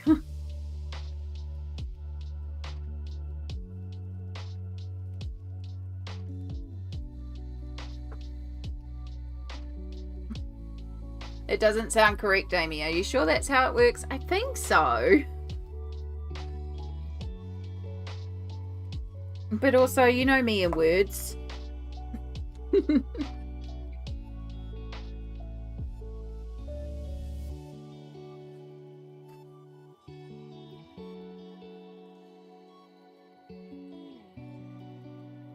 Straps keep falling.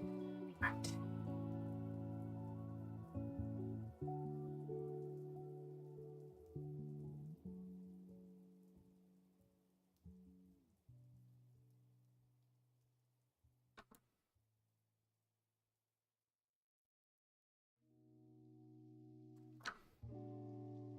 Okay.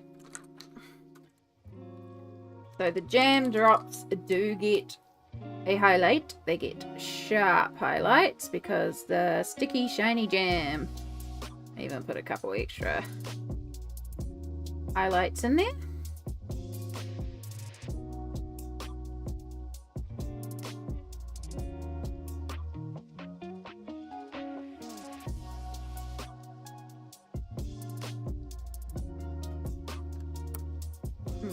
I gotta go get some food. Good to see you again and hope to see you again soon. You too, Yellow Beans. Thank you so much for the raid. And yes, please do go get the foods and do the self-cares. We appreciate you very much. And I can't wait to see what you've been working on. Only there was a way to stop time just for a little bit. Wait, there is. Take the batteries out of clock. I mean, yeah, but I also use my cell phone. I suppose I could just turn it off, but it's not really stopping time.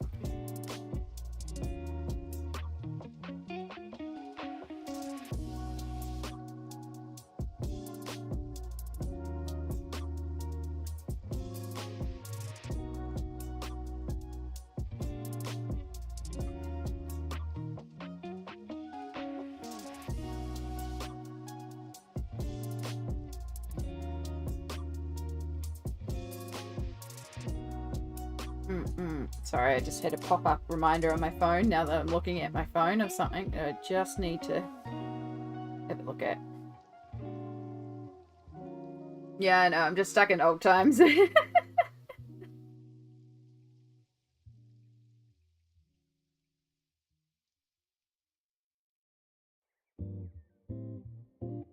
if today's the 1st, when's the 5th? Oh yeah, Thursday, that's fine. It's fine. Okay, good.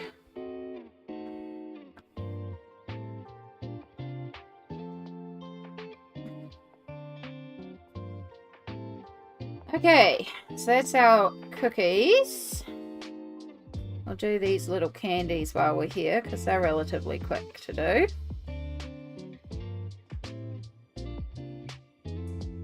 Most of the shading is done on them, so it's just defining the shading a little bit more.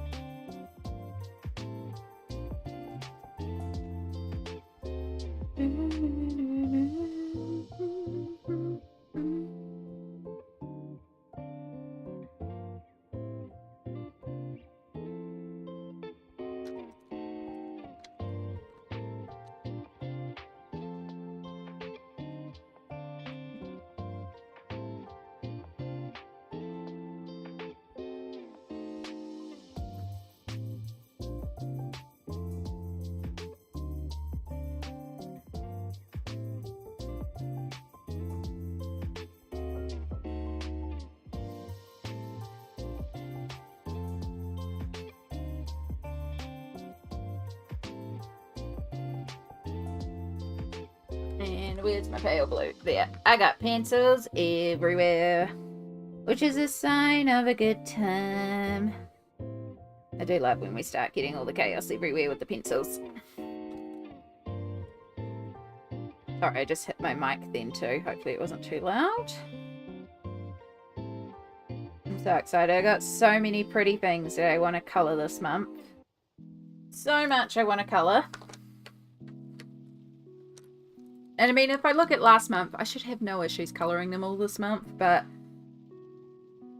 I don't think I'm going to have that crazy productiveness that I had last month. You never know, like, I just needed to colour last month. And I still feel that need a little bit. Like, last night, I had the need to be creative, but my hands wouldn't let me physically hold a pencil. But what I did was, one of the pages that I want to do this month, I knew it was quite complicated in terms of the colour planning. So I took a photo of it and then took it to Photoshop and used Photoshop to help me plan out all the colours by placing, like, just using the wand tool to, like, select items and just sort of block out where all the colours are going to go. And now I'm really excited to colour the page. I almost pulled it out today. I did have it as an option, but instead I decided to go with this page. But one of the pages that I want to do this month, I'll show you what I'm doing because I really, really like how it's coming together.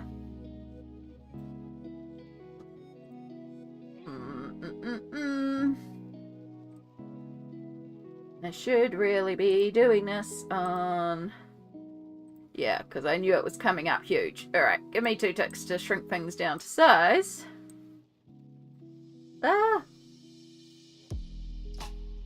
Shrink it so small I can't even drag it across. Okay. So I have this page that is in romantic country too. So it's a couple of nutcrackers outside what could be a fancy house or a shop. I kind of imagined it like a toy shop. And you can see my little inspiration pic there of like pink, blue and white Christmas trees. And I was like, I kind of want to play with that.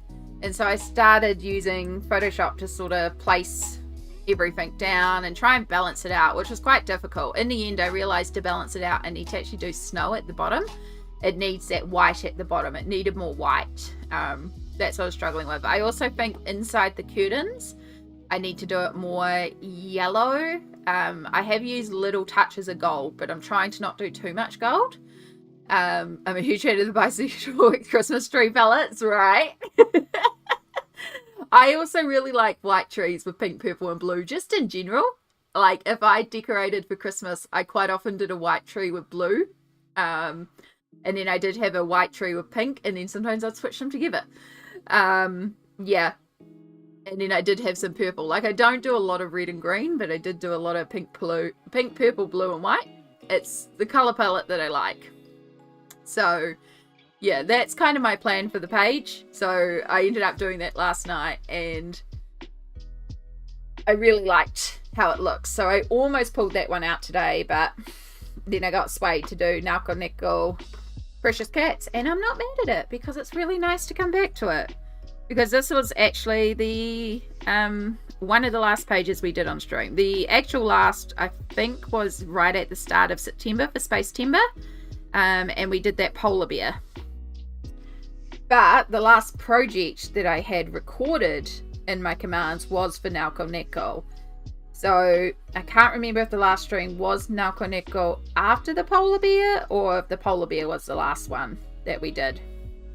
But either way, it's nice to return to this one on stream.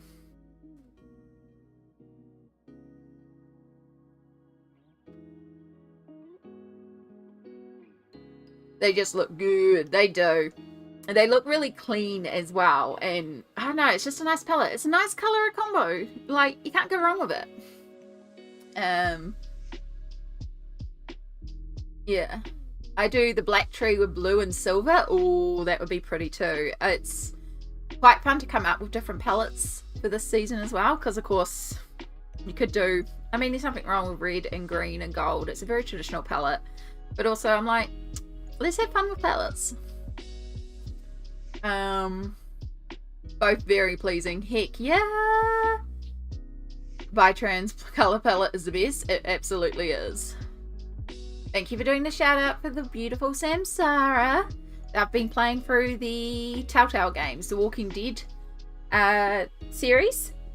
I've been watching some of it. I do have to bounce out at certain times because it gets a little spooky. But I do quite like the Telltale games. It got me inspired to replay some of the Game of Thrones Telltale games. I played like an hour of it. It was like, I'm done.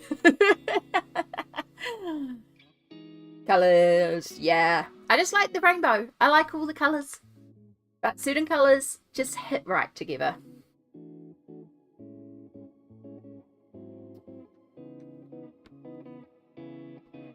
Right, that's our little candy drops done there.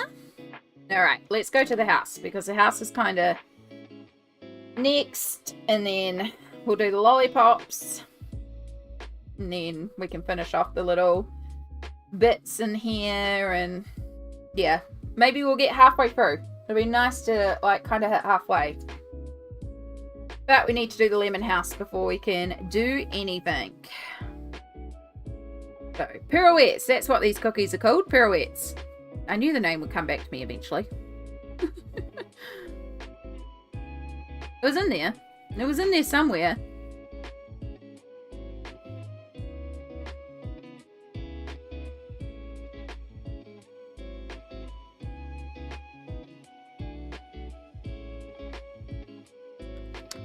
It's the sad that gets me. So sad. I'm looking forward to playing ones with less kids in them. Me too. I'm looking forward to... It's the Wolf Within Us, right? That one. That one looks cool.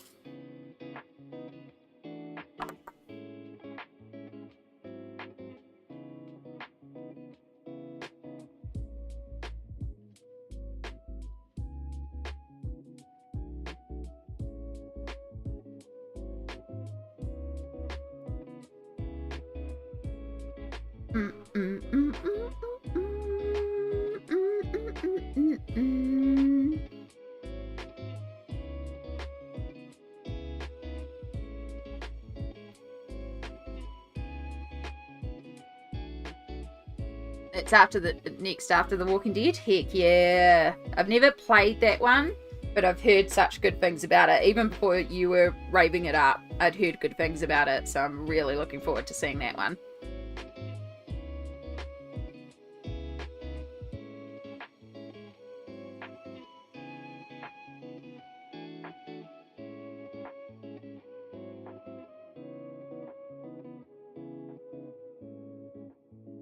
I think originally I was thinking that this door was chocolate. We need to switch to black. Oh, I think I finally got the piece of pepper out of my tooth that's been stuck in my tooth.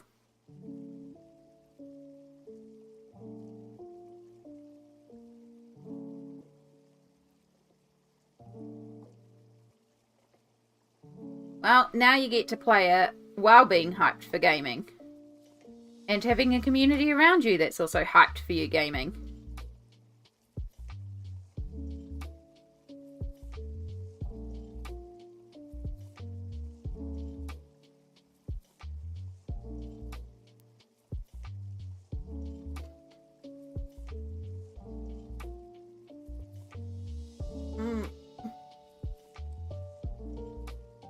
I actually put on jewelry today. I don't normally wear jewelry, but I really felt like wearing a pair of earrings. My mum actually made these earrings. It's my favorite set of earrings. She's made the majority of my earrings, because of course she makes jewelry.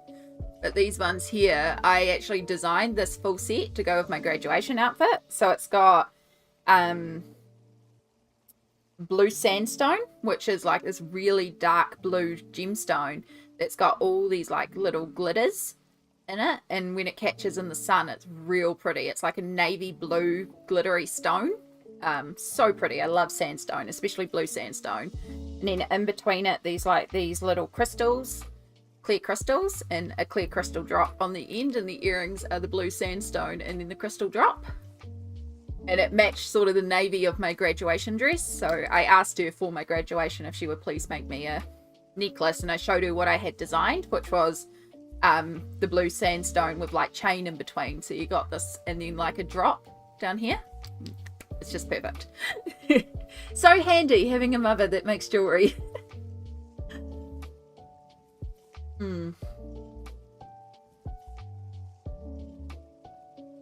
Favorite gemstones too? Yeah, it's real pretty. Such a good gemstone. And yes, so good reclaiming. Reclaim.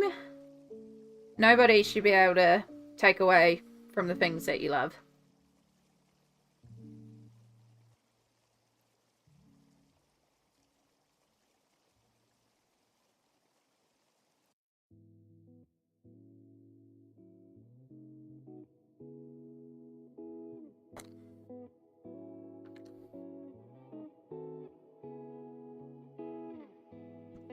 So we'll be using a lot of the same colours to shade on the lemon house, but because of the different tones underneath it that we've based it with, even though we're using the same colours, they'll look different on top of the existing colours.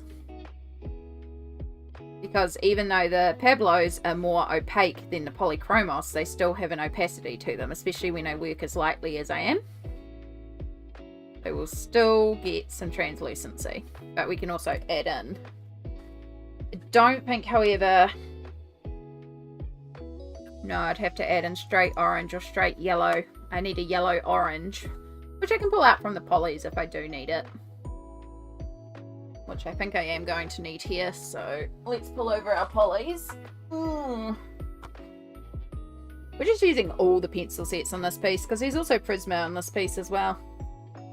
We're just blending all the sets, which is part of the reason why I am thinking about getting a pencil case, one of those 500 slot pencil cases, and just mixing all my pencil sets together. I did it recently for my water-based markers, and it's so much easier. I'd still keep my Inktense separate. I'd still have the Inktense in their own case, and I'd still keep my water solubles in one case. My water solubles are technically mixed because I don't have a full set of Alberturas. I've got some Koh-Lanoa water soluble pencils in there too. So that case is just like a mixture of my water soluble pencils already. But I am seriously contemplating getting a big case and then setting up my pencils in there and having them, you know, in color order, but the sets mix. So you have like the first page, which will be like, I usually start at my yellows. So you'd have like your creams and your light yellows, and then you go through to your more orangey, like your pure yellows, and then your orangey yellows, and just have different pages for each colorway and just mix the sets up. And then I know when I'm going for a color, it's like, cool, I need like a lemon yellow, I need this sort of opacity, go for that pencil. Or, you know, I need this specific shade of green, go to the greens. Okay, Prisma don't have it, Polys don't have it, Pablo have it, and then they're all together. Yeah. That's why I keep saying don't forget to love yourself. A lot of people have made me forget that in the past. It's now part of my mantra. It's such a good mantra. Super important. It is super important, Fud. It started snowing already, Yana. Oh my goodness. Oh, jealous. I want to see snow. Would be easy when you come visit. You just end up with all your pencils with you. Yeah, it's a massive case. Like there is a 500 slot pencil case. It's a very specific pencil case that I've seen. It looks like a briefcase. It would be easier as well for travel. Yeah, it would not fit in my suitcase. I would have to take it as a carry-on with a backpack and see if they would let me sneak it on with the backpack or clip it to the backpack like it's like an extra of the backpack or something. I mean, I would anyway. I usually travel with a set of pencils so I can colour while I travel. It would also transform into a desk, so I would have something to lean on while I colour too, while I travel. But yes, it would be handy in the sense that I would have all my pencils with me as well. All my sets across all of them. Yeah. And then you just have to be like, this colour, and they are all here. Exactly. I'll see if I can find it. We'll see if this breaks my internet.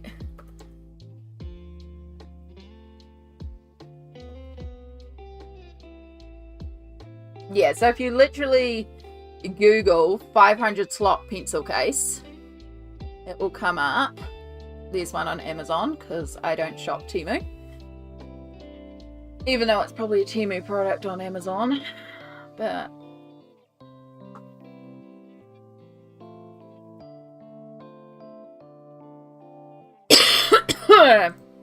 you strap stuff to your backpack too. I learned that from you. I learned that from my memory foam pillow. When I travel, I now strap that to my backpack. Best tip ever. Because my backpack has lots of straps. And when you mentioned that you hook it, I was like, why don't I do that? Why do I try to shove it in my backpack? So the next time I went on the bus, I just clipped it to my backpack. And I was like, boom, done. So good. There you go. There's an example of the pencil case I'm talking about. And you can just see how big it is. It literally comes with a strap because it's so big. It's basically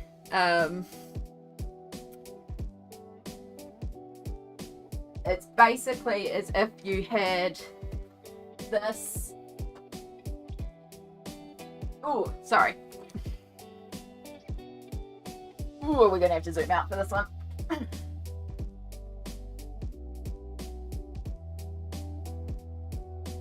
Where's my zoom gone? It's hiding because I'm not doing zoom the traditional way. So it's basically like each side of the pencil case is this. So this is the size of the pencil case, and it holds even more because this one holds 150 across a few pages. And so, no, sorry, not 150, 162 I think it is, because I've got some extra slots. But yeah, it holds a lot. So yeah, it'll definitely be easier in that sense. So yeah, that's something I'm thinking about getting. You can get it with large slots as well. That will hold 3 pencils to a slot. I think I'd rather get the small slots with the individual pencil slots because it's a little bit more secure. But it would be definitely a lot easier, especially because I like mixing my sets, and then I don't have to have all my pencil cases out.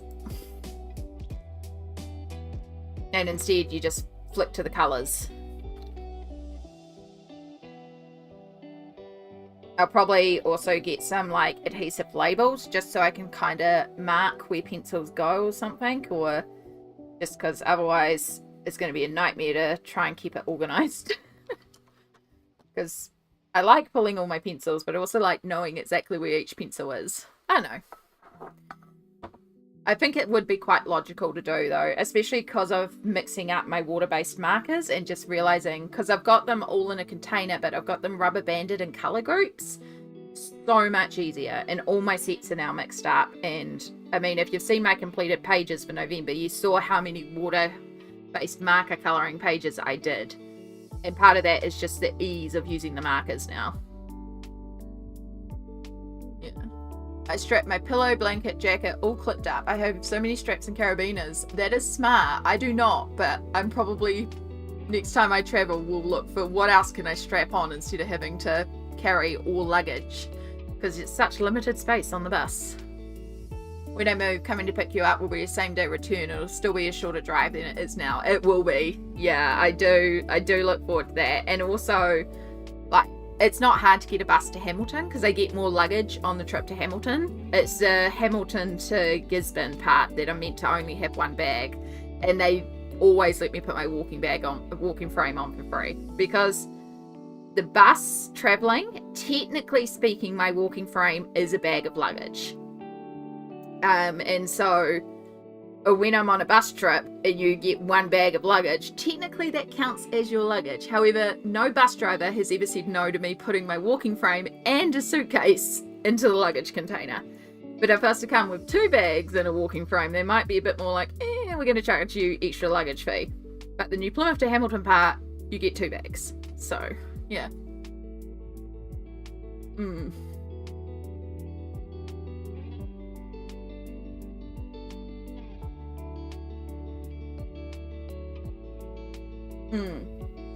If you get one of those walk back backpack covers, you can just put that over everything and it stays safe and dry and gives you extra smuggling room. Yeah, I usually wear a blanket hoodie as well, because then that becomes my blanket, but I can also shove a lot in those pockets. So that becomes kind of like a way. So I realized when you mentioned the clips last time, on one side I had the memory foam cushion that I put on the seat, which, that made traveling so much better. And then the other side, I actually clipped, I have this really tiny little ice pack bag, insulated ice pack bag that has a couple of ice packs that are designed to fit in there in a certain way so that it stays really, really chilly in there for a really long time. And that's how I travel my injections, because they have to stay at a certain temperature. So I clip that to the other side because I like to keep that on me. I don't want to put that in packed luggage. I keep that on me. Even though I don't take the injections while traveling, I still feel more comfortable having the injections with me. I don't want to lose them.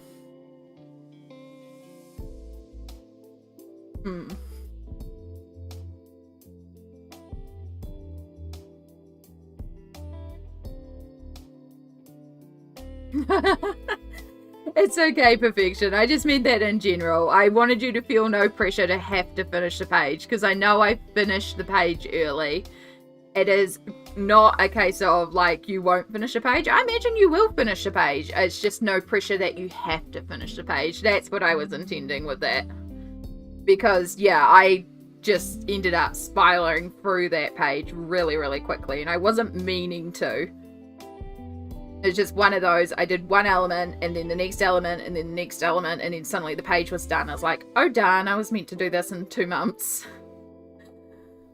But I had an idea and I did it, and then the ideas flew. Which is also why one of my colouring tips, if you're not sure what to do on a page, just colour the one element you do know what you want to colour it. And then the rest of it will just kind of flow together as you block out objects.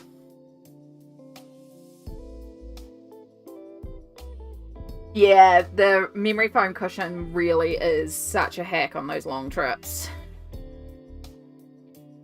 I don't mind the long bus trips though, that's the thing. Like, yeah, they are long, but it's also, if I have to travel 14 hours, it's not bad traveling on the bus. I quite enjoy it. You know, I just take a few things to colour with and just sit back and relax and enjoy it. It can be quite an enjoyable trip.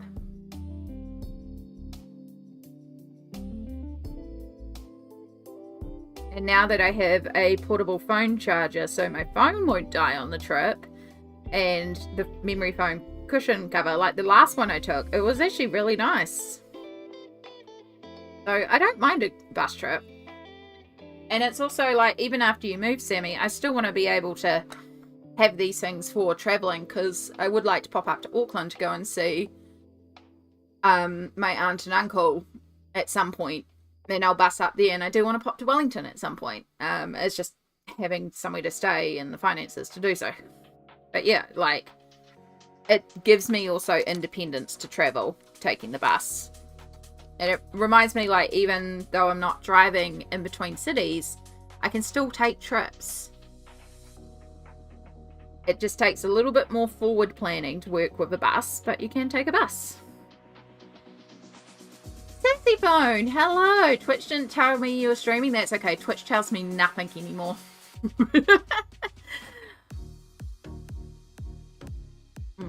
I haven't started. I still have no idea what to do for it, but I'll figure it out when you get to it. Exactly. And like I said, there's no pressure, no rush at all. That was it. Because I know I blew for our buddy really quickly there. Yeah. I can't with buses in intercity. It drives me mad. I guess because I'm just very used to buses. Like I took the buses even as a kid. And like when I was from the age of about 8 or so, summer break, I used to bus up to Auckland to go see my aunt and stay with my cousin. And so it used to be me and my nana would take the bus up and we'd go together. And then when I got a bit older, I got to go and stay up there by myself and, well, take the bus up there by myself. And it was like quite cool. And I used to do that all the way from my teenage years. Every summer holidays, just go up to Auckland and stay with my aunt and uncle. And I was very used to just taking the bus. So yeah, I don't mind a bus trip. I quite enjoy it.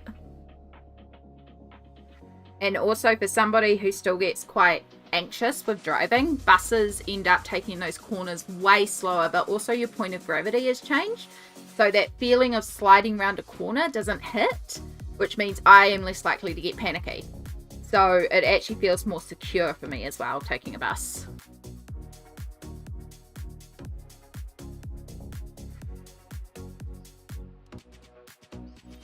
Intercity buses are a little more bearable than city buses. They are. Yeah, I mean, I only got my restricted license at like 26, I think, and I got my full at 28. Yeah, somewhere around there. Like, I haven't driven all that long. And then I had the accident, and yeah, I don't drive distance anymore. I would like to get my confidence back up to do it eventually. It's something I'm slowly working towards, but I've kind of got a plan in mind of how I want to do it. So there's a couple of towns that are just outside the town I live in where you do have to go 100. I started by there's a division in my town, a suburb, where you have to go through a motorway section. You have to go up to 100 k's per hour, but it's all straight. So that was my first challenge. It was just getting me comfortable going back up to 100. And so I can do that real easily. I can go up to Bell Block, no issues now. So the next step is to go to somewhere like Egmont Village or Inglewood, which Egmont Village is closer. It's only like 14 minutes, but it is 100k, and there's a couple of, like, the road isn't straight. So that's the next step. And then eventually get to the point where maybe I can go out to Opunake, which is about an hour away. And then the next step would be going to Palmerston North, maybe Wanganui, then Palmerston North. Wanganui is about 2.5 hours away, and Palmerston's about 4.5 hours away. But Palmerston's a lot more straighter, and the road to Palmerston is a lot nicer. And then once I feel comfortable with Palmerston, I would possibly attempt Auckland, and that means going over Awakino Gorge, which by then hopefully they would have finished all the works on it, and it'll be much nicer than it is climbing up the mountain now. But that's sort of how I broke it down. I was like, okay, if I focus on it in little bits like this, with the counselling I'm getting for the PTSD, it's something that I could work towards in time. But yeah, there's no rush on that. It's just sort of like, this is how I'd like to break it down eventually. When my hips were at their worst, I pretty much had to take the memory foam cushion around with me because sitting on any seat was hard. Yeah, it's good quality of life improvement. Yeah, it is good for when you know you're going to be sitting for a long time. It just helps.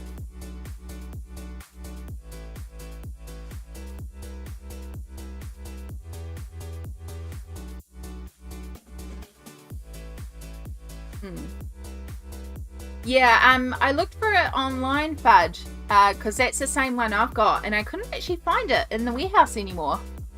Yeah, because that was the one that you linked to me that I ended up grabbing. And then that was the one that I showed Sammy ages ago, and I went to look for it recently for it, and I couldn't actually find it. So I could have been searching the wrong thing. So maybe if you search by category and look for the accessibilities category, maybe it would still be there. But yeah, I hope they haven't gotten rid of it, because it's a really good cushion. And it was only $20, and it's really, really good for what it is.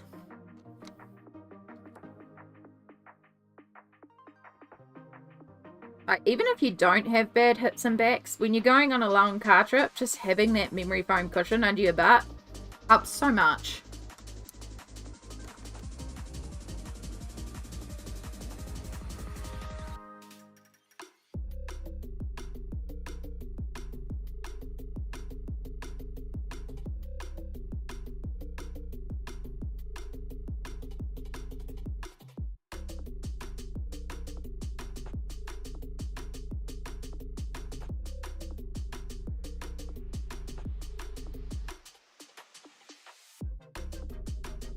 How are we going with the light? It's still alright.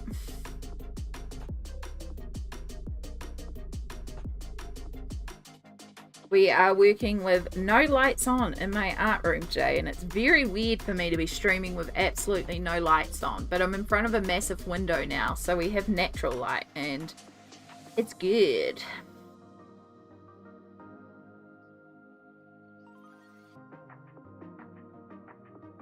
Yeah, there's definitely some other ones around. I know Kmart used to stock them too, and I'm pretty sure I saw some on Mighty Ape as well. They weren't the 20-buck ones, so. But yeah, there's definitely still some of them around. But just a specific one. I like that one because it's got the thing that you can clip it onto stuff with, because it's got the little handle part.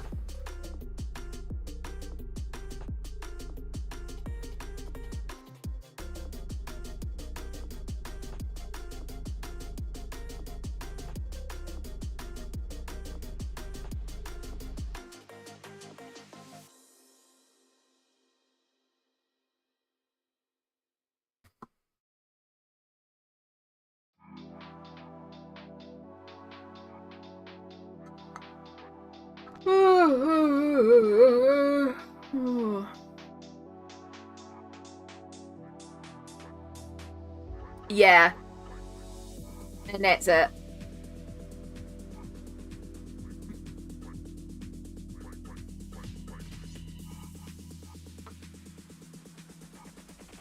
Oh, gosh. I might need a coffee. I'm feeling like coffee time, y'all.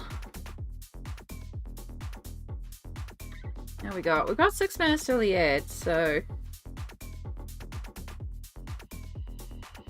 I don't know how old the water is in my jug, though.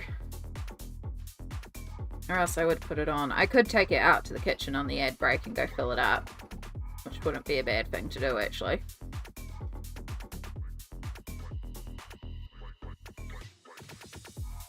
Fill it up with just enough with a cup of coffee so that there's not water sitting in it for God knows how long. Probably just, I think it was a week ago I made a cup of tea.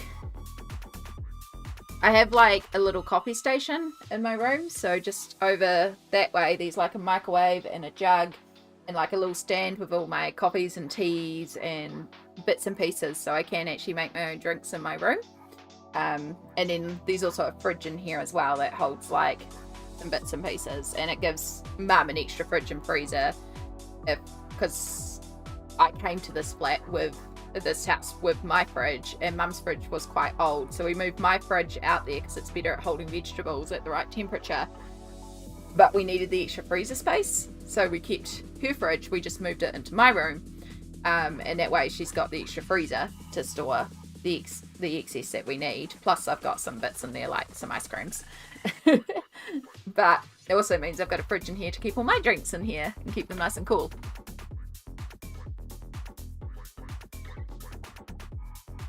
I never think about how old the water in the kettle is. I only just realised that most people probably change the water before boiling and drinking it.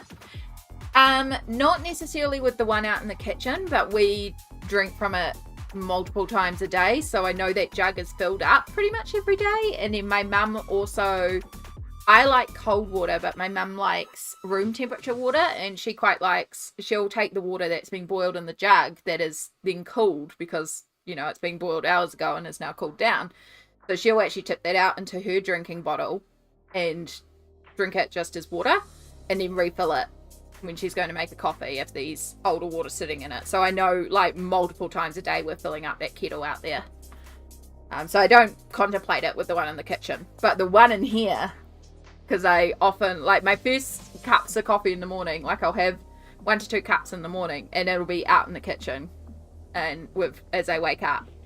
And then I'll come in here and do art, and then it's there if I want a coffee. But I've been actually really reducing my coffee intake and my caffeine intake, so I haven't actually been drinking as much coffee. And my drink of choice lately has actually been sparkling water, so I haven't even been drinking tea like I used to. So yeah, I just haven't boiled that jug in over a week. Yeah. We keep out our kettle only partially filled. It's basically put fresh water in every time you use it. Yeah, again, with the one in the kitchen, wouldn't even think about it because we use it so much. But the one in here, yeah, I'm going to change it because it's been a week. At least.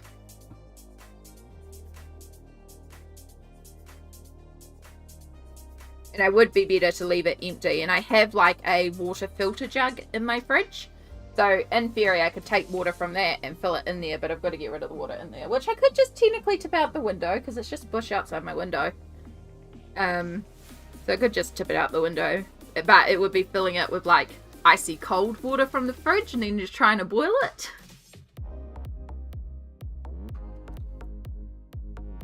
Yeah, my jug gets used maybe once a week, and it's just never occurred to me to change the water in it. And see, that's valid if you just don't use it a lot. And it's just something that's never crossed your mind. It's one of those things, like, until you think about it, there's a lot of stuff that you just don't think about. And it's like, yeah, I never really thought about that, you know? It's just one of those realizations. And it's also, you know, sometimes the perspective of someone else can make you see things in a different light too.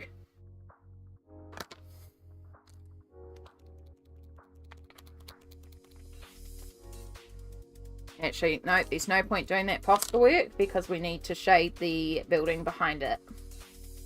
And I think I want the pale yellow for that one. And then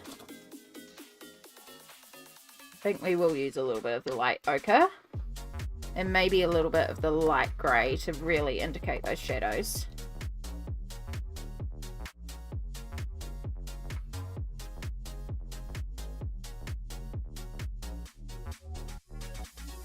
Yeah, I make a point of at least trying to wash my bottle once a week. Because, yeah. Also a good thing to wash, and a lot of people forget about that. Because, yeah.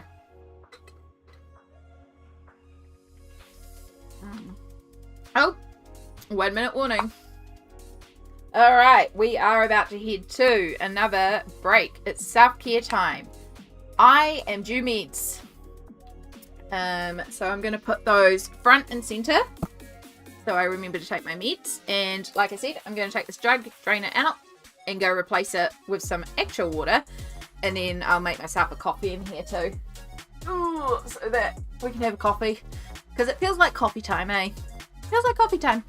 So yeah, make yourself a cup of tea or a coffee or a hot chocolate or a glass of water, or make sure you get some form of hydration in. Take a stretch. Do you need a snack? Do you need beds? Do you need to go to the bathroom? Do you need to get washing in or out of the machine? Dishwasher? How can you look after yourself? You know, 3 minutes of self-care time to set us up for success for the next hour. You all know the deal. For me, that's caffeine. We're going to have some caffeine. But yes, I'll put you on the break screen and we'll be back shortly.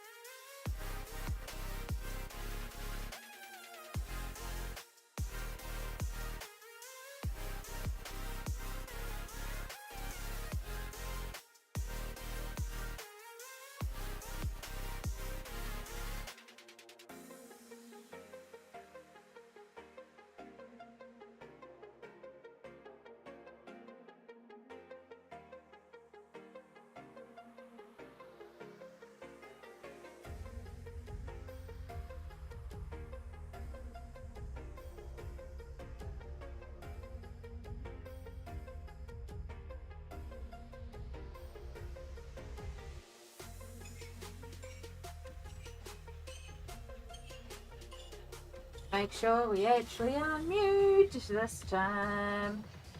Jug is just about boiled. I'm just about out of coating.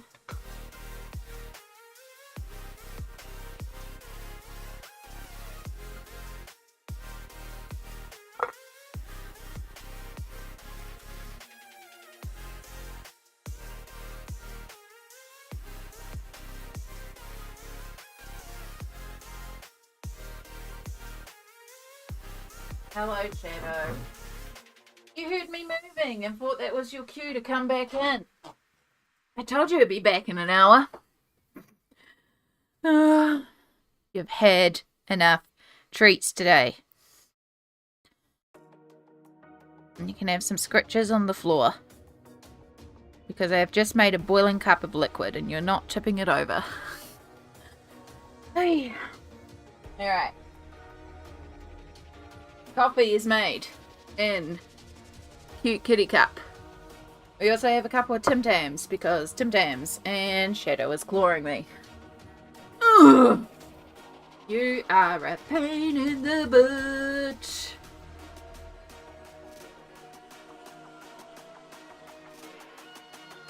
There we go. Here you go. Go explore. Please don't squish my colouring book.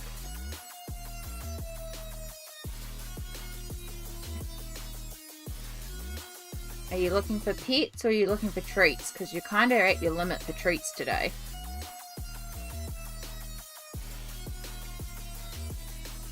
Cat fur immediately everywhere.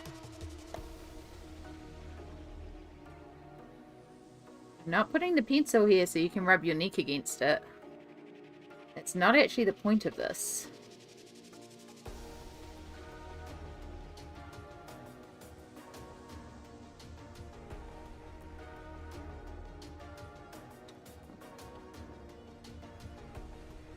Mic.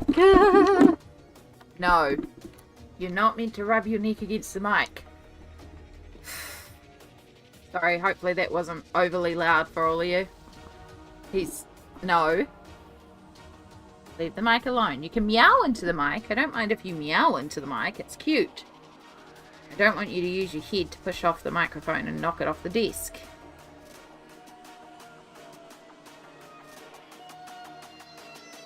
Yes, go investigate the window. What does that sound?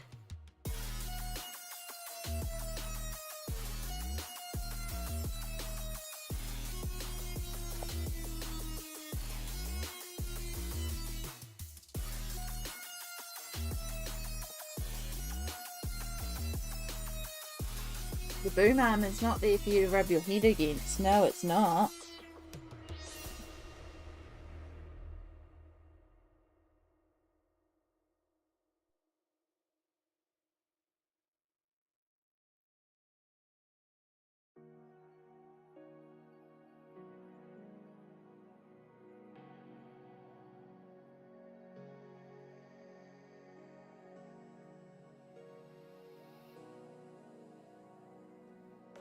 It's actually settled. It's just up to the side again.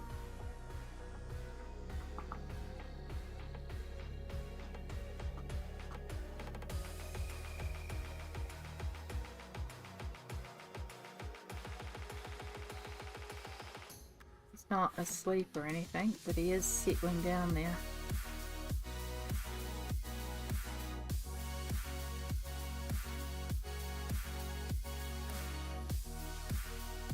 Time for me to go and get some late evening things done. So great to have you back on lives. Paige is looking so wonderful and happy. Thank you so much, Yana. It was lovely to have you back as well. It's lovely to be back. I've missed y'all.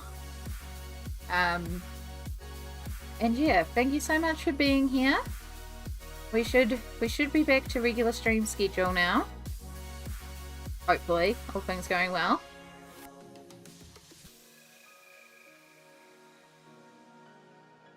No, I missed it. I missed streaming and hanging out in lives. Like, I did film some YouTube videos and stuff, but there's something real special about live streams and just hanging out together.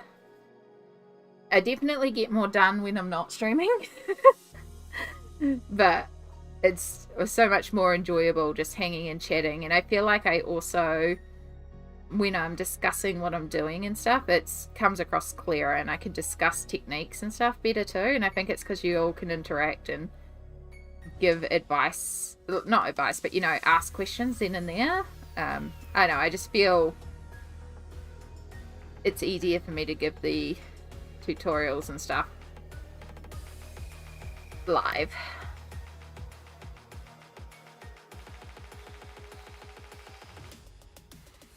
Okay, I'm gonna have to move you soon because I kind of need to move across. You're a little bit in my way.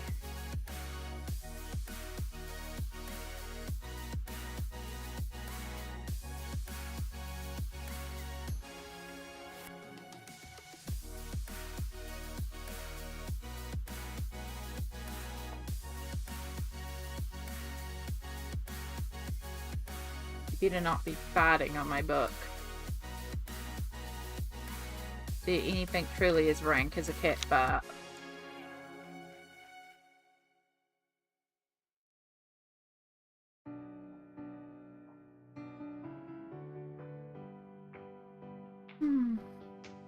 Gnome 5042. Hello, hello. Welcome in. I have a Maine Coon mixed breed cat named Satchmo. That's a cool name, actually. I really like that.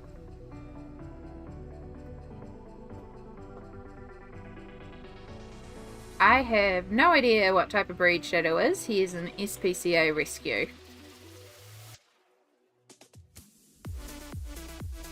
And he's decided he's had enough there.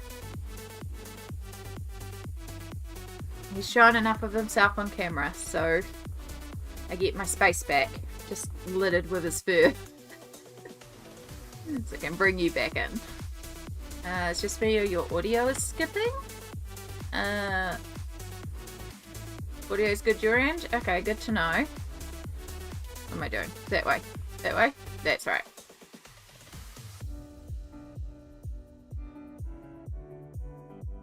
Right, hopefully Shadow didn't bump us out of adjustment alignment too much. Definitely got the cat fur everywhere again. He'll be back in another hour, where he'll try again for more treats.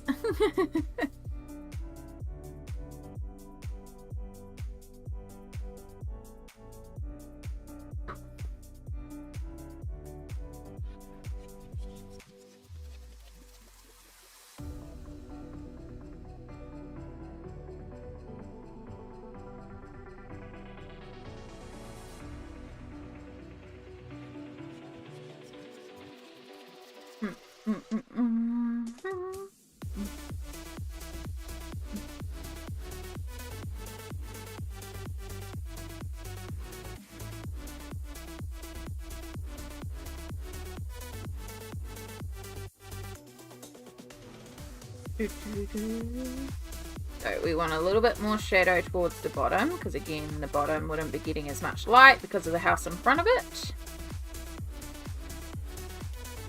Maybe a little bit of cast shadow from the frosting on the top.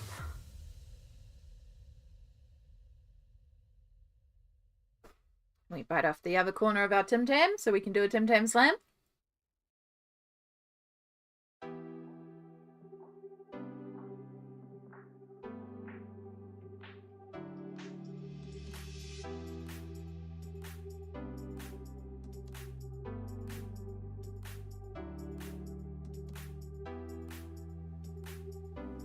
May not work as well because these are caramel Tim Tams, so a little bit more firmer than usual.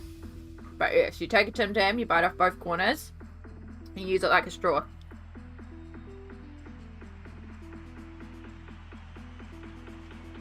And you suck your coffee through it, and it goes all melty and soft. It's so good.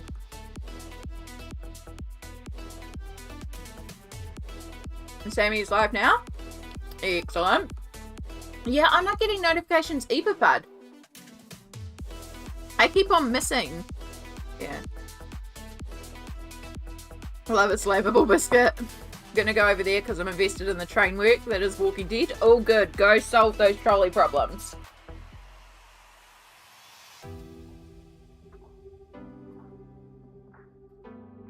Yeah, I haven't been getting notifications for anyone lately, and it's just like, I mean, I hadn't been active on Twitch, so I understood, but then I was at least trying to see Sammy. She would start messaging me to let me know that she had gone live because I wasn't getting notifications.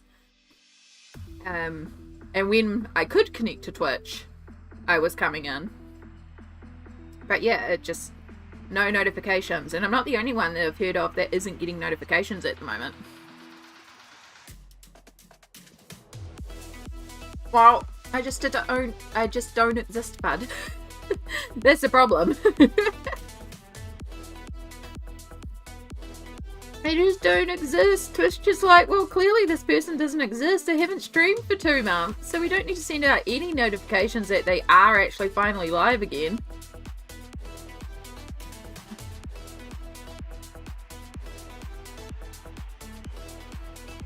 I wouldn't have known if Smalt didn't say. Well, I'm glad Smalt let us know. And yes, if anyone is invested in The Walking Dead and, like me, can't watch multiple streams because of things, and you'd rather carry on with that, I fully understand. I'm not going to be mad if you want to go and hang out with Sammy. Sammy's gorgeous to hang out with.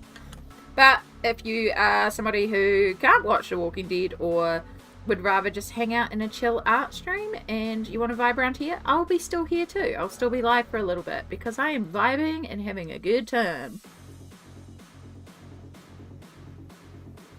We're just gonna colour kitties. I have so many kitties to colour. So many cute kitties.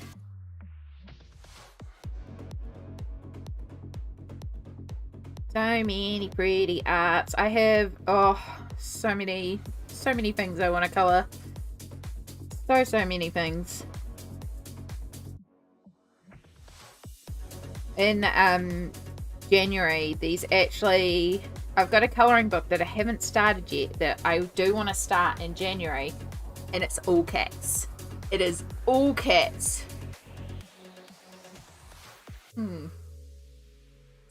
Twitch didn't tell me you were live, so you're not getting notifications either, Small. Ugh, love it. Thanks, Twitch. Thanks. Totally here for kitty colouring? Wow. But, have you seen this? Ooh, come here. I feel like I might have shown you this one when I got it in.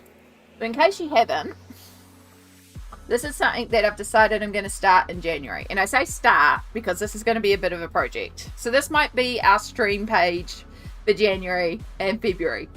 But this is Laura Hastings' cats. So as you can imagine, this is full of cats. But this is a Pictora colouring book. And what I mean by a Pictora colouring book, and in fact it might be easier if I go this way. So, you have gorgeous kitties in the garden, right? Gorgeous page, lots of leaves, lots of kitties having fun. Except it's not just a page and then you flip the book. It's a lot of kitties in one continuous page. So it's absolutely huge. And if I put it this way, bear with me, it's kind of awkward. Ooh. Yeah, it's all the kitties. If I put it this way, you can see most of the spread.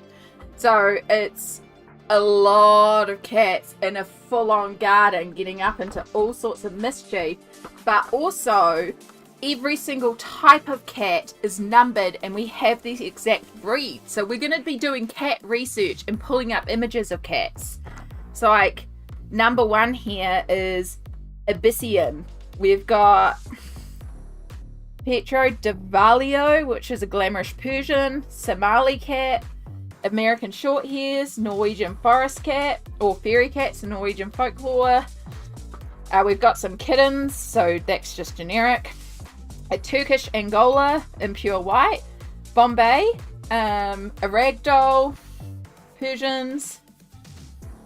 Exotic short hairs closely resemble their Persian cousins. Blue-tailed Chartreux is watching the Burmese cat. So yeah, you know lots of cat breeds. Well, I may be calling on you then because, yeah, there's a lot. And they're like doing all sorts of stuff. There's even like a cat, I think attacking a mouse at one of the... I love the one of him playing in the pool as well. Like just playing... Yeah, there's the one attacking the mouse. But I love the water one. Hunting. Just like all these cats doing different things. So we're probably going to pull out Inktense for this.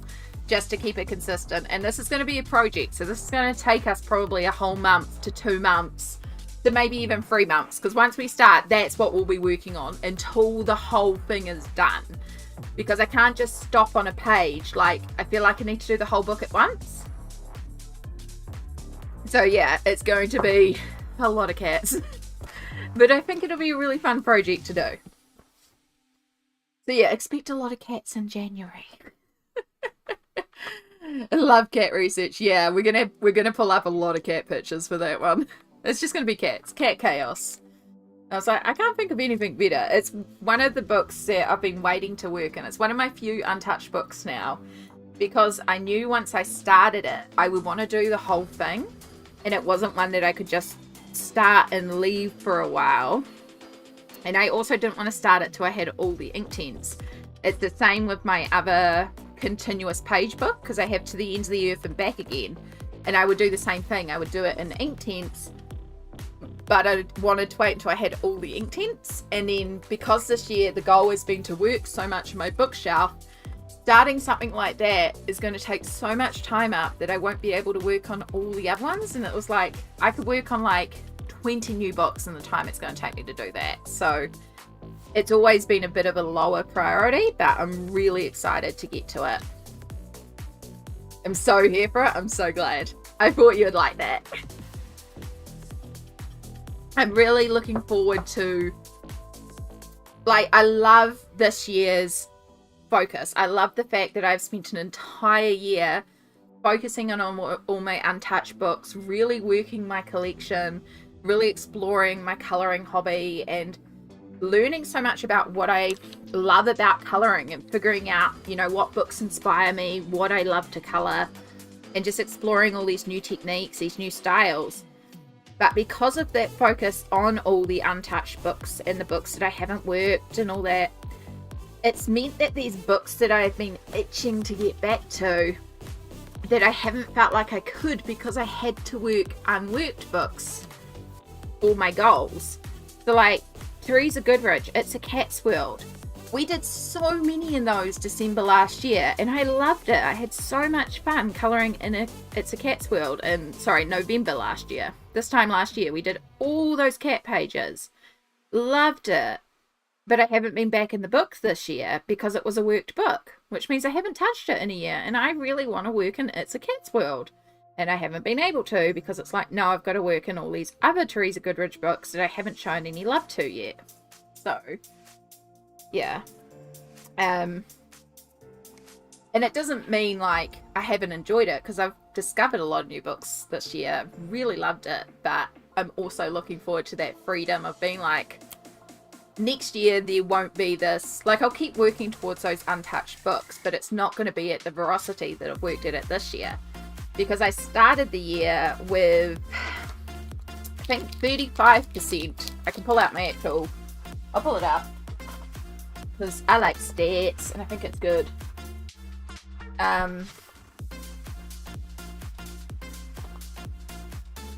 So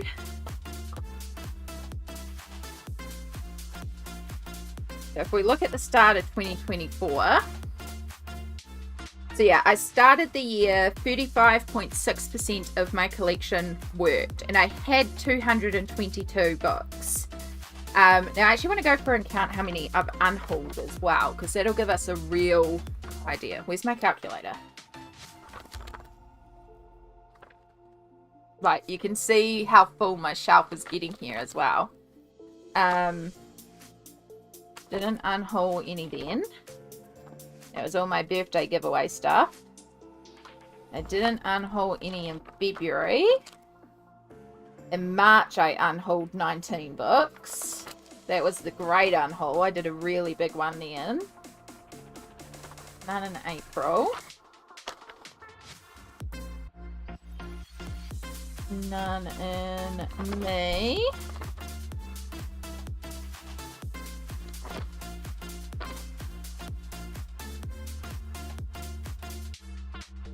Doesn't look like I unhauled any there.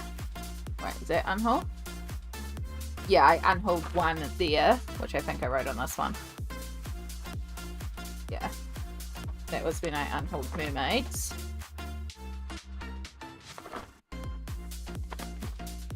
Some months I go really, really neat in my journal, and some months I go really, really not neat. +3, plus one more. So I've unhauled 26, which means this year, what was my book total? 242. So that means 26. So I had 222 books. I've unhauled 26, 196. So 242 minus 196. So I've had 46 new books this year that I've purchased, to give you an idea. Because not every book I unhauled was unworked. I unhauled some worked books. But currently I have worked in 216 books of my collection, and I have 242 books on my shelf currently. So like to go from 79 books worked to 216 books worked is a huge amount. And it's possibly a bit more than that because some of the books I unhauled were worked. So I could work out those ratios, but yeah, it's like there's been a lot of books this year. But it'll be nice to have that more freedom to just work in anything. And there'll still be a few books that I want to focus on next year. And like, I do want to do a lot more in Nelco Neko. I love Story of Precious Cats. Alien Worlds. Mythomorphia always, but I'll replace that with Dark Fairy Tales.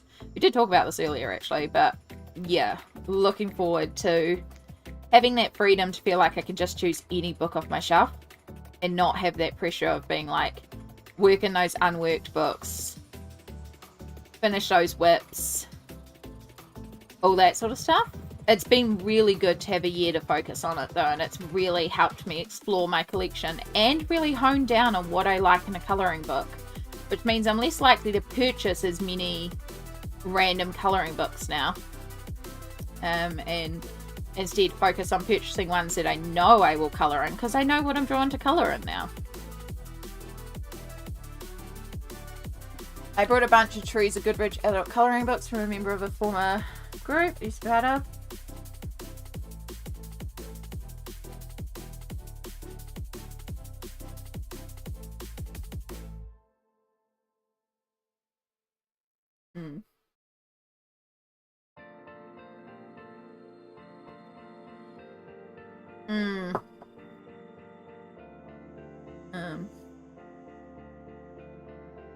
Yeah, I mean, it's hard, but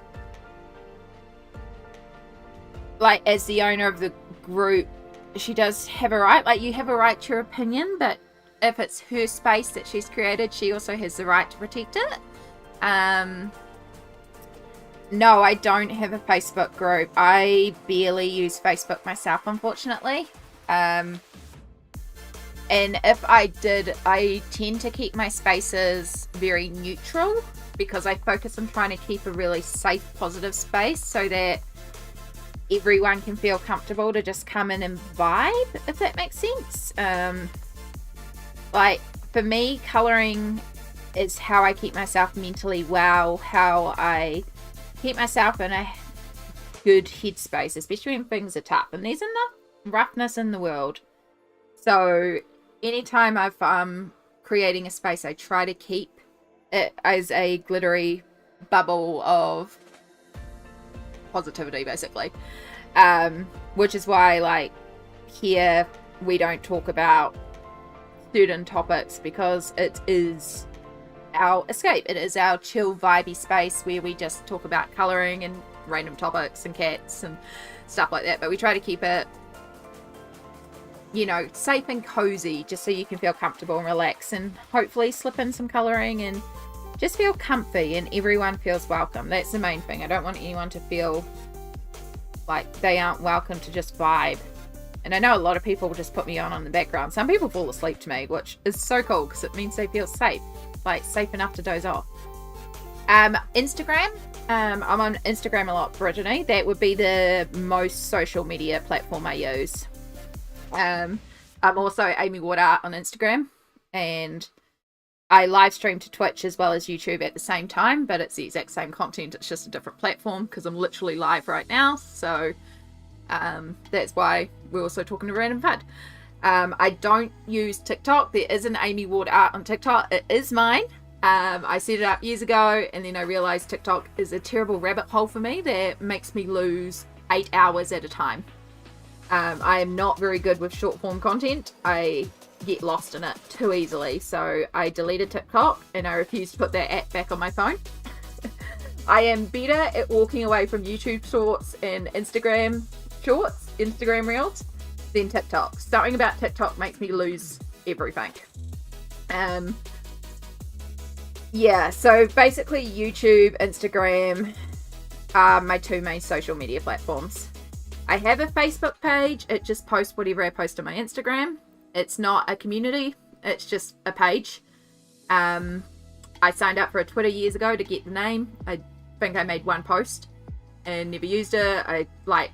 I usually jump on social media to grab my username so that I can have the username should I ever choose to use that platform, but most of the time I don't use it because I find social media very overwhelming. And so I don't end up using it a lot. Instagram is definitely the one that I am on a lot. And you're more than welcome to DM me on Instagram because my DMs are open and on Instagram a lot. It's my main go-to. Instagram's my happy place. My feed is full of cats, colouring, and cafe food, and I'm very happy with it.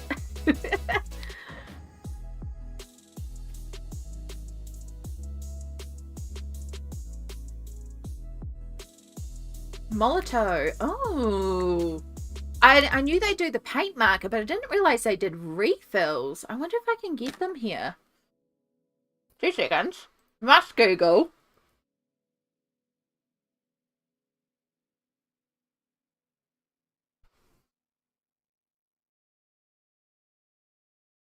Come on, turn on, turn on. Thank you.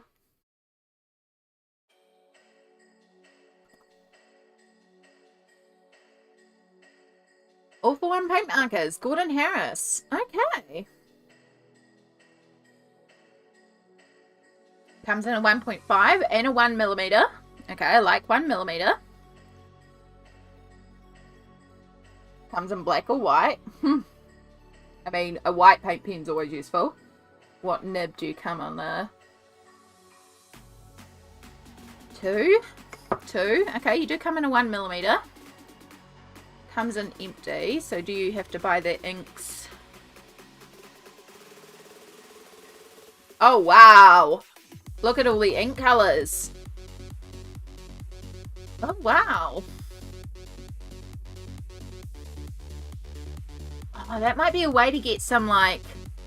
Because it's a lot more expensive, but if I was just getting it for certain colours that I couldn't get in Posca, I'd want to test out the colours to just see how different they are from Posca, because like at first glance I'm just seeing the Posca colours, but that could be an idea. And like you said, you can mix colours as well, so I could make my own custom colours.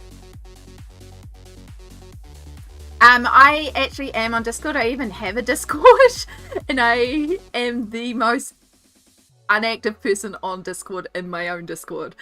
My Discord's pretty dead. I am someone that you also enjoy Molotov, But, okay, that's good to know. Yeah, the refillable paint pens is actually a really genius move. I might have to do some more research into that later. Thank you for that suggestion. I've got that tab open to do some more looking into, because that might be a way to get a peach one, is to look at the colours and see if I can make a custom peach paint pen. But yes, I do have a Discord. That's what I was doing. Did I put it in the live stream details? Not in stream. Yes, it's in the details below the stream on YouTube. In the other places you'll find me. My Patreon's still there, for goodness sake. I don't have Patreon anymore. Let me just remove the Patreon. Wow. Save. Wow. Yeah, I should really look at my auto thing that's popping up. I don't even know if that's my Amazon wish list, and I don't know why it says it twice. I'll look at that later. Yeah, they only have 74. I don't think there's 74 colours here. There's 72. Okay, that's... Oh, God, there's 2 pages. Wow, there's a lot more than I was even looking at. Hold up, let me put that on 132 products. Oh, wow. Yes, I wouldn't even have to make a peach. They have a peach. Powder pastel. I mean, I want to look at it in person because online colour samples are never accurate. But it looks like they actually have quite the significant range of colours. Okay, this is for later. This is a deep dive for later. I need to spend hours looking at that. Do I need more products? No, but it could be quite useful. I need to stop spending money. I really do. I recently got secondhand. I actually got a whole buttload of Copic markers. Some of them have dried out, so I do need to buy some Copic ink refills. I haven't even swatched them yet. I've still got to print out a swatch card. New Twitch follower! New Twitch follower! Thank you so much. But yeah, a person that I've brought secondhand art supplies off before is changing over their collection from Copic to Ohuhu, because they decided they couldn't afford to buy, they'd rather just buy the Ohuhu sets. And I've always been like, I want to get Copics because we can't get Ohuhu refills here. So basically it cost me less than $1 a marker. And yeah, I was just like, I need to get these. Like, I'll show you how many I got.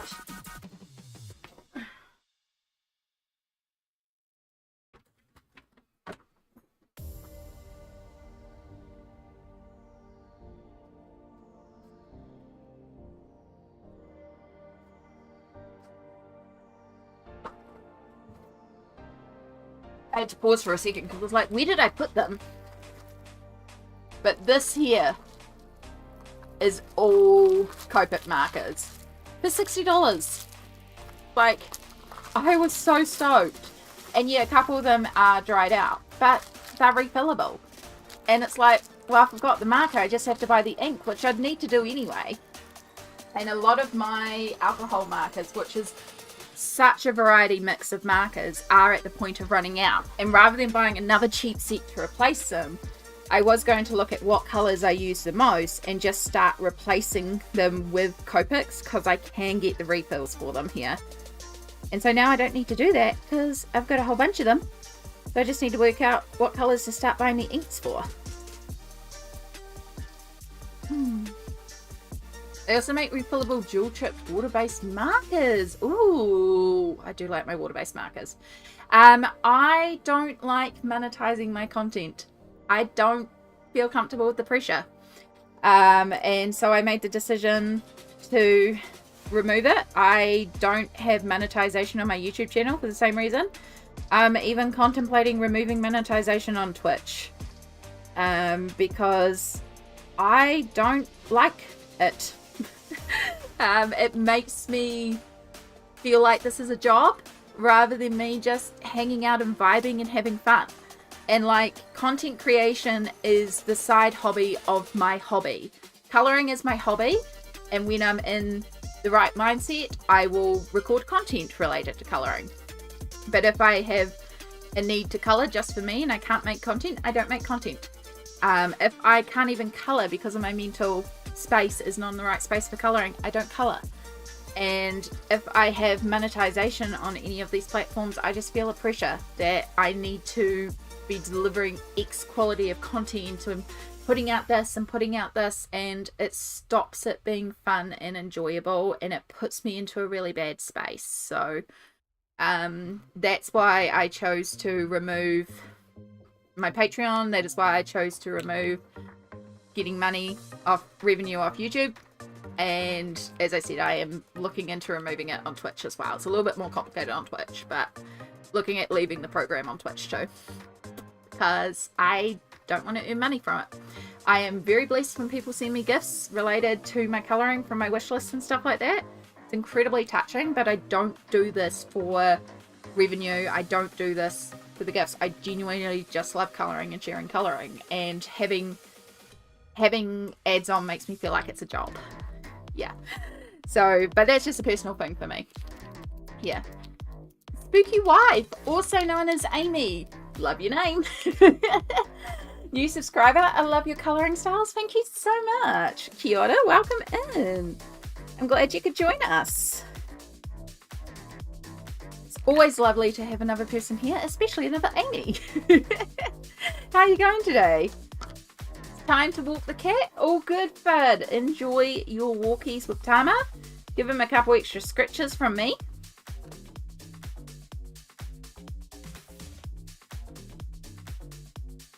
Oh, making a coffee was a good idea. I feel so much better with a coffee. If you're still on when I return, I'll see you then. Otherwise, you have a good rest of the stream, and I'll see you next time. I should be here. I still feel like I've got a little bit of juice left in me. Especially now I'm having the good old coffee.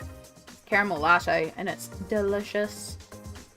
I feel hyped up on sugar and caffeine, and I feel good. I do need some more water though.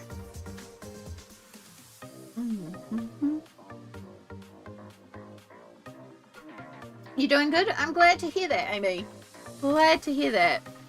We are working in A Story of Precious Cats by Neko.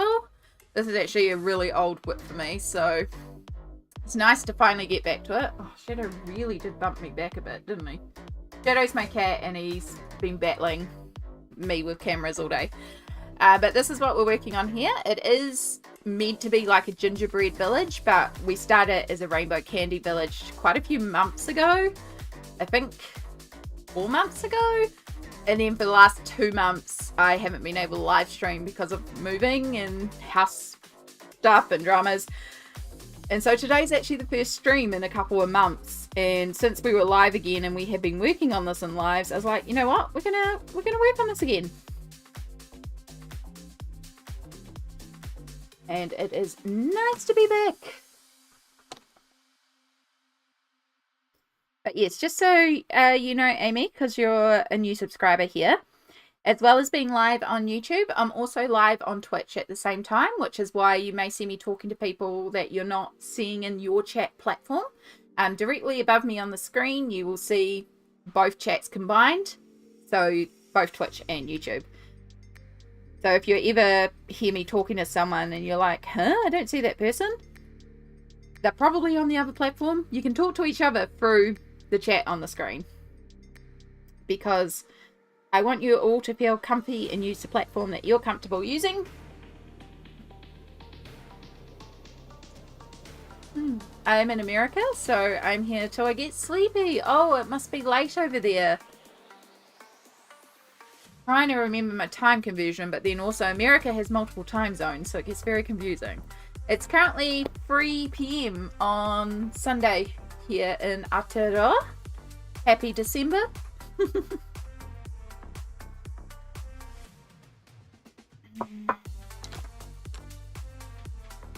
Alright. Let's move all these Poscas up here. So many pink pens.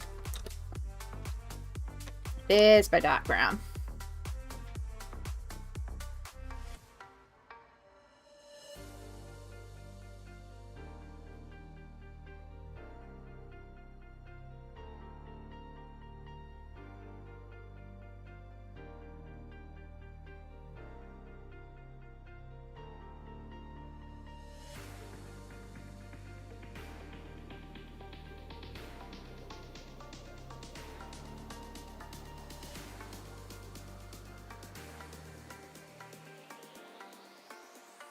9:15 p.m. Oh, so Saturday night then too, isn't it?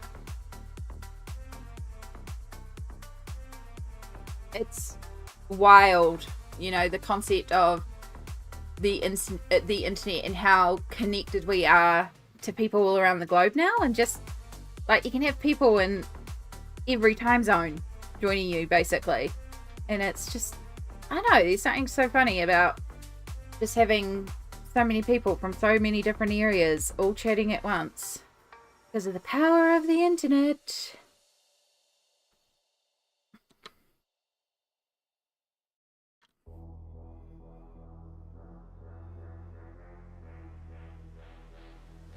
It's also one of the joys of it, you know, that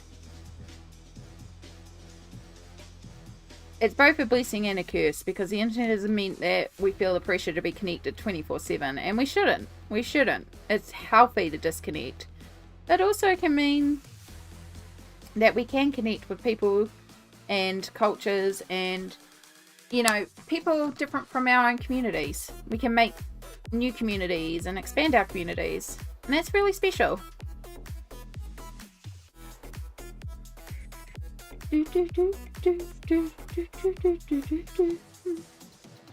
I'm usually a night owl. Night owls are where it's at. I used to be such a night owl. I'm now just an old grandma. Seriously though, I have gotten into the habit of waking up at like 6 a.m. and I'm like, who am I now? Like continually waking up between 6 and 7 a.m. and then going to bed before midnight continuously. It's like, who am I? Who is this person? Who is this functional human being?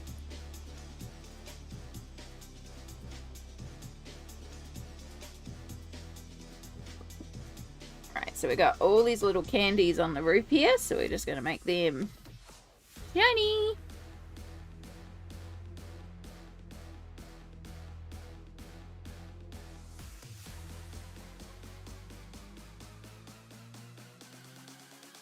And then we've got these bigger ones on the top of the roof here, so they'll get 2 shinies.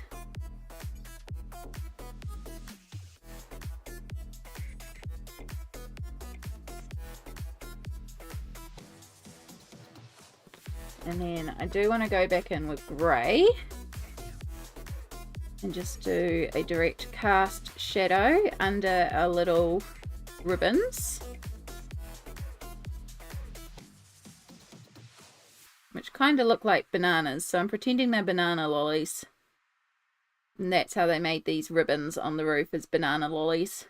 Which also, ew, I don't like banana flavouring. Personal choice. I just don't like banana flavouring.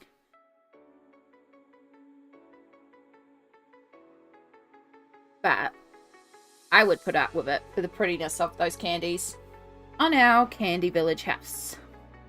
I'm really liking our Candy Village. I really like how this page is coming together. I just love this whole book.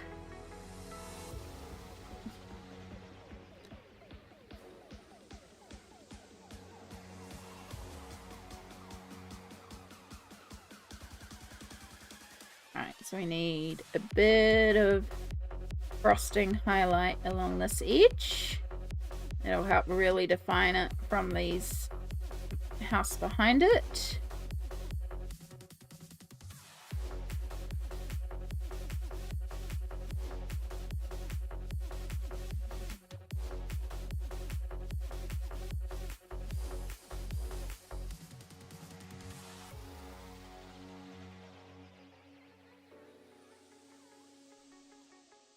And I just realised that I forgot to shade all these little candies on the small roof down here. We'll just quickly add in a little bit of shadow. They're pretty tiny, so we don't really want to worry about too much detail on them.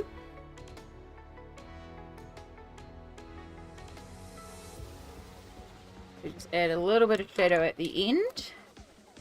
And a little highlight spot on each of them.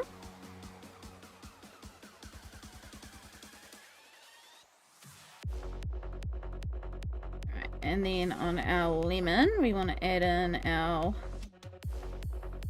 highlight spots on the central of the lemon, like it's a preserved lemon slice or a candy lemon slice, which would be shiny. Concentrating those highlights more to the upper right to follow our light source.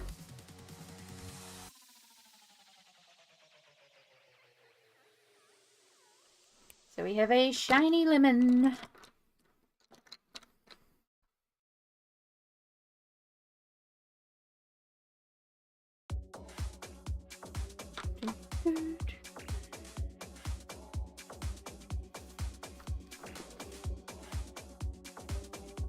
We need to darken down here a little bit.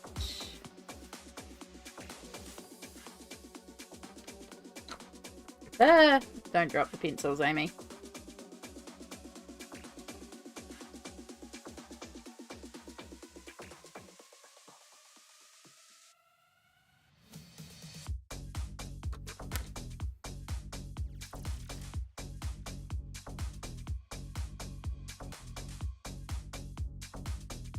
I'm really looking forward to getting to the point with this page where I can start glittering the sky. It's going to look so pretty when that purple in the sky is covered in glitter. Because how else are we going to represent magical Candyland but glitter?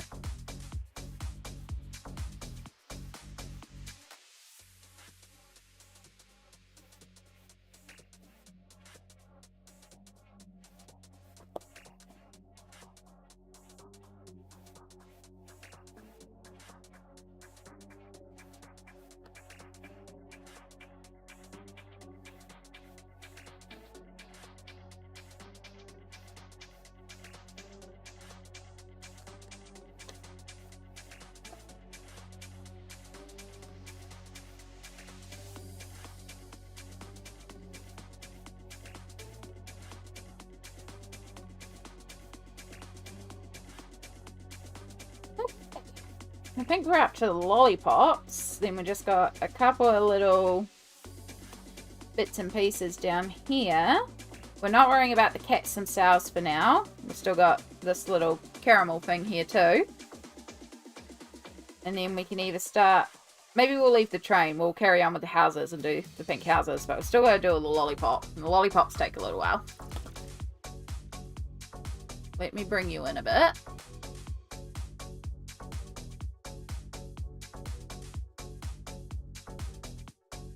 Actually,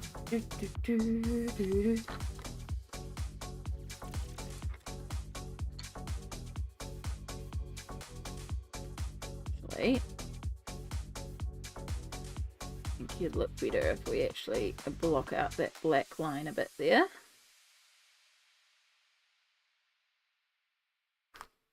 Yeah, that helps. Okay. So, this lollipop stick is fully engulfed in the shadow of this pink house, our strawberry house.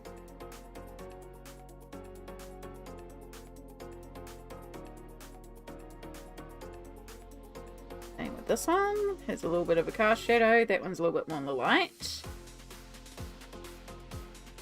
And then this lollipop would be basically casting quite a significant shadow on this lollipop behind it.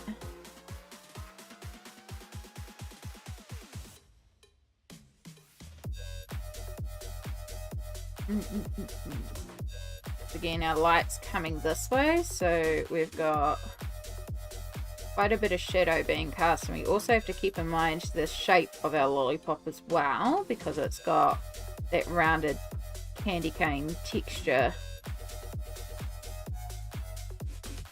So all of that area would essentially be in shadow.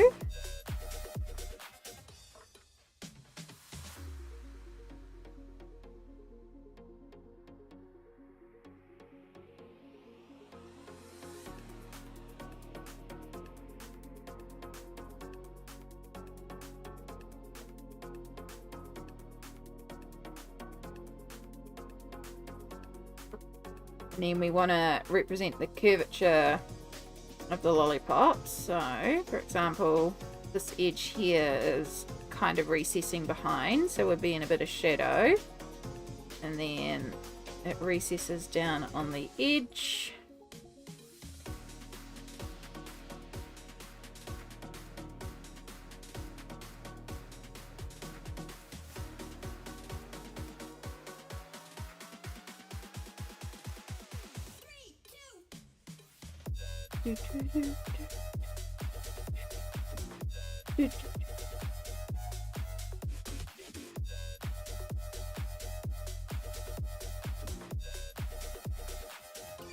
Fade that up a little bit.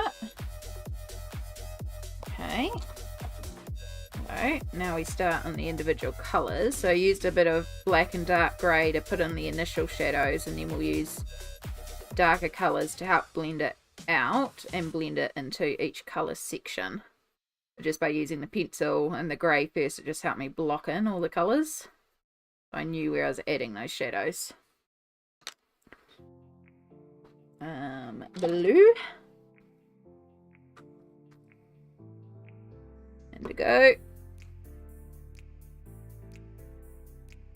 I did do a little bit of this with the Inktense, but I also knew with the lollipops in particular, because there's so many individual colours, it was going to be a heck of a lot easier to do this with the pencils afterwards. In fact, I should do this top one at the same time, and then I don't have to keep pulling the colours out.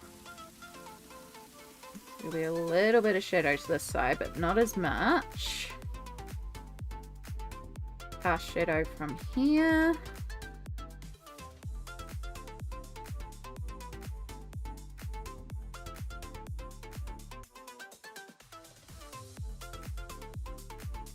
And a little bit of shadow from the roof of the house here, but there's not a lot. This one's quite a bit in the light, so it doesn't have as extreme shadows.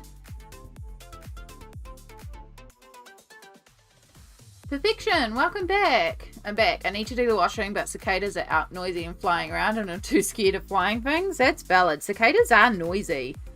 They are really noisy.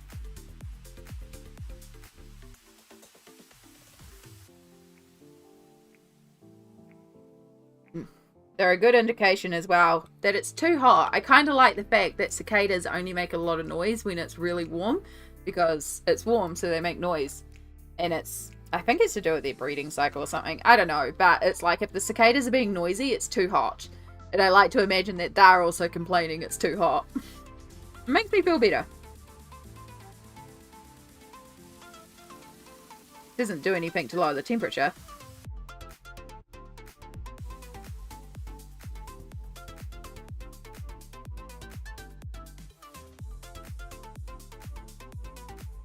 I hope your colouring is going well at least. And that you can summon the strength to go do what you gotta do. I believe in you. You can do it, perfection. You can do it. They're on the tree right next to your bedroom. Oh, rude. Ooh. Hello, Wumble Bumblebee. Hello, hello, and welcome in, Raiders. How are we doing? Let me just get this pencil shaded down in purple. And then, yeah, I think that'll do for now. Kia ora, welcome in, Raiders. Let me give you a full view of what we're up to. But kia ora, welcome in. Wumble Bumblebee is a gorgeous streamer here on Twitch. Does amazing, amazing things with gouache. Beautiful traditional artist. That is not what I was trying to do. I know what I'm doing. Where's your mods when you need them? I can do it. I know how to do things. There we go. If the heart is hollow, click to follow. I stole that line off Samsara. But yes, they are a wonderful acrylic and gouache painter here on Twitch. Gorgeous stuff. Fully recommend you check them out. Also, really fun name to say. Just saying, Wumble Bumblebee. It's a really fun name to say. But yes, how are you today, Wumble Bumblebee? What were you up to? I hope your stream went well. If both yourself and any of your raiders need to go and do some self-care, because I know we often at the end of stream are done and we need to take a break. If you need to go and do a self-care break or you need to bounce out for the night, fully understand. But if you want to hang around, as I said before, my name's Amy. I am a colourist based in Aotearoa, New Zealand. We work in adult colouring books, and we're working in this one here, which is A Story of Precious Cats by Nelco. Neko. It is a Japanese colouring book. It is gorgeous, and it's really really bright and colourful because we're doing this gingerbread spread as a rainbow candy village. You finally finished the Raven. Oh, that's exciting. Yeah, today is actually the first stream that I've been streaming the last couple of months. I just moved house, so I say just moved house, it was like 2 months ago.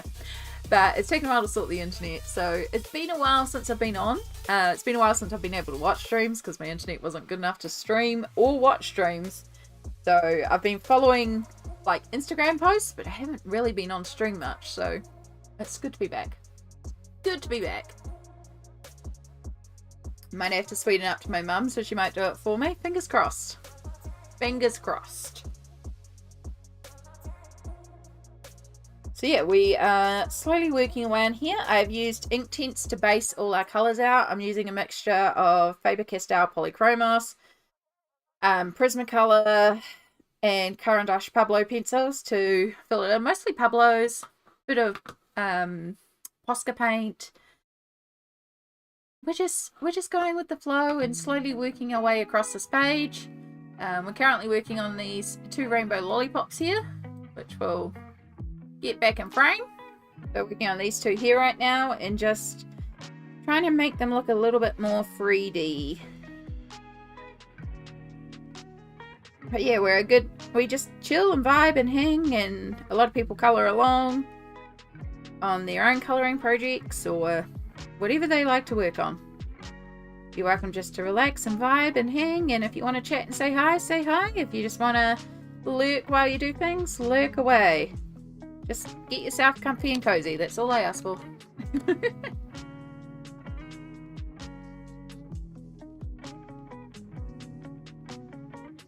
I've always loved both colouring and drawing ravens, and like birds in general are just so fascinating, especially when you start looking at them in a structural form. But oh my god, by the time you do like 5 feathers, I'm like, I'm done.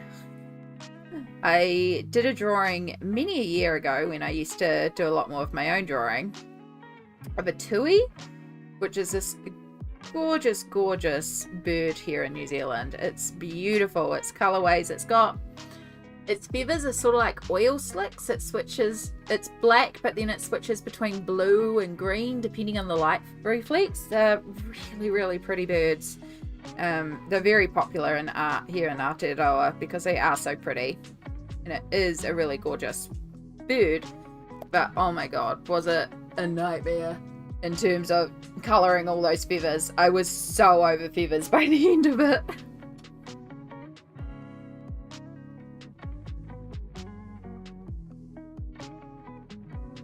All I've done is work on ropes. Hey, but you've done some work, and that's, you know, something. Celebrate every small victory, you know? It's more than you had done before. And that's worth celebrating.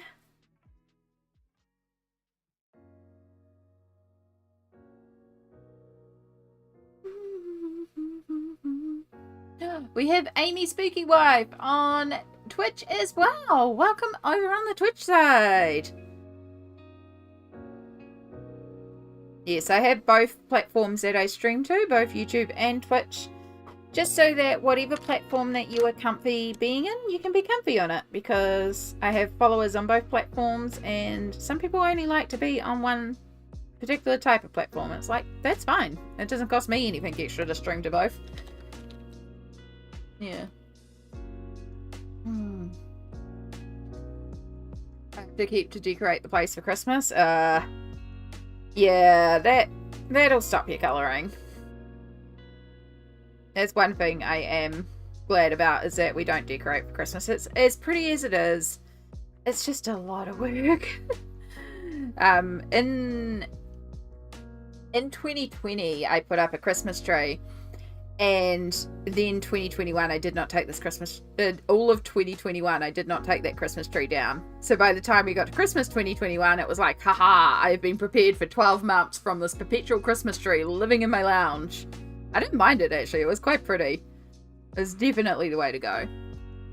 And we are coming up to self-care time.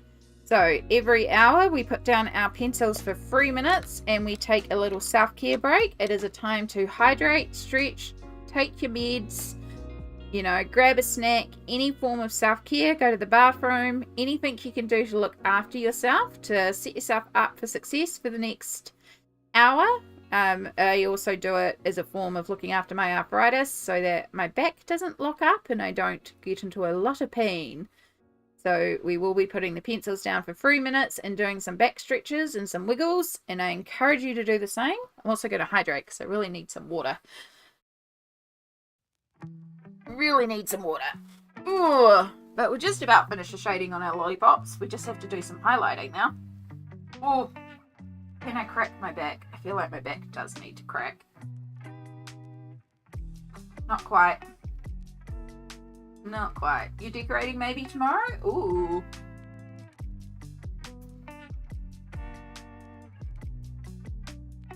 And just as a heads up, if you're on the Twitch side, you may get sprung by an ad, and I'm so sorry if you do. Part of the reason why I do want to remove ads from the Twitch side.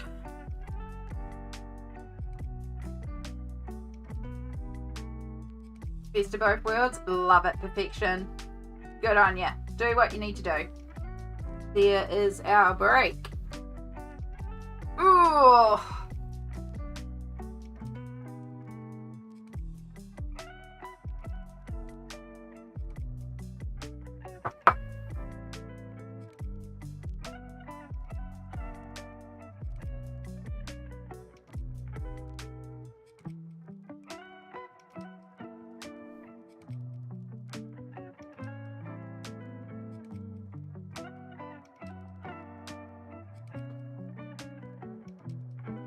I also take this opportunity to check all my messages.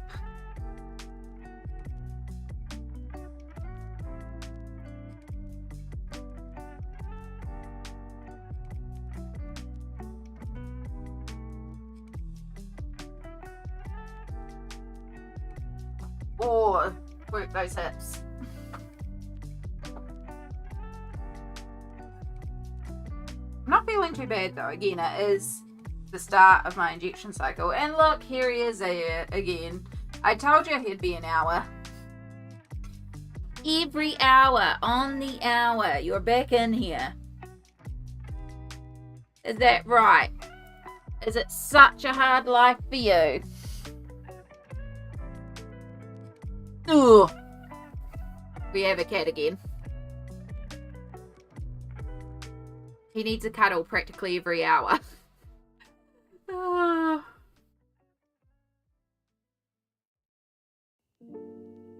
You had to join us during break time, didn't you? You knew that this is when my hands would be free to give you scritches.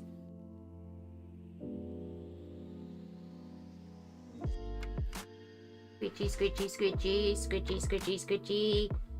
Now I've got cat hair in my face and I can feel it and it's itchy. You're making me itchy.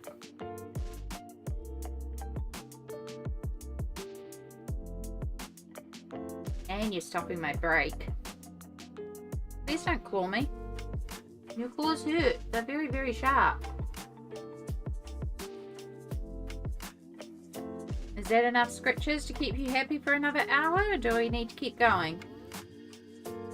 No, we need to keep going.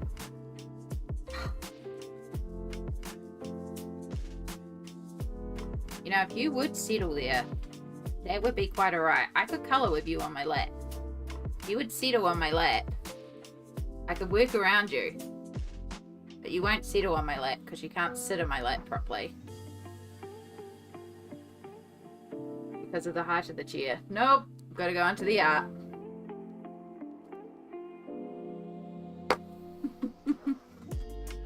He's back. Welcome back everybody from the self-care break. I hope you enjoyed yourself.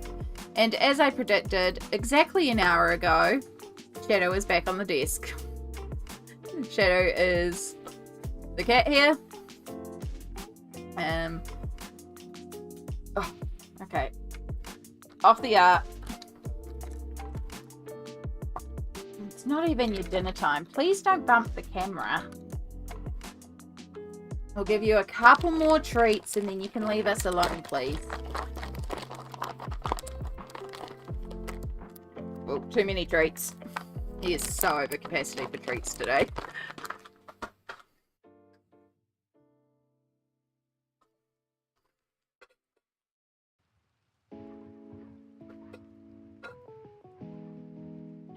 That's it. You're not having any more. You've already had way too many today.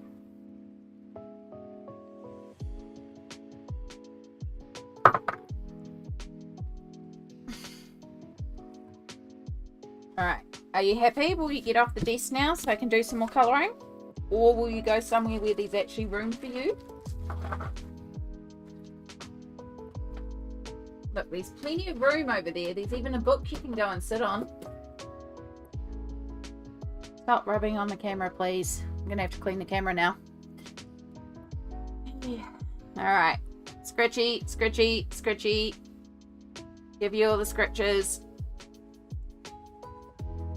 There you go. You happy now? Come on. Over here. Go on. Go over there. No, I need to do artwork now. Go on. Go over there. Go find your little nest.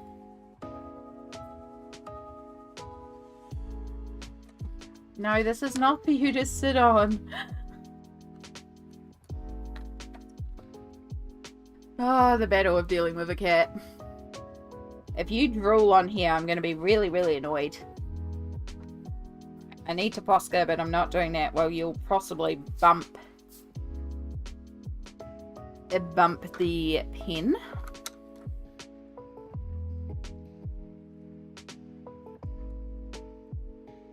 You're blocking everyone's view.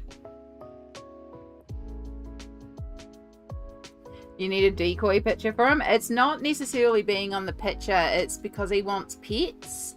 He wants to be petted non-stop at the moment. And so he thinks oh, no, not the microphone. No. You'll push it off the desk again. But yeah, he thinks everything is something for him to rub against and get scratches from and pets and... Yeah, he's looking for attention. It's a problem. He wants attention. And so he thinks every pencil I get that I'm holding is something for him to scratch his neck against. He's also looking for paint water because he also likes drinking my paint water. It's like, nope, that's not good for you.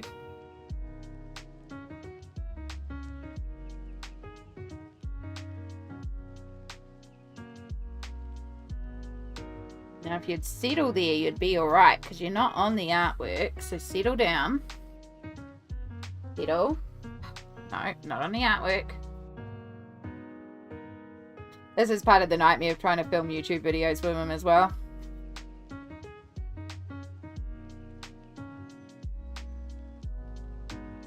He is cute. I do like him.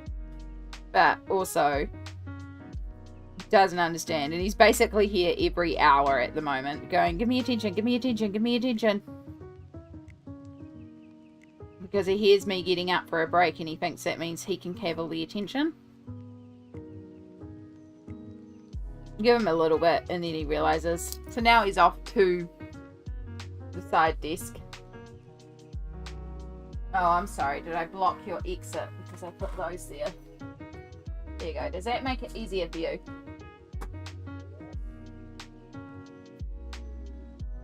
Still rubbing his neck against the camera stand. Right, where's my brush? I was using it before to remove his fur everywhere. Not that it matters, because you're back. You're the reason why I have to vacuum this room so often. Will you please not bump the camera? I need to do the Posca, but I don't want to do it while you're around because you're going to just make me go and it's paint pen. It's not as forgivable as a pencil. Look, the window's open. You can go sit on the windowsill, Shadow. Yeah, you can. You can go and stare at all the birds and the bugs. Go stare at the trees. Good, Shadow. Good kitty. He's going to sit on the windowsill now. Yeah, it's funny how they, like, it's like they know your attention is trying to focus on something else, and they think, oh, it's the perfect time for me to have all the attention.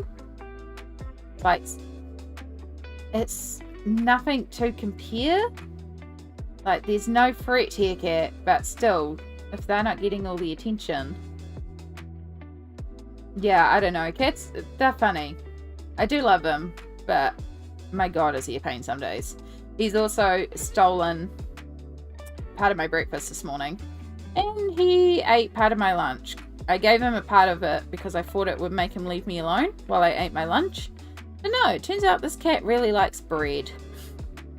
So he ate some of my peanut butter toast, and then he ate garlic bread. Like, okay, cat, I don't think this is very healthy for you.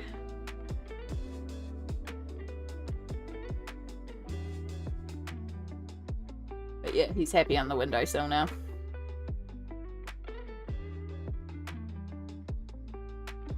What I want to try and find is, like, there's a certain type of fabric he will lay down on really, like, straight away. He lays right down on. And it's a certain type of minky soft fabric. We've never found a cat bed made in it, but I want to see if I can get just the fabric and make, like, just put like a little scrap of this fabric up on the windowsill so it feels like it's his bed and he can just go up there and lay up there. And hopefully then he won't feel the need to lay all over my artwork all the time. He probably still will because he likes his scritches. He loves scritching his head against the webcam.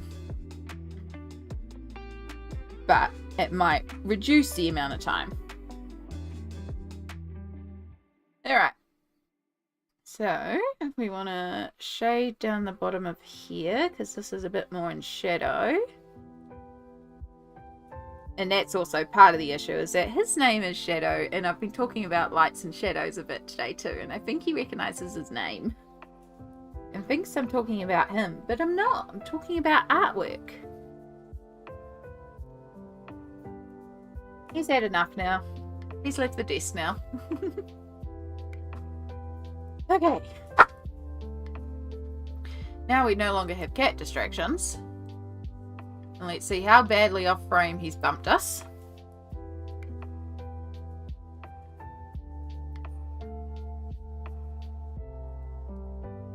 So now... I zoomed in a little too far there as well.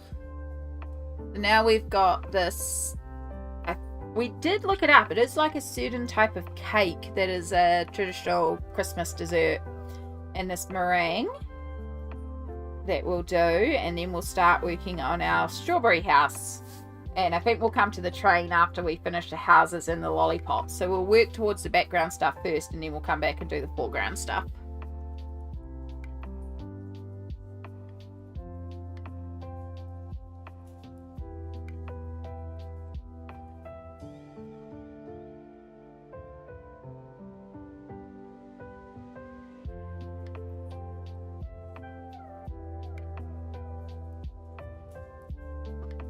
Terrible habit. Don't ever start.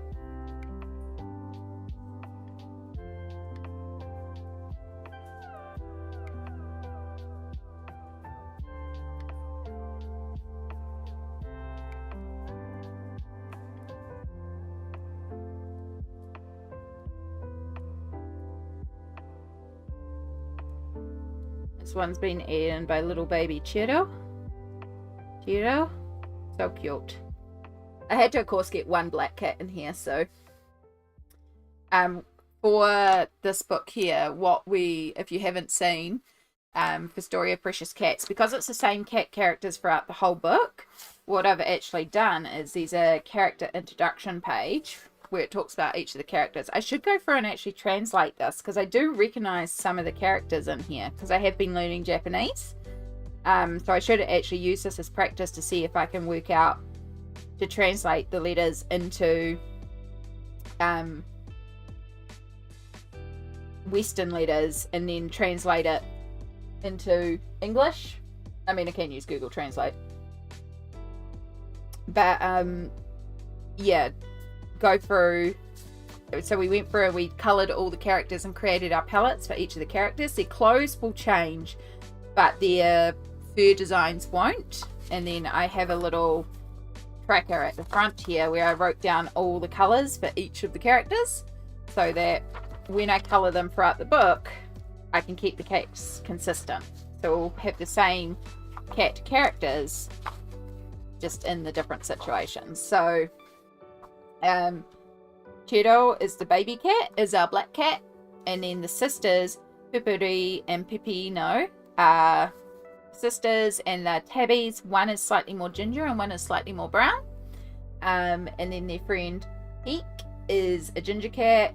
Daisy, their grandmother, is a white cat, and Tom is the baker, and he is a Persian blue cat. Yeah, I like our little palette. So yeah, and here we have the two sisters, the baby brother Cheeto and their friend Heek. So their outfits have changed here because they're in a rainbow candy village, but their fur will look the same.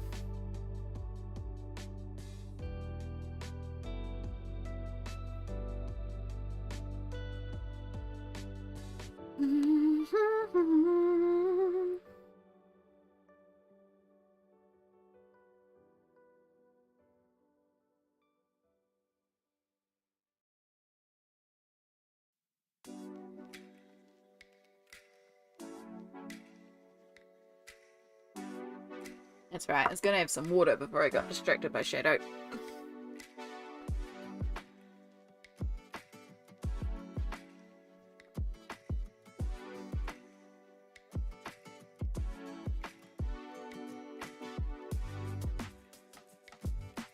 So I originally started shading this in Polychromos a few months ago. So I did the lollipop to the far left, and I'd started working over the Inktense in Polychromos. And the cat's fur is all done in Polychromos, which we're going to continue.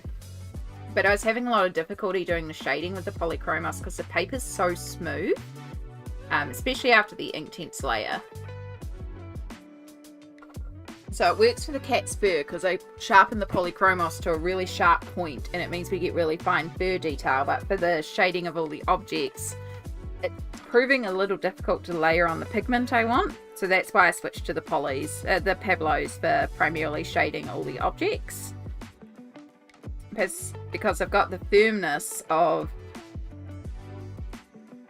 the polys, they're a little softer and they just have a little bit more pigment going down. But they're not prismas, which have too much opacity. There's a little bit of opacity with the Pablos, but it's not going to fully cover up all our Inktense layer, because the point here isn't to cover up our Inktense layer, it's just to define and deepen what we've done with the Inktense. So that's why because I don't have the full range of Pablos, I have been also mixing in some prismas and some polys to give me the additional colours.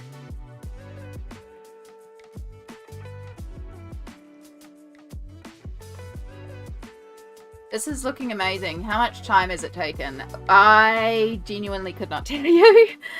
Hold on. Oh. Did I start this? I started it either June or July. Like, I haven't been working on this solidly. I've been working on this on and off.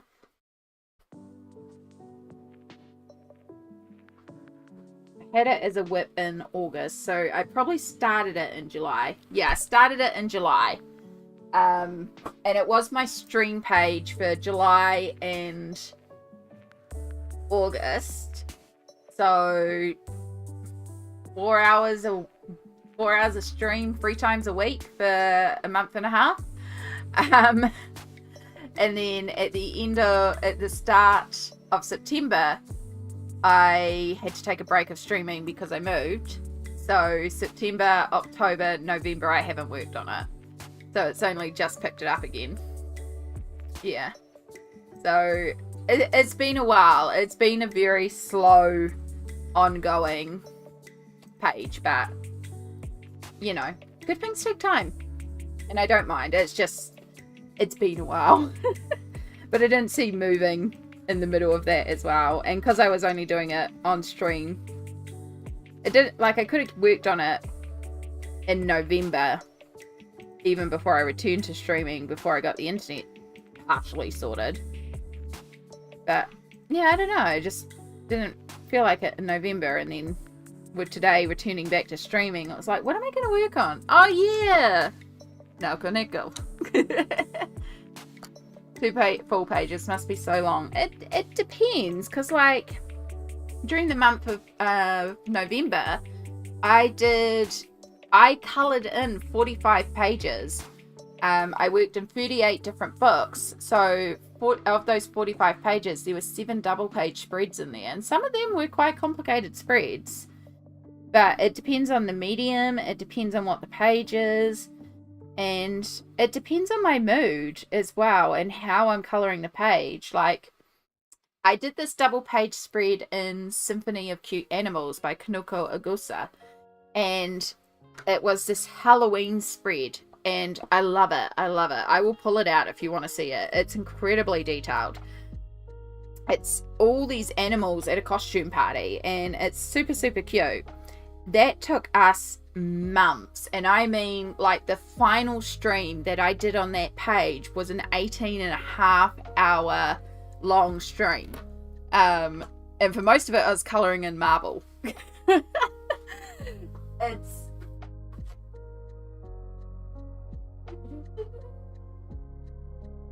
So this one here, I did tally up my total hours on it, and it was 144 hours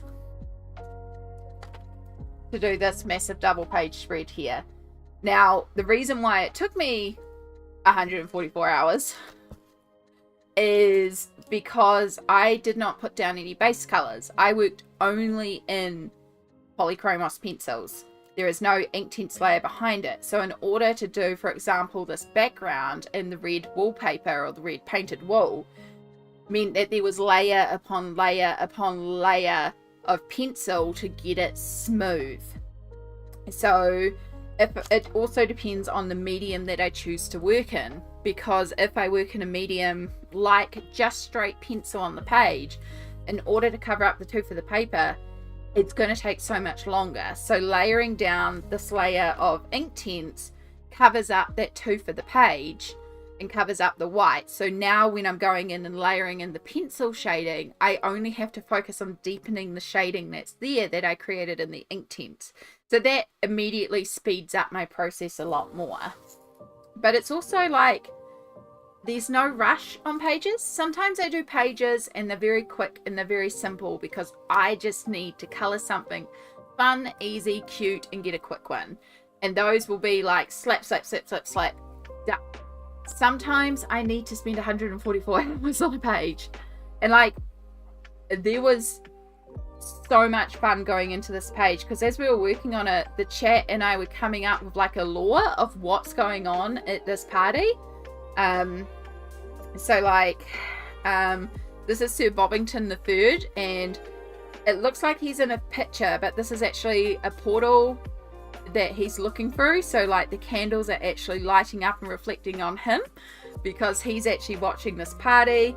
And we came up with this whole story about how it's like a murder mystery, and there was like love triangles, there was magic, like it became this whole story that we created in this page that the chat and I were coming up with, and it was just really, really fun. So it made it worthwhile. And like, yeah, I spent 12 hours just doing all the marble stonework, but I love the effect of the marble stonework, so it's worth it, you know? So sometimes pages take a long time, but it can be worth it. I don't know what it is about Pinoco's work, but I do this. I think it's in this one. No, it might be in one of the other ones. But yeah, something about her work makes me tend to work primarily just in pencils. Like I don't always base under them, and that's very odd for me. I usually base under my pencils with Inktense or water-based markers, or put down something first to quickly block out the colors, and then I go in with the pencil shading, because it just honestly speeds up the process so much. Kind of can't not do it now. And it also helps my hands out quite a bit to do that. Plus it produces so much more rich, vibrant colours, which is what I like. Although for the Airy page that I'm thinking of colouring, I might have to go in there with just pencils because I want a real pastel look to it. And so working directly on the white tooth of the page will help get that real pastel vibe. Not sure yet. I haven't decided. I might be able to block it out with like watercolours or watercolour pencils or something. Yeah, there is actually, I did put a FUD was also part of this crazy lore adventure that we came up with. We're just talking about the Symphony of Cute Animals double page Halloween spread that we did, where we came up, Murphy's Law, where we came up with the lore surrounding Murphy's Law. And I did actually create a YouTube video where I think it's like an unlisted video, but I can get you the link to it because I did want to record the lore of Murphy's Law. So there is a video. If you give me 2 ticks, I'll find it. Want to go YouTube Studio. Content.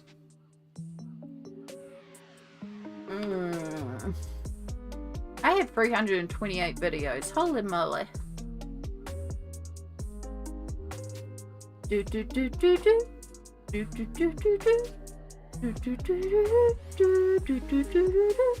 About a year ago now that we did that. There it is. The Lore of Murphy's Law. Your shareable link. Paste. Jet. Paste. Send. There you go. It's in both platforms. But yeah, that is the lore of Murphy's Law. I think I did my best to surmise it there towards the end. But yeah, it was a lot. It was a good time though. It was a really good time. And that's why I do want to do some more in Symphony of Cute Animals, because we kind of created all these laws for the lore for the characters. So I'm like, where else do they feature in the book? Konako actually has a book coming out next year. I believe she's about 90% of the way through it. She has a new book coming out, Konako Agusa, who is the illustrator, and it's focusing on a cat's journey. So, you know, I mean, it already was an instant buy because I love her work, but the fact that it's about kitty cats, must get.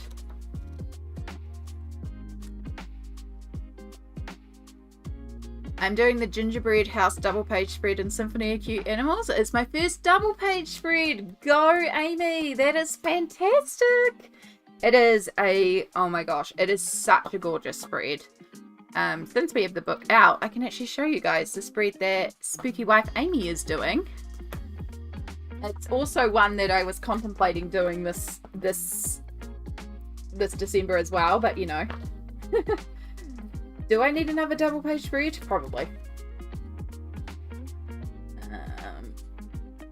This one here. It is so cute. It is so cute with all the little penguins and the polar bear and the walrus. And this is one I can see being coloured in blues and silvers instead of that traditional. But I've seen it also in like greens and golds and reds, and I've seen it done so many ways, and it's just so pretty as well. It's a gorgeous spread, and it's also one that I would really like to colour as well. But also I'm already doing a gingerbread house spread, but also we could do another one. I have a pile of things to get through first, and then once I'm through that pile, then I can start doing other pages. But I have a list of pages I want to get done first. Yours is pastel? That's going to be gorgeous. Going to be gorgeous. Why do I have water on here? Did I just spit take, or is Shadow made a puddle somewhere and we accidentally picked it up when we put the book down?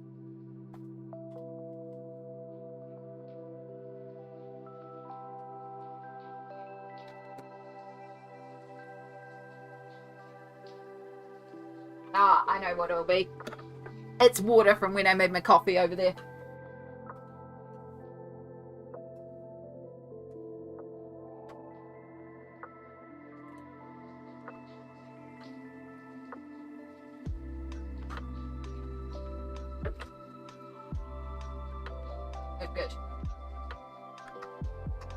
Just had to check because I also had some colouring books over there and it's like, oh god, it's not in the colouring books, is it? No, it's fine.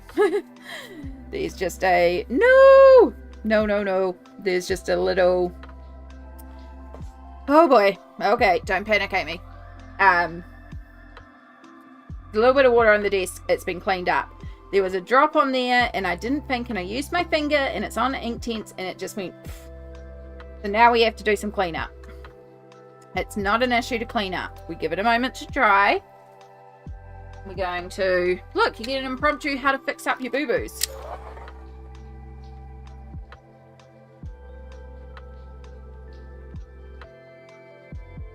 Just give it a blast to make sure it's all fully dried down. It's Inktense and some pencil, so it may erase off.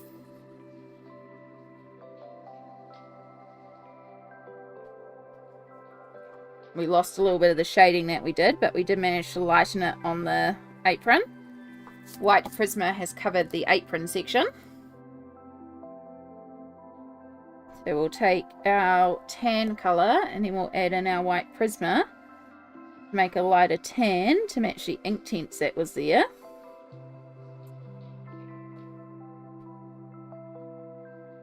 Slightly more on the red side. But we could use a little bit of darker brown and shadow it like it's the fold over of the biscuit. Just make it like a shadow. And that'll work. And then to fix up the original spot that we bumped, we'll use some dark brown. And just colour over that spot. Blend it in with some red brown. And it's like it never happened. Why you don't panic. But also why if you drop water on a page you don't immediately just go to use your hands to dust it off. Which is why I shouldn't be using my hands to dust off at all, and I should be using the actual brush that I use for dusting off pages. Phew! Okay. Now, to do this one I actually use the... That's night blue, that's not the right blue.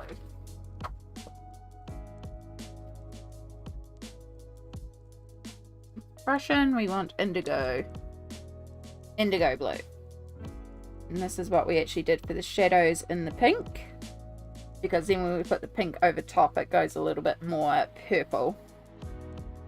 And we need to make sure our little Cheryl's little soft toy is also casting a shadow.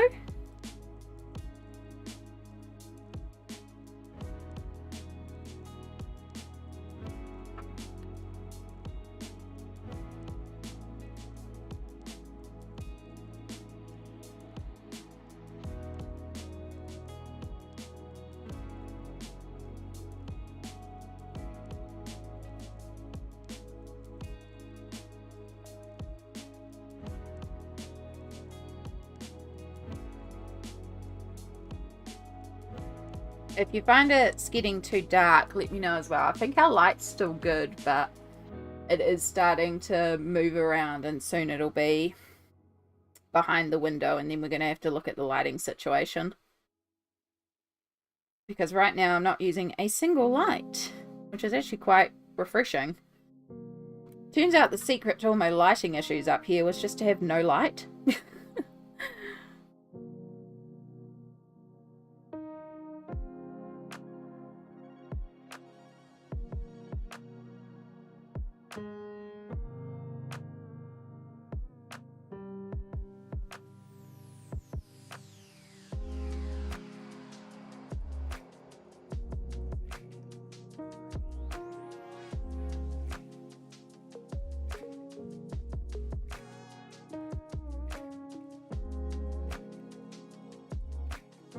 Oops, I just coloured with the wrong colour. I was meant to use the silver, but I picked up. Uh-oh. Hey, we just had a fix a mistake issue here too. It can happen.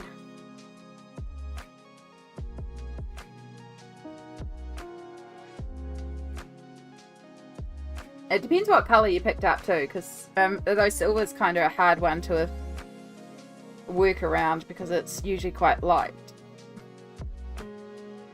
You might be able to make it work.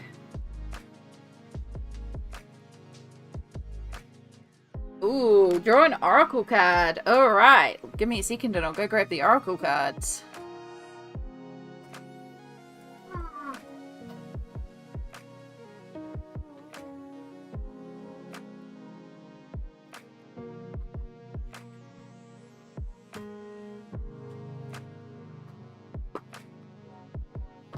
Healing Avalon today. We're going to do the Avalon cards. Hey look, the final one at the back is the bee. That's not a sign for Wumble Bumblebee that I was meant to draw the oracle cards from the Avalon deck. Alright. Wumble Bumblebee would like to know if the sale would help.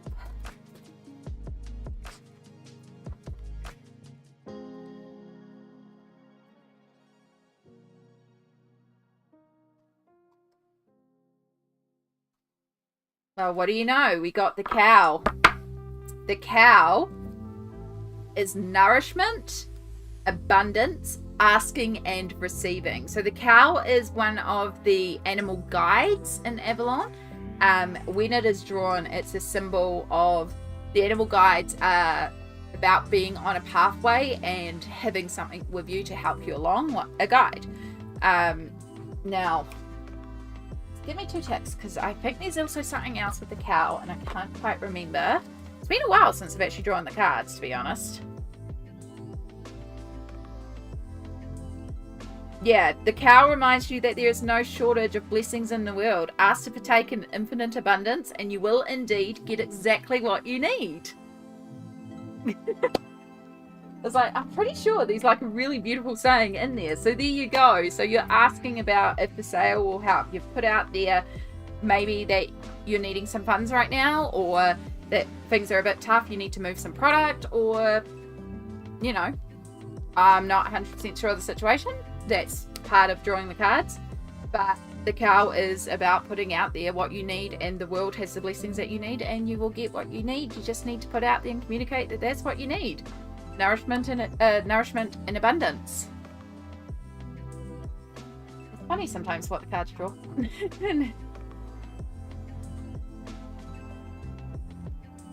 You pulled out the silver with metallic copper and green. Was wondering why it was so much darker than my silver, because they're in the same looking barrel. Oh no!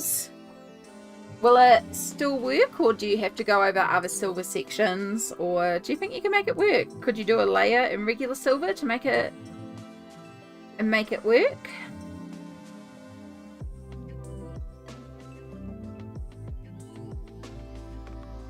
One day I will sit down with Sammy, figure out how to get all the point redeems onto an actual bot that will work of both Twitch and YouTube, and then we don't have to do it as point redeems, and it'll be available to YouTube folks, and then we can get rid of point redeems, which means we don't have to have channel subscriptions anymore.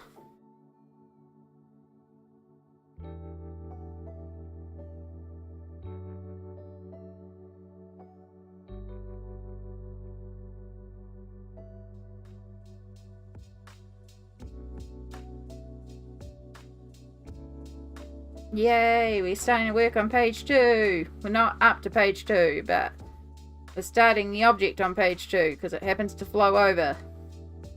So that makes me feel like we're progressing, even though there's still a lot of things to do on this side. That little bit of like, yes, the pencil is touching the other side of the page, so that means we've progressed. Do, do, do, do, do.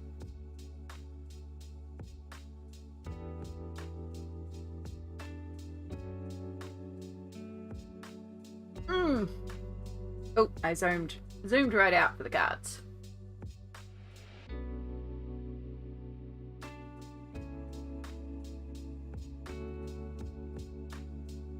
I still feel like there's cat hair up my nose. Oh, it could also just be allergies, because it is allergy season for me. And I have got the window wide open, and there are trees that I'm allergic to right outside my window. One day I'm going to take a hacksaw to there and just chop them all down. I want to do it anyway because outside my window it's just farmland going down to a nature reserve type area where there's a river And it's real pretty. And like you can see the mountain on a clear day. Not today because it's all misty because it's half raining. Spitting. But yeah, it'll be real pretty. And then I'll be able to just flick the camera up and show you the view. But you can't see anything past the trees right now. And we'll get even more light into the room. Ha ha ha ha. All the light.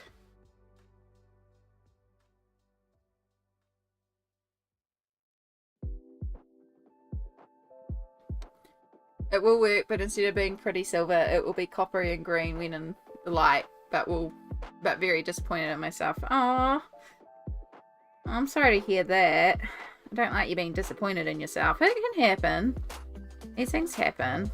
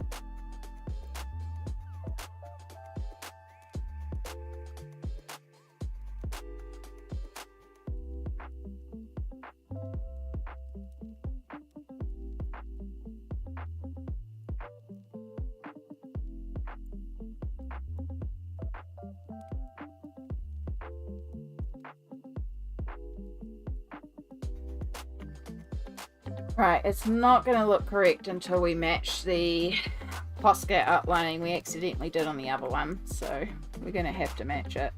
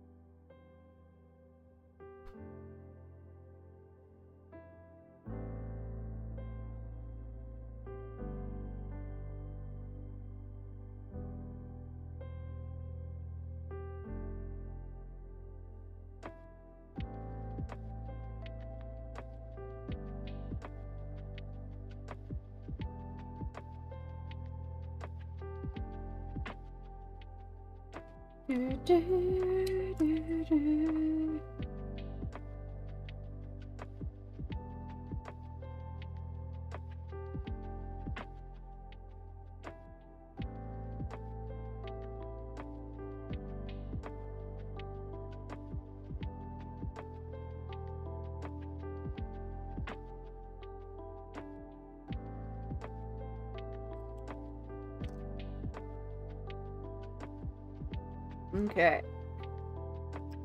And then while I have the white out, now we'll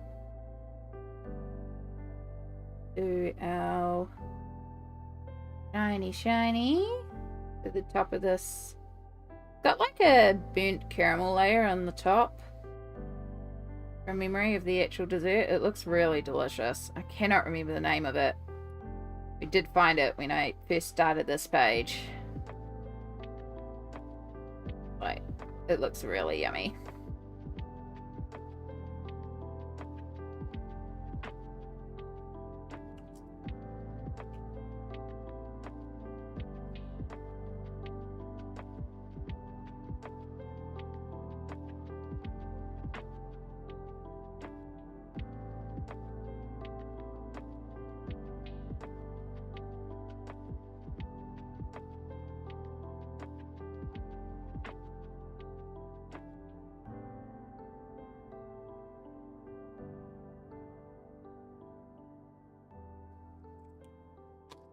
Alright, that white is quite stark in some areas, so we're just going to tone it down. It's like we want the highlights, but that's like, bam, white. We want just to tone down. So I'm just going to use my Pablo and just dab it on top. It just kind of sticks a little bit of pigment to the white pencil.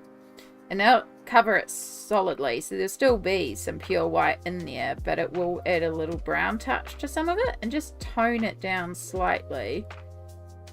Just make it a little bit less bam and more like bam.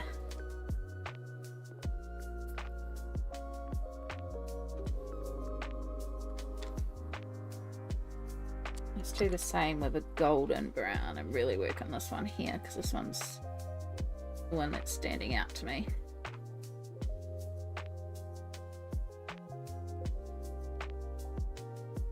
Here we go. A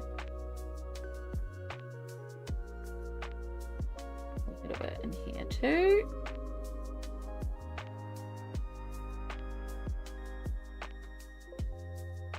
Yeah, I like it. And he technically has a crumb on his face as well. So he's been taking a bite.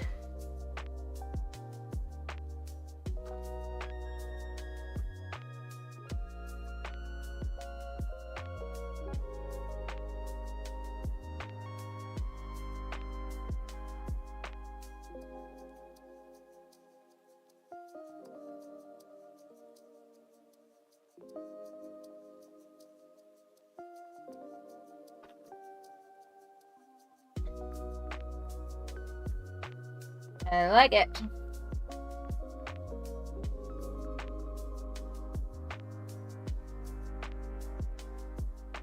All right.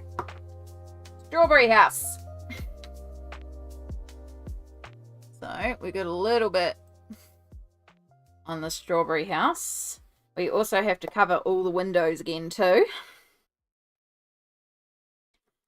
because I originally grayed out the windows and then changed my mind and realized they needed to be warmer. So we've also got to go over all the windows again, but we'll start with the pirouette cookies because they're quite straightforward.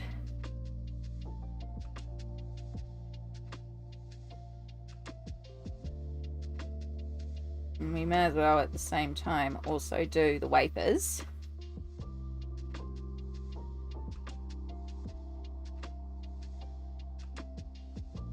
And the biscuit tier. Actually, we'll do the wafer separately because it's a little bit more work.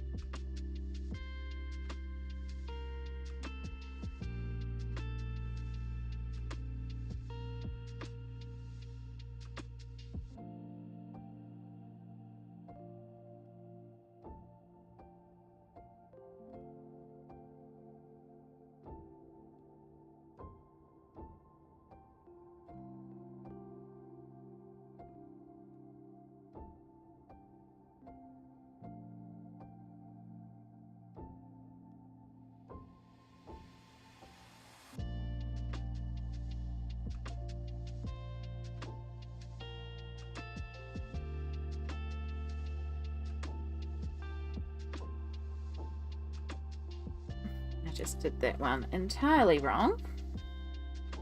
Luckily there was anyone there, so it's easy to erase. Right, so these are indents. So that side would actually be the shadow because our light's hitting this way. We would actually want a shadow in this side.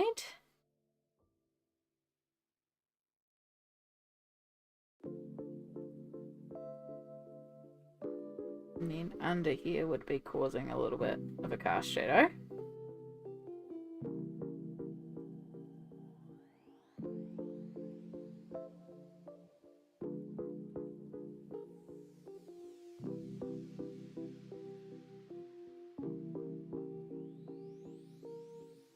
Edge is also getting less light because it's further away from our light source, so darker towards the edge.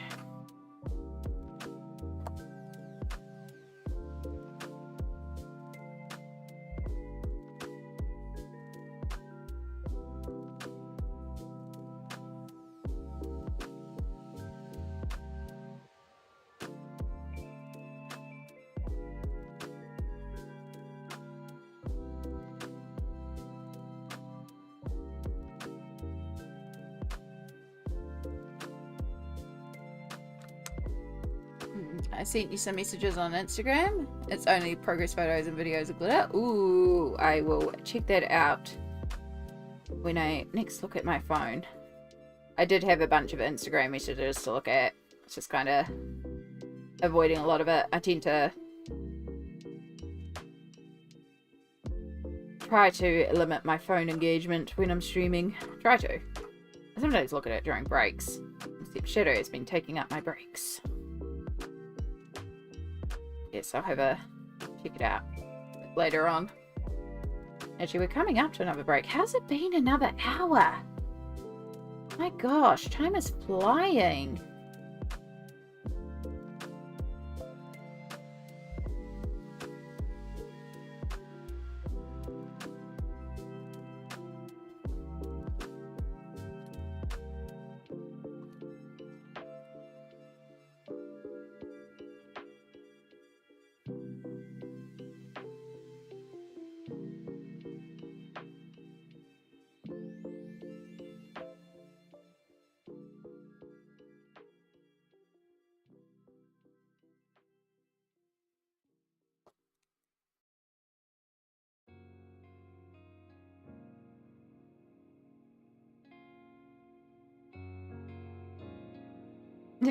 No, that's all good. I figured as much, hon. Thank you, though. I will check them out.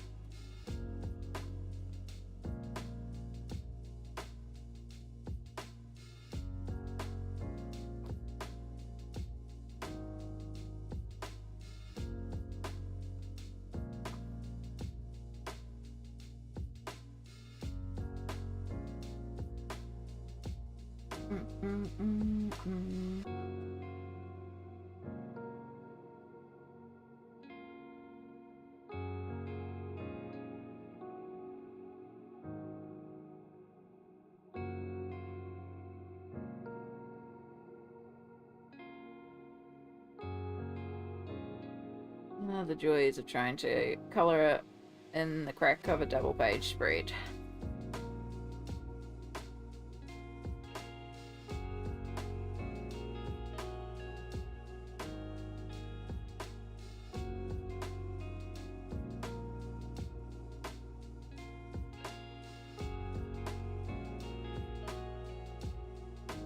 We're having a storm. It's pissing outside. It's just started spitting here. There's something, like when it's hot as well and those storms come and they just cool everything down. So good. So refreshing. It's actually dropped the temperature quite a bit here. Like I'm actually getting a little bit cold. Though I have a window I should shut. Which I'll have to shut it soon anyway, because the bugs will start coming in soon and they're nasty. Oh, no, wrong yellow. That one. Use some more tanned yellow for the shadows.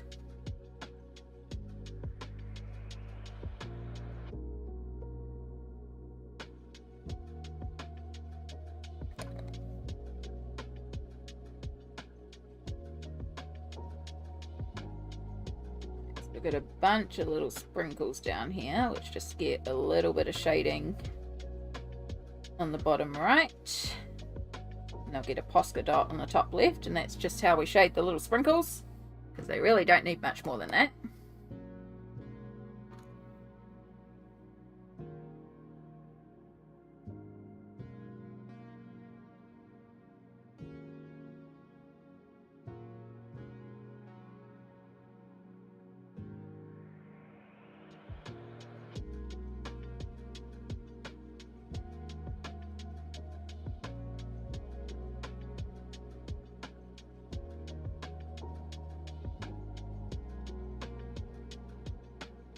Thank goodness for noise cancelling AirPods. I am very glad. If you're not someone who likes the sound of a storm, definitely a very good thing. I'm the type of person that falls asleep to the sound of rain, so I find storms quite comforting, but I can see how they can be very disruptive and very, very noisy. Right now it's just spitting, so I'm just hearing like water hitting leaves and then water dripping off the tree to the ground. So it's quite pretty. It's just that little sprinkle of water.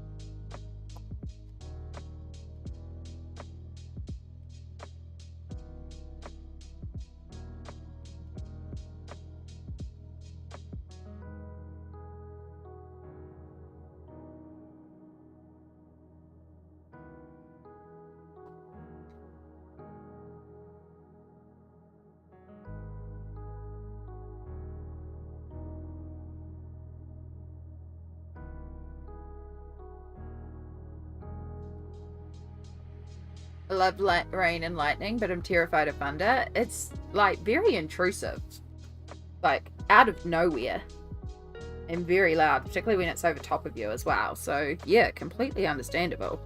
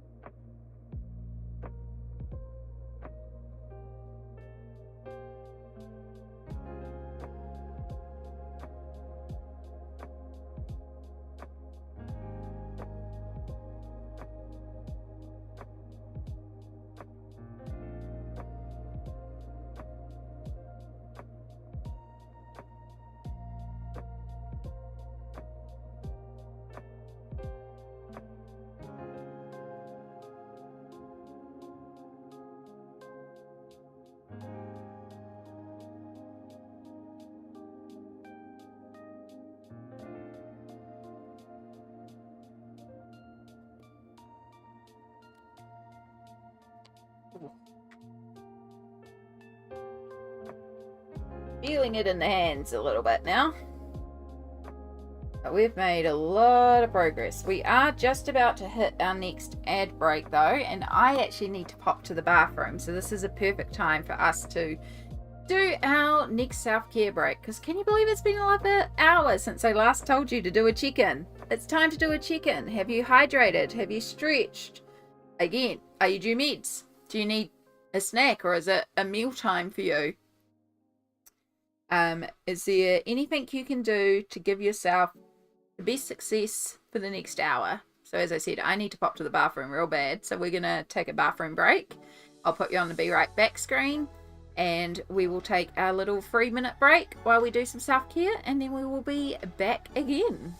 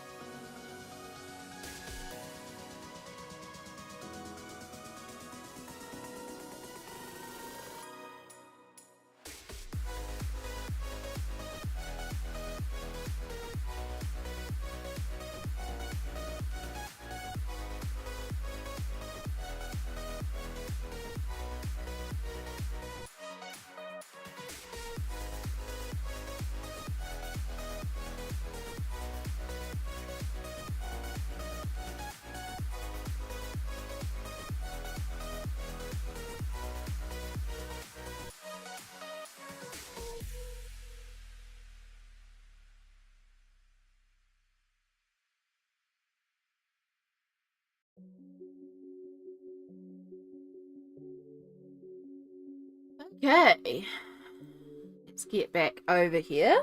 Welcome back, everybody. I hope you had a good self-care break. Shadow once again decided it had been another hour, so it was time for more pets. Tried to come up on the desk, and this time I just said nope. Gave him some scratches on the floor. Tried a couple times, and then he realised he wasn't getting up, so he's walking away now. Just like, I'm not dealing with you again. You've taken up enough time on stream today.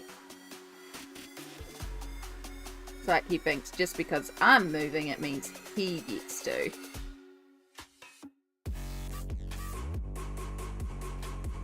But yes, definitely a lot better after a bit of a self-care break. And now let's see if we can finish off this cone, and then we'll know all the brown is done on here, and then we can get into our all our pinks and reds for this strawberry building.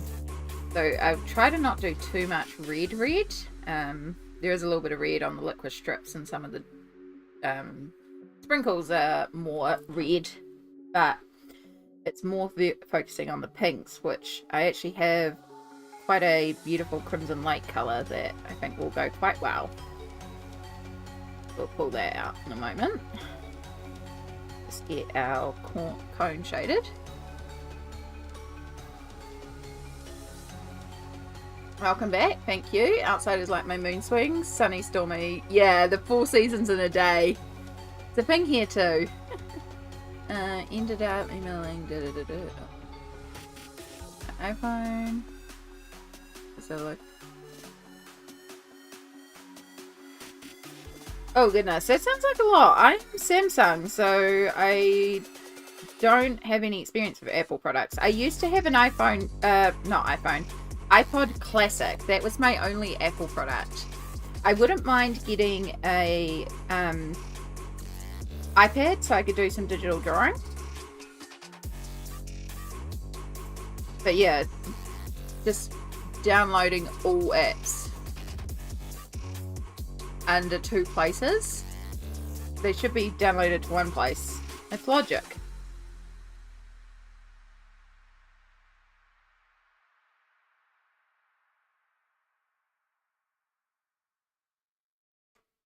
Technology is already confusing enough without them making it more confusing.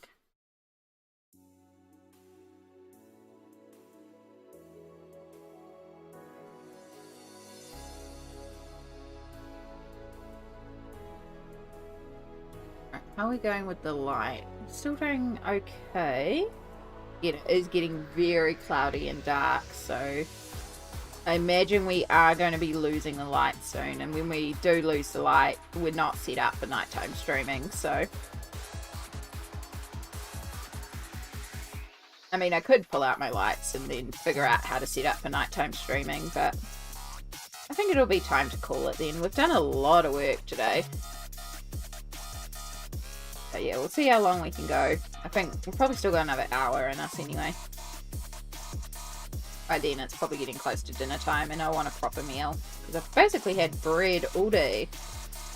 I'm not complaining about it. It was delicious bread.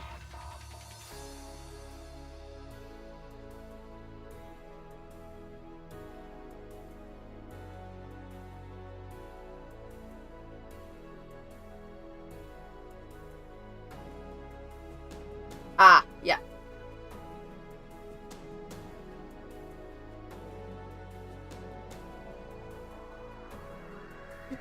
Right, we want the crimson red. And we probably want that ruby pink as well.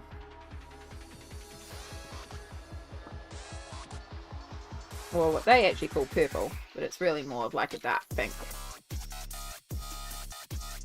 And then that is the crimson, I believe.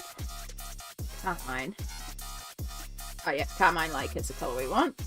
And we may need a little bit of scarlet, but we'll see if we can avoid it, because most of the bright red is actually quite small, so it's going to be shaded with a little bit of shadow. You need some sharpening. Might help if I actually grab the black instead of the brown. Not that the brown's a bad shadow colour for red, but so we're only getting one lot of shading in there.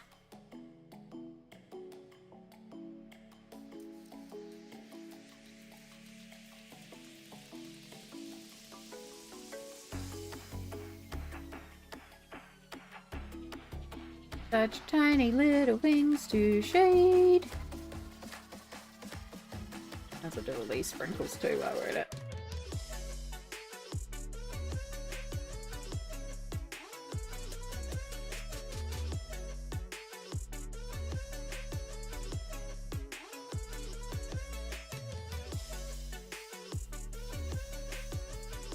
Okay. Where are we gonna start? Let's start up here. Let's start with the big round. They kind of look like bonbons to me.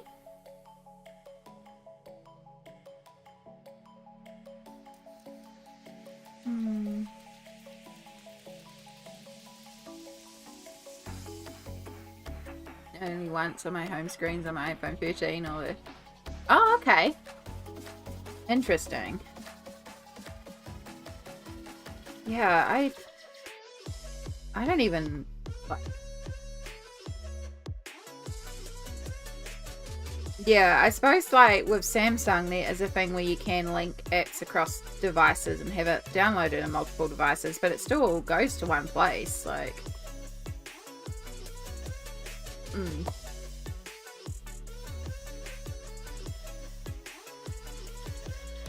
Yeah. I don't know, it's weird. Hopefully you can get some answers and they'll update it soon. I hate when phones have to do updates or devices have to do updates. It takes so long.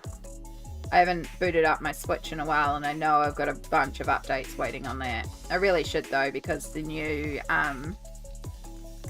Stardew Valley update is on Switch, and also Perfection was talking about Dreamlight Valley the other day, and it's kind of got me itching to play Dreamlight again. I haven't played it in ages, but I should find my Switch dock and hook it up to the TV so that I can just lie in bed and play some video games.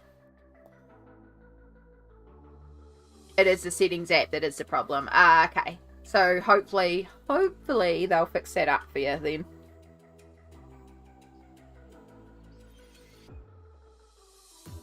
I mean, most companies, if they get enough complaints about how something works, they will listen to it. Like, they take customer feedback on board, so...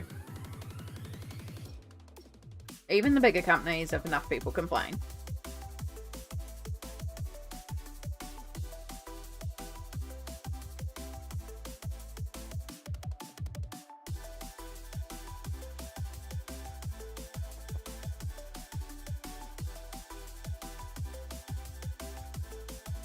I have all Apple things. Next year I'll be getting an Apple laptop. I'm excited, only 2k away. That's awesome, Fiction. I know you've been saving up for that for a while, so well done.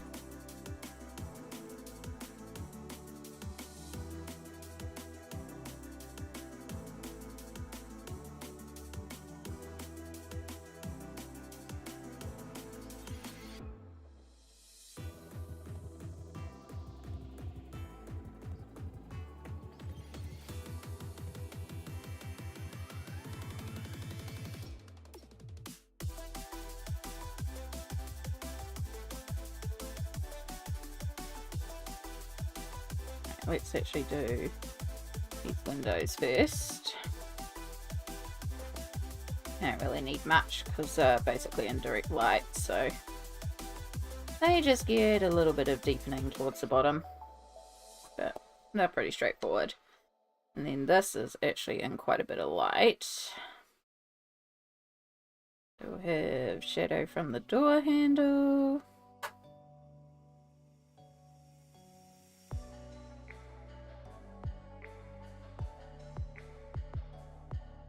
A lot of this pink house is actually in quite a bit of light, so quite easy really.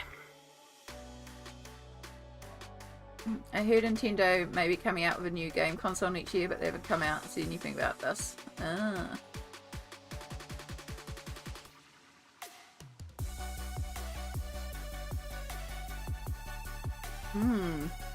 I wouldn't be surprised if they do come up with a new console. I'm quite happy with my Switch though. I mean, I still have a PlayStation 4, though I haven't turned it on in ages because it gave me an overheating warning and then I had to unplug it all. I really should test it at some point. But yeah, I found lately I haven't been able to sleep with anything plugged in. So Makes a difference. So I'm not missing not having my PS4 playing a video or anything like that. I just play something on my phone until my phone dies overnight. Or put it on Spotify, and it usually just manages to last the night. And then I just start charging it when I'm awake in the morning.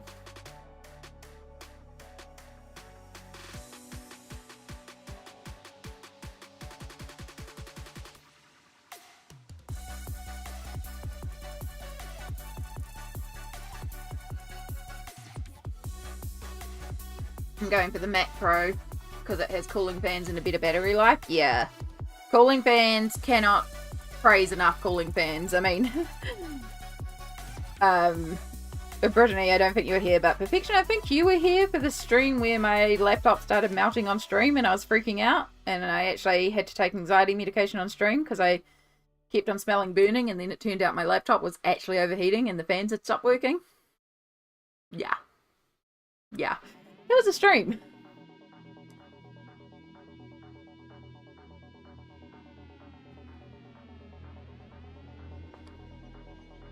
It was my old laptop. Now my new laptop works well, and it also sits on a cooling fan pad, so it's sitting on an angle raised up, and the angle is because it's on a thing that I plug into, and it like has fans, so it keeps it even cooler. Just because it, you know, it works hard while it's streaming, so I'm like, well, if I can help you out and help you keep cooler, let's do it.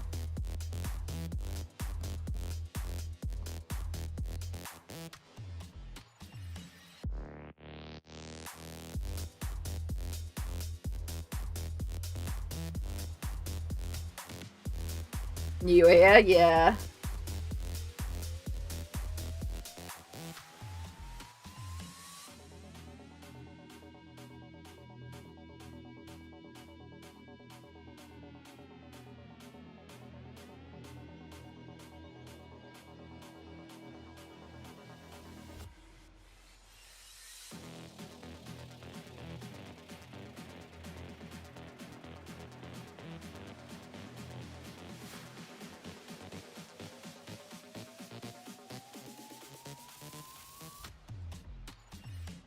Trying to color in the gap.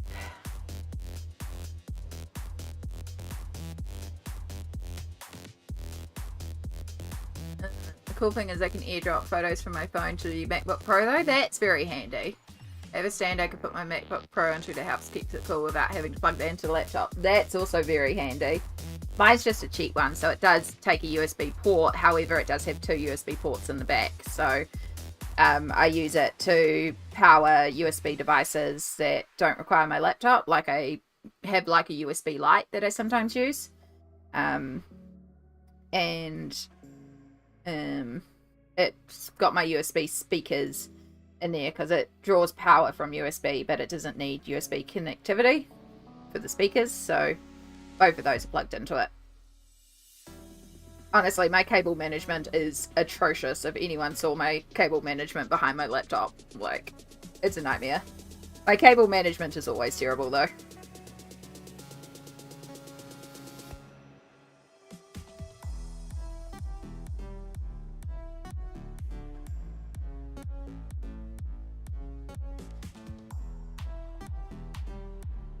And then you'd be casting a bit of shadow from this roof overhang.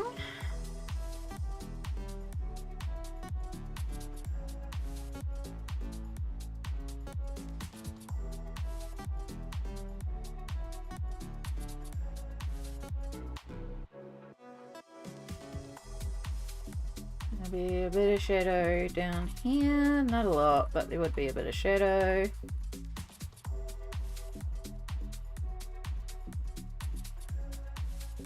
Alright, and then if the light's coming this way, these would be, again, we need to,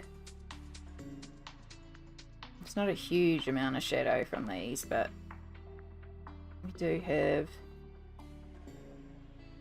a little bit of shadow here. Would be the top side. That would also be causing a little bit of shadow.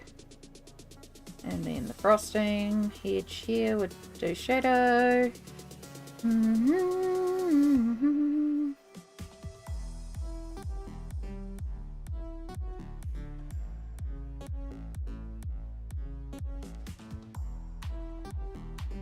We've already put in our frosting cone shadow around there.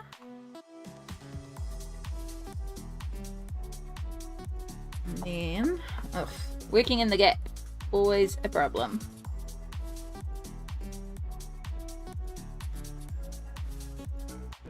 Make sure it connects with the overhang from the frosting up the top.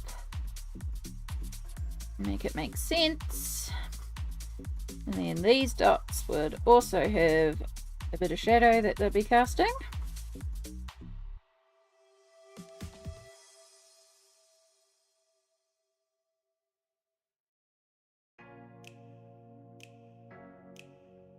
All the shadow.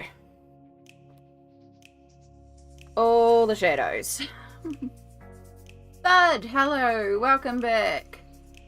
That was a stream that made me change my mind on the type of laptop I want to get. Well, yeah, I'm glad it was useful in that sense for you too, hun. It was a lot of a stream.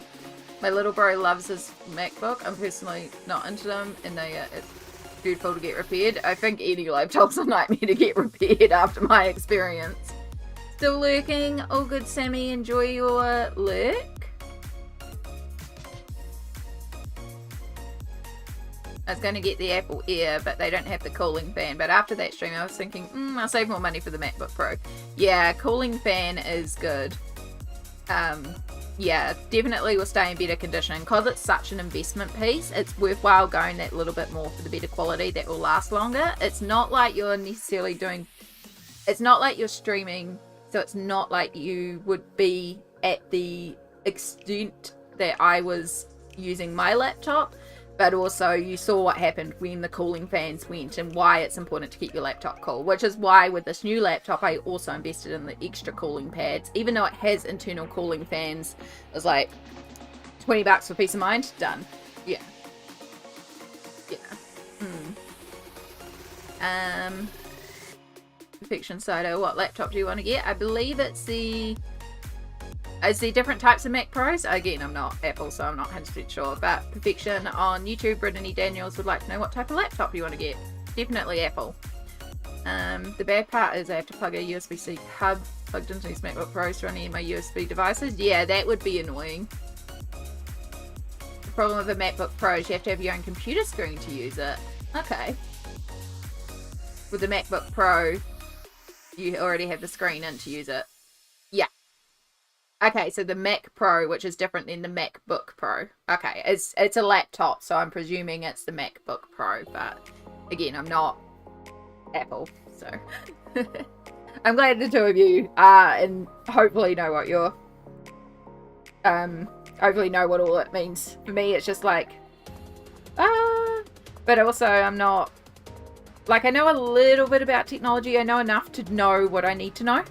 If that makes sense. But I also have friends that I go to and I'm like, alright, help. And they tell me what I need to know. And I appreciate that.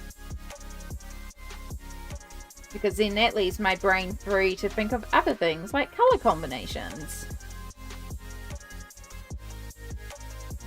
Shadow, don't you start clawing me. You've come up enough today and I want to get this finished. Yes, I hear you. You've had enough scritches. You're fine. Go and curl up and go to sleep somewhere.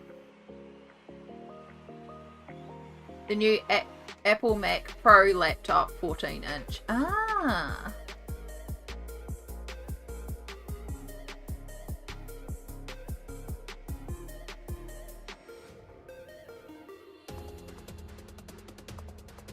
Shadow's having a bit of a tippy because I won't give him won't lift him up here.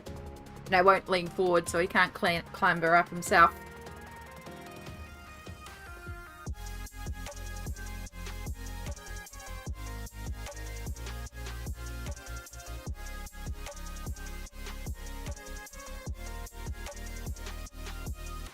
The 16-inch is a little big, but the 13-inch is too small. So 14" is perfect.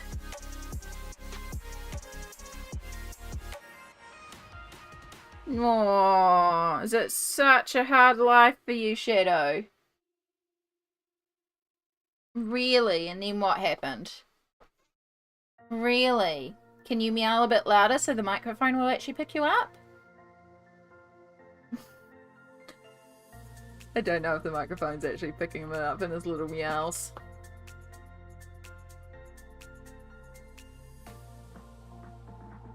If I bring you up here, you're just going to distract me for another 15 minutes, and you've already taken so much stream time today.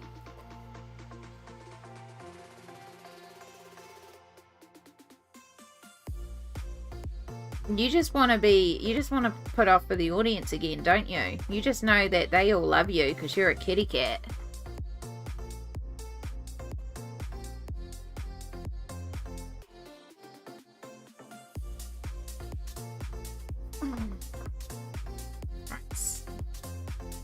If you want to stay out of the way, that would be really handy.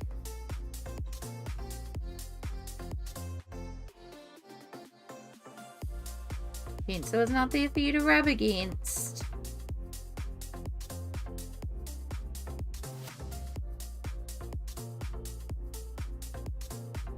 Yes, go to your spot. Go to your spot. Ah, he's gone straight to the window.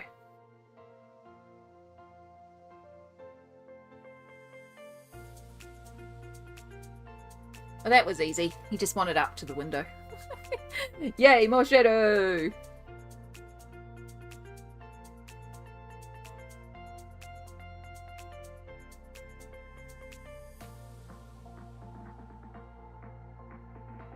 He's got his head halfway poked out the window. There must be something out there he's listening for.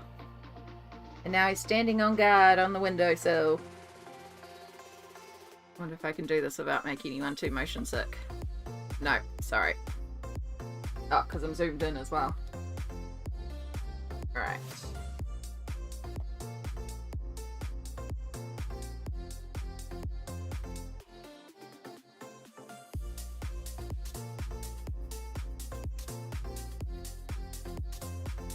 We have ended up going over this pink quite a bit, but I went with the wrong grey. I went with a really dark grey initially, so I've had to do some extra work to blend out that grey and make the shadows make sense. But that's okay. It happens. Having the base has still helped a lot. Just had to do some extra work to help blend it out a bit. And I'm off frame. For some reason, a lot of adult colorists who make colour combination worksheets, etc., available for free to pay, don't provide any written instruction. I need this because it's very difficult for me to learn through video tutorials because of my disabilities. Ah. I will, yeah, all these adult colorists provide instructions for these worksheets on the YouTube channel or Patreon where you have to pay, or their website you have to pay to access. Okay. I'll keep that in mind if I ever release color combination worksheets. However, I don't have set combinations that I use, which I think there's something quite different in that. Like, I know a lot of people have their set color combos and like to have their colors written. I find it quite limiting. I prefer to look at the piece that I'm working on and just choose the colors in reaction to whatever I'm trying to create, which makes it difficult. I mean, I find it very difficult to create YouTube tutorials anyway because I feel like I don't word write a lot of the time. The words that make sense to me don't seem right, and I struggle to pick up the words that I'm meant to be saying, even though I'm trying to communicate an idea in my head. So I do prefer trying to explain something on a live, because then the person is there and they can give direct feedback. Because if I'm not explaining something right, you can just pop into chat and go, hey, could you re-explain that? And then I'll try and think of a way to reword it. But if I'm doing a video, it's like, that's how I've recorded it. And I can go into the comments and try and answer, but typing words is even harder than saying words sometimes. Words are just hard in general, y'all. Words are hard. And like, I say I have difficulty with words, but I can ramble like it's nobody's business. I mean, if y'all seen any of my completed pages video, you know I can ramble. But when it comes to like instructional, yeah.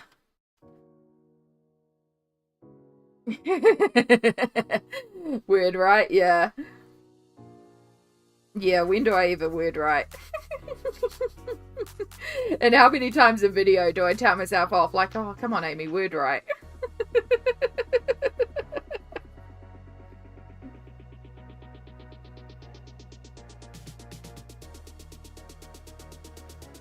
Yeah, I don't know.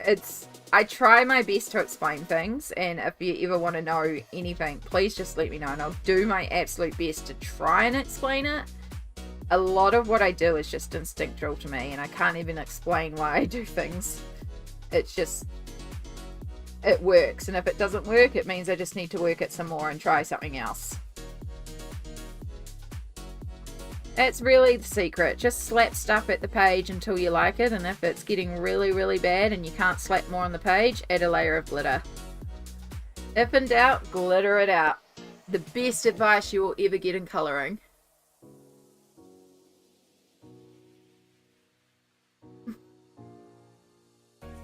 Once you explain or spell words hard, yeah. But when you're rambling, it's like you can just word. Yeah, I can word vomit. I can word vomit like nobody's business. That part's fine. You get me on a topic I'm interested in and I will ramble for hours. But if I'm sitting here and purposely trying to instruct you on how to do a certain thing.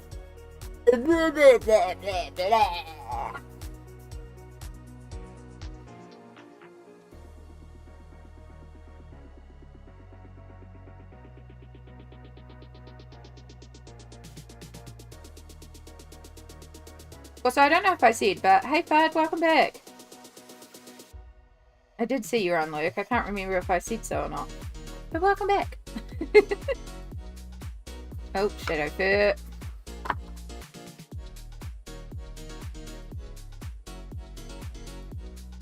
Alright, we've ended up doing a lot more shading on this roof than I anticipated, but I actually don't mind where it's turned out. It's gone a little on the purple side though from all the grey because I used the wrong grey. So I'm actually going to take a warm brown and add that to our shadow areas, and that will not only deepen it up, but because it's got a bit of warmth in there, it'll also warm it up a bit and it'll make it look less purple and jarring. So it'll help blend our colours together. Then we'll take our salmon pink and use that just to act as a buffer.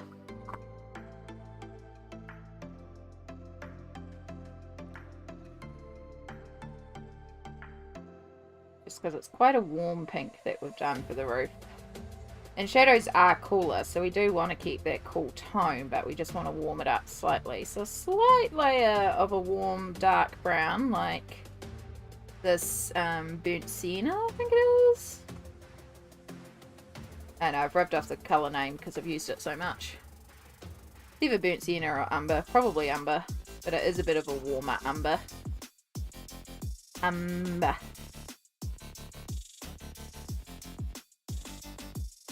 Umber sounds like a sort of thing you would say when you're trying to get your words together, like umber, blah blah blah blah blah.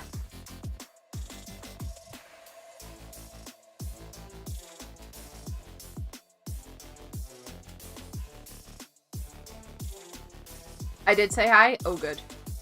Oh, good.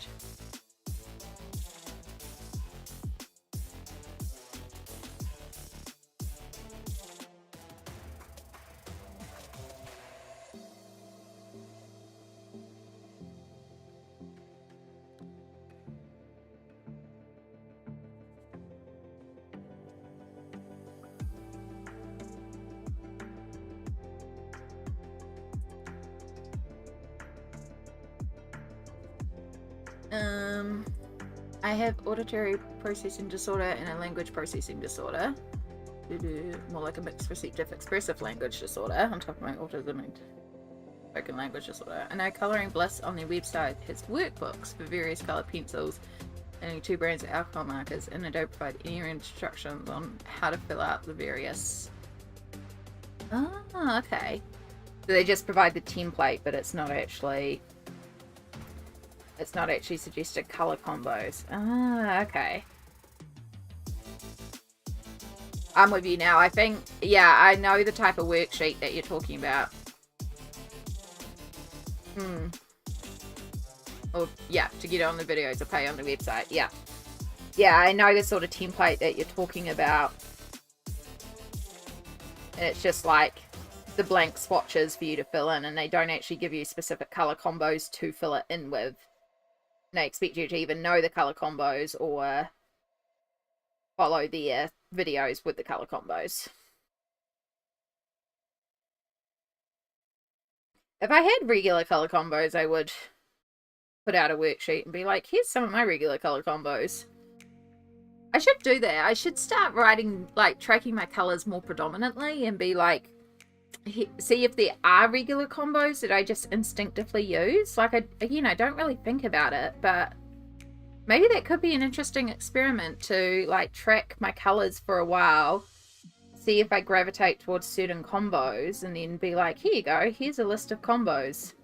And then make sure not only do I write the colours down, but write how I apply them. So, like, sometimes when I do skin, I use a bit of purple and a bit of green, and even though it's skin tones, and be like, okay, now use your dark forest green, but you want to apply this one very, very lightly.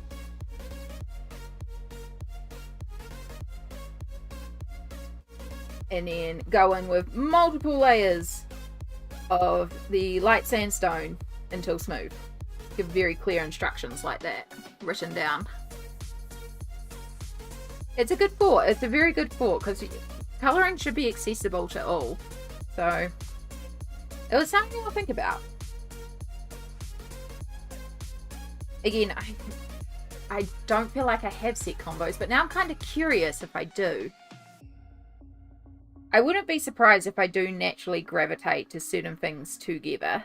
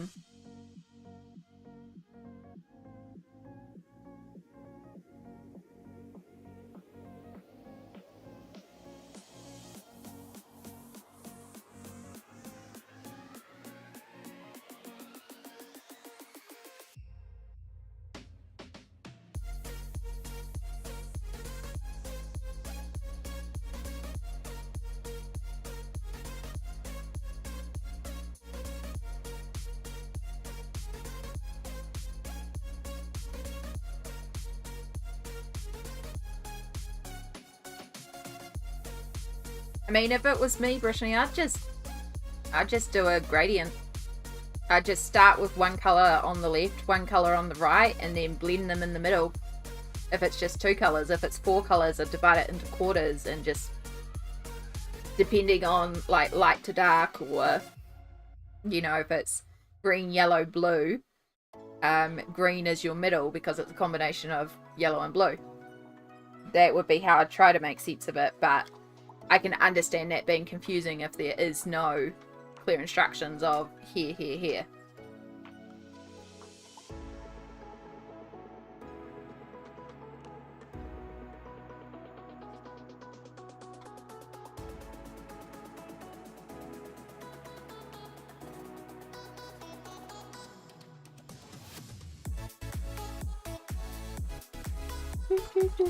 Your laptop will be an Easter gift to yourself? That is an excellent Easter gift.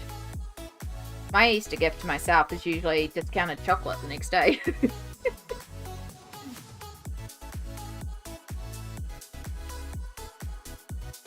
This year I will probably make some hot cross bun style bread, but in the bread maker. I did make a cinnamon loaf the other day. It was quite yummy.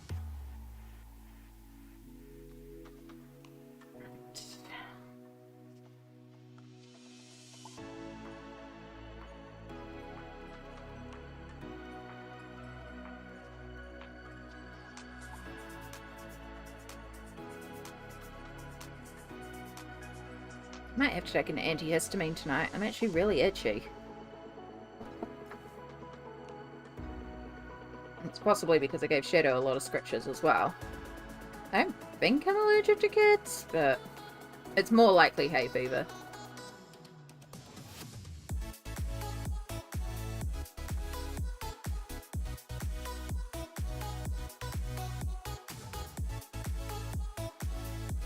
Especially because my eyes are itchy, which is usually hay fever sign. Gotta love being allergic to plant life. At least I'm not as bad as some people I know. I just get very mild hay fever, and every once in a while I take some allergy medication when it's getting too bad. Mostly when it just gets really, really itchy. Actually, I know what it could be, because I had that caramel latte and that actually has dairy in it. That'll be what's making me itchy.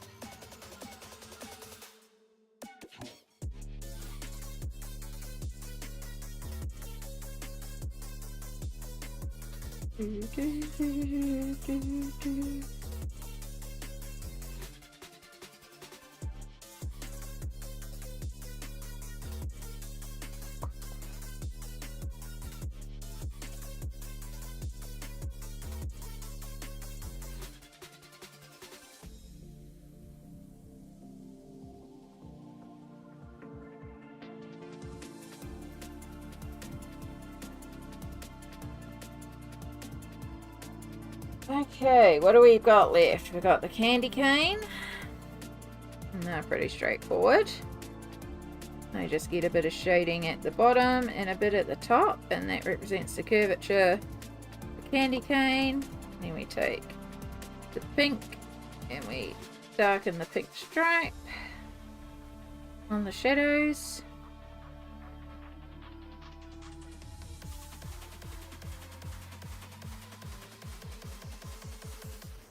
And then we have this frosting piping here. So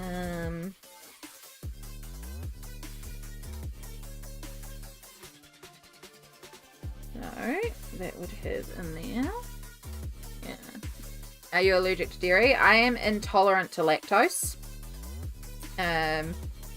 It's not a full allergy. I don't develop anaphylaxis. I don't swell up, but if I have a lot of dairy, I do get a very upset stomach, and I do get a lot of rashes on my face, and I get very itchy from having a lot of dairy. But it's not an allergy. The difference between an intolerance and an allergy is where your throat starts to close, you get the swelling, and you may get the anaphylaxis. I have that to kiwi fruit and pineapple. Kiwi fruit in particular, I don't have to have the fruit. I can just have, for example, if I have fruit salad that someone's put kiwi fruit into, it's enough to cause my lips to swell. And that's me not even eating kiwi fruit. It's just because kiwi fruit's been in the bowl. So lactose is just doesn't go well with my tummy, and milk in particular really sets my face off and being itchy. I can have like a little bit of cheese, for example, especially like not so much a soft cheese, but a hard cheese. Something that's been aged for a while that doesn't have as much lactose, so I can have a bit of cheese and not worry so much. And like Greek yogurt, because of the way it's aged, doesn't have much lactose, so I can have some dairy. But the coffee that I had earlier, it was a instant sachet one. I like them sometimes as an afternoon treat, but it does have milk powder in it, and so that's why I'm feeling quite like I kind of want to scratch my face. I feel very itchy on my face now. And I was like, oh, I'm feeling suddenly very itchy, and then I remembered I had a coffee. So yeah, it's not enough that I have to cut out all dairy from my life, but I do very severely limit my dairy. Normally I drink black coffee though, so it's not really an issue. If I am going to have something particularly milky, it's usually oat milk.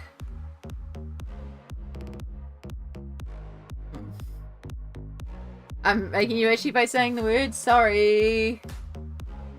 Sorry, I'll stop talking about it. Why a straight colour? I don't have the energy to learn any new gel pens, markers, and paint pens would be fit for me. Hey, that's fine, Perfection. That's your colouring style. Like, I like experimenting with different media, but that's me. Some days I want quick, easy, and then some days I want full pencil. Like, it doesn't make... The days that I sit down and just do a single flat layer in alcohol marker doesn't diminish me doing hours and hours with pencils. And, you know, like, your work with gel pens is gorgeous and stunning and glittery and beautiful, and if that's how you like to colour, that is fully valid colouring, and don't let anyone tell you otherwise. Colouring is not a there is one way. Colouring is what works for you, because for me, I believe the biggest important part of colouring isn't even how the picture looks when you're done. I believe it is the process of colouring. It is what you get out of the colouring. It's that moment to stop, to shut off this chaos of this world, focus your energy into something creative, and to turn what is essentially just boring lines into a work of art. And who is to define what is art and what is not art? Because art is subjective. So it is that process of creation that is the important part of colouring. And I don't care if for you that creation is spending 4,000 hours meticulously shading every single detail in a pencil, or 5 minutes sitting there with a chunky marker and just blocking in some flat colour, or colouring in with gel pens, colouring in with border-based markers, chucking paint at the page, completely foregoing the whole page and turning it into a collage art spread. Like, however you choose to approach the page and colour it in, that is your process, and that's the important part. Yeah. That's your morning coffee? Nah, my morning coffee is black. I get up in the morning and I have to have strong black coffee.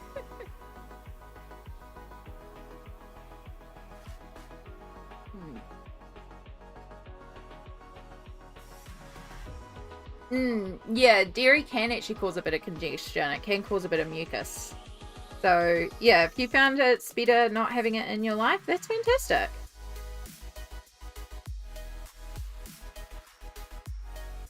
I love that satisfying feeling of we just slowly putting colour on the page. Heck yeah. It's so good. It's so good to just see the page come together. And I think, like, because it's about the process of colouring for me, that is why, like, if you look at completed pages last month, it's such a mix. But it was also about what I needed at the time. And some nights I needed to slap around ink on a page. Some nights I wanted to play around with collage. Some nights it was like, no, water-based markers. Some nights it's pencils. Like, it really just depended on my mood. And I just coloured what I needed to colour at the time, because it's about the process. And I really needed to colour last month. I really needed to colour last month, apparently.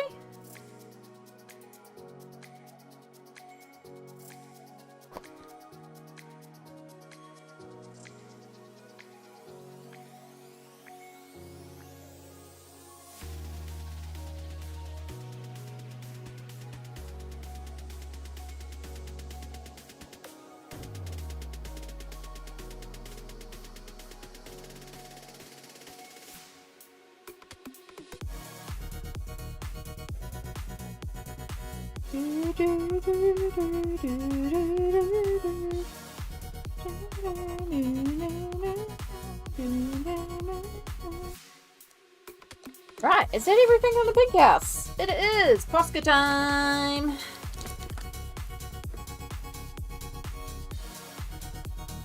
Oh. Oh, you're my 3M ivory. I don't want you. I want my 1M ivory.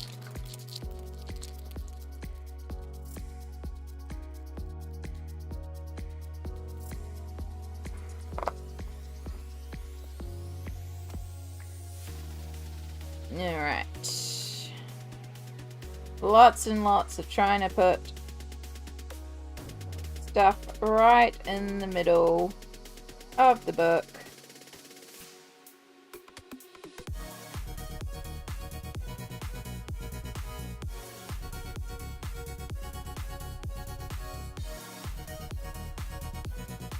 Oh, that was too low down. Smudge it out. And fix it up.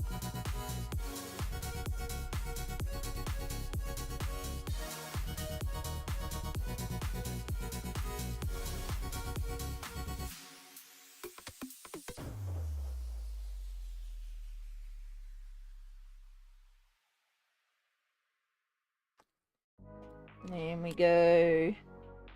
Dot, dot, dot, dot, dot, dot, dot. A little bit of a highlight on our spirals. Dot, dot, dot, dot, dot, dot, dot, dot. Dot, dot, dot. Nice white highlight on a candy cane. Line, dot, line, dot. Yes, saying this out loud helps. Line, dot. Ooh. Line, dot, line, dot. Line, dot. You can have a line, line, line. You're in shadow, so you don't get one. Line, line, line, line. You're in shadow, you don't get one. Line. Dot, dot, dot, dot, dot, dot. Dot, dot, dot, dot, dot, dot. Alright, ivory. Doing this without bumping any of the dots that we've done. Zoom you out a bit so I can work at a weird angle for a moment while things dry.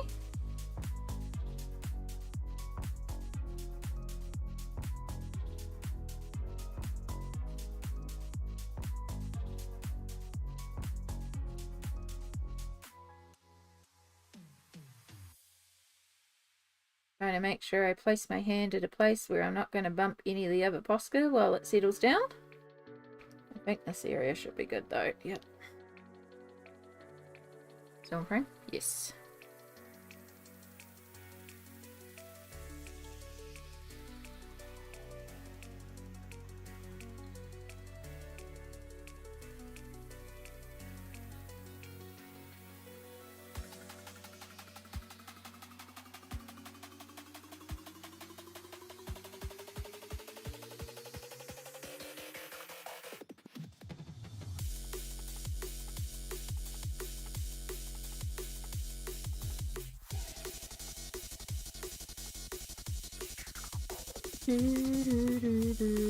I'm totally able to look at colouring in various places. Nothing is streaky. Yeah. It's a dangerous and slippery slope when you start comparing yourself to others' colouring. Like, it's easy enough to do, because even I look at colouring sometimes and I'm like, wow, I could never do that. And I'm like, actually I could. I just need to sit down and figure this stuff out. Like, and also if I don't, well, who cares? I colour the way I enjoy colouring. And that's the main thing. It is real easy to be intimidated by some people's colouring though. Again though, it's not about their end product. The end product is nice, but it's about the process and what you get out of colouring. So if the end product is a hot mess, but you got what you needed out of the colouring, all good. Like, one of the pages I completed last month was a map page. I literally spent an hour on that page. I slapped some ink on the page, played around with it, and I was like, cool, done, because I got exactly what I needed out of that page. And it's like nothing in terms of colouring, but it achieved what it needed to achieve that night because it's about the process. And maybe in future I'll go in there and add some more to it, who knows, but I'm happy to call it done. My gingerbread house is coming alive. Heck yeah, I love that moment when things start coming together and it's like you're getting to see the creation become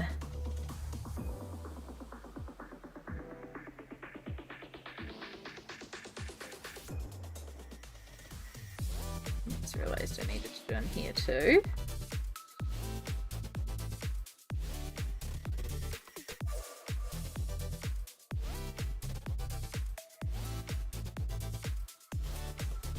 My ivory Posca is running out. I really need to get another one that is not a free mill.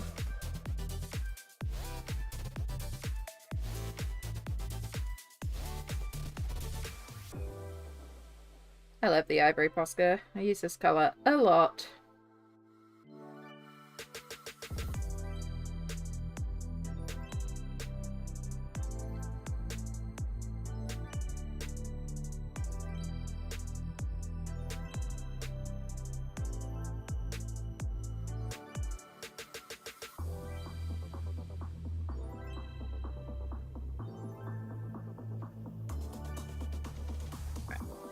It in the gap.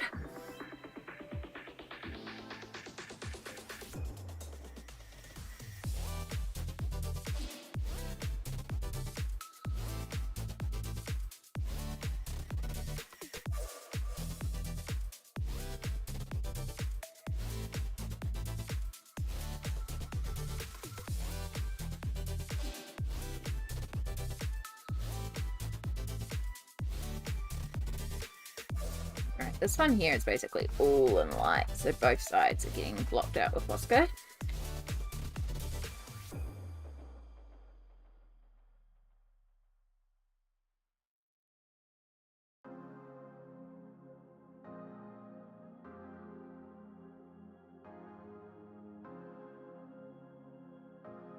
And what you need to do, sorry, I can see that there is some chat in the corner of my eye. I'm just really trying to get all this ivory Posca done all at once so it's all like consistent with the... Give me 2 ticks. I'm just about there.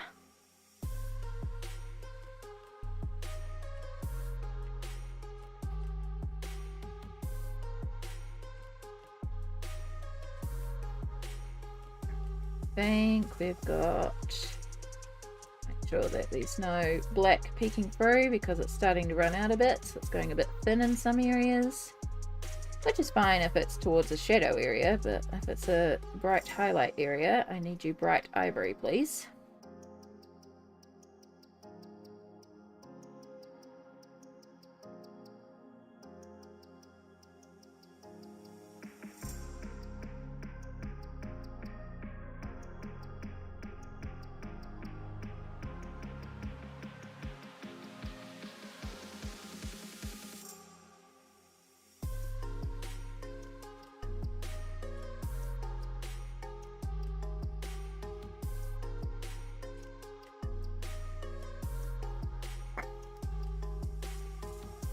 Okay.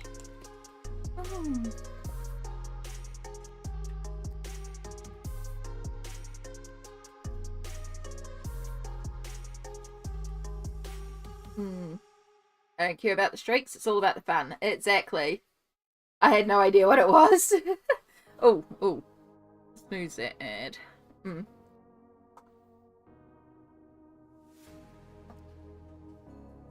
Oh, right. Basically, all we have left to do is block out these yellow windows, and honestly, my hands are starting to cramp real bad, and I don't want to rush that. And I know how my hands are, and they are screaming at me now that it's time for a break. We're also getting into quite dark light now. Oh, Shadow really did knock this out of frame. So, yeah, I think this is a good place to call it. We've just hit 8 hours of streaming. So, I feel like that was an amazing first stream to come back to. 8 hours is a lot. And yeah, I feel like it's a good time to stop and call it for a day. We've made a lot of progress. Like, apart from a little bit of the cookie train track, this side is done. So yeah, I may go in there and like add in a couple more Posca highlights in places. And obviously the kitties aren't done, but the background on this half is done. So that's a huge amount of progress for this page, and I'm happy to call it there for today. So yeah, we will be back on Tuesday, 10 a.m. New Zealand time. I will actually schedule a YouTube live now that I know YouTube is working.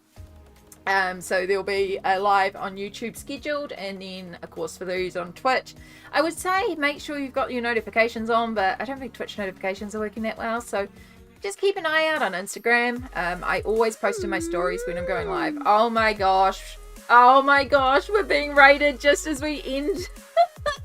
We're being raided just as we end. Oh, hello, I am so sorry. We were just wrapping up for the day. Now you have to raid. I absolutely do have to raid. I was going to raid anyway. But yes, kia ora. Thank you for doing the shout out. Let me give a follow to Sangold. What were you up to today? Chilling in art. Love that. Thank you so much. Oh my goodness, so many new friends. Welcome in. We have go back to the start. Wah! Chaos. Aldrich Drax, Rain Lens, Splashy Splash, love the name, great name. Royal Wildfire, also great name. So many great names. Jizzy, please. Oh, love it. Character design. Oh, we like some character design. But yes, kia ora. My name is Amy, aka Amy Ward Art. I am a colorist based in Aotearoa, New Zealand. So this is actually not my line art. This is an adult colouring book that I have been colouring in. What I love is colouring in adult line work, adult colouring books, line work. It's like collaboration with an illustrator. I love colouring. So yeah, we're working on this double page spread by an artist called Neko, Japanese artist. The book translates to Story of Precious Cats. Yeah, it is. It's a rainbow candy village. It's meant to be a gingerbread village, but we're doing full on rainbow. Oh, did I say TTRPG? Yes. Character design is fun. We do love TTRPG as well, which is also character design. I am also a DM for a few different things, and yeah. But yes, if you want to hit that follow. We will be back in a couple of days, Tuesday 10 a.m. New Zealand time. Yes, and we were just talking about how with Twitch it doesn't feel like it's giving a lot of us notifications at the moment, so your best bet might be to hit also follow on their Instagram. I always post on my stories when I'm going live. I also live stream over on YouTube, and there's a lot more content over on the YouTube side, so if you want to check that out. Do you stream often? Yes, it is Sunday. This is actually my first stream back after 2 months off. I had moved and I've had internet issues ever since I moved, so this was actually the first stream back. So thank you so much for popping in right at the end. It's so good. It's been such a good stream. We've been going for about 8 hours, so my hands are like done. Yeah, so we're back. So I normally stream Tuesday, Fridays and Sundays, all starting at 10 a.m. New Zealand time. For context, it is 20 to 6 p.m. on Sunday. If you can do time zone math is hard, so that's why I schedule lives on YouTube and suggest you follow. Yeah. But yeah, hopefully you'll like to come hang out. We're very chill, we're very cozy. I focus on creating a safe glittery bubble space on the internet for you to just come and hang. I'm told I'm quite a good lurk stream or a co-working stream because that's my vibes. I like cozy, comfy, cute, and that's what we go for. Yeah, I would love that, and I'm going to make a point of going and looking at a bunch here. It's also the first day I've been able to get back on Twitch with internet, so I have so many new friends to go and check out and look at. I love looking at art, so much gloriousness. But what a way to end the stream. What a way to end our first stream back. Oh, and so much work. So yeah, looking forward to it. But in the meantime, hit those socials if you're not already, because you can get to see a bunch of my art then, and you'll get to know when I'm going live next. If you're desperate for more of me, you can also go and check out the YouTube channel. There's a ton of content there, and I think I'm like 328 videos now, including like VODs of past live streams. We've done like 18-hour live streams, so you got no lack of content to watch until Tuesday. But yes, for our YouTube friends, we will leave you here if you're not already gone. So thank you so much for all our YouTube friends that have been hanging out with us. And for our Twitch friends, let's see. Oh, we've got to feed me candy. We'll end with eating some candy, and let's see if we can find people to raid. I do know we've got a couple of friends on. It's just, what are they up to? I hate the new app.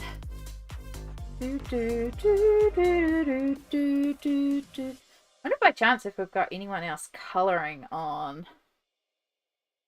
Oh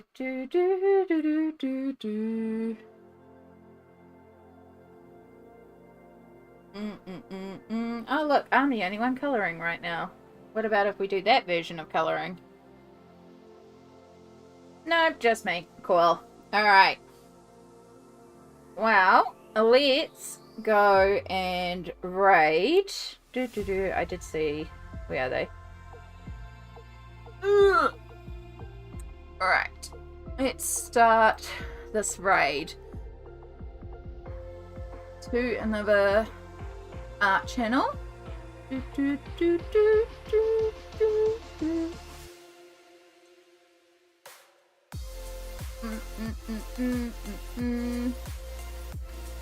Oh, they've just gone live. Okay, we're going to go over here. It's technically in co-working and studying, and it looks like we might be crocheting. Oh, no, Mike. Okay, maybe not. Maybe not. Also a good place to go.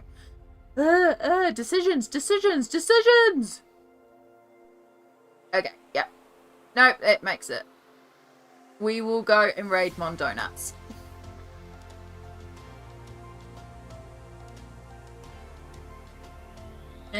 Where's the button? There's the button. They changed everything on me. So we'll go and raid Mon Donuts. They are literally an animated thing. Animated donut. I know words. I'm losing the plot. Thank you so much for bringing out the raid message, Fudge. As I was saying, make sure you take care of yourself. Hydrate, stretch, all the good stuff. We will be back on Tuesday. In the meantime, all the araha or love to you all.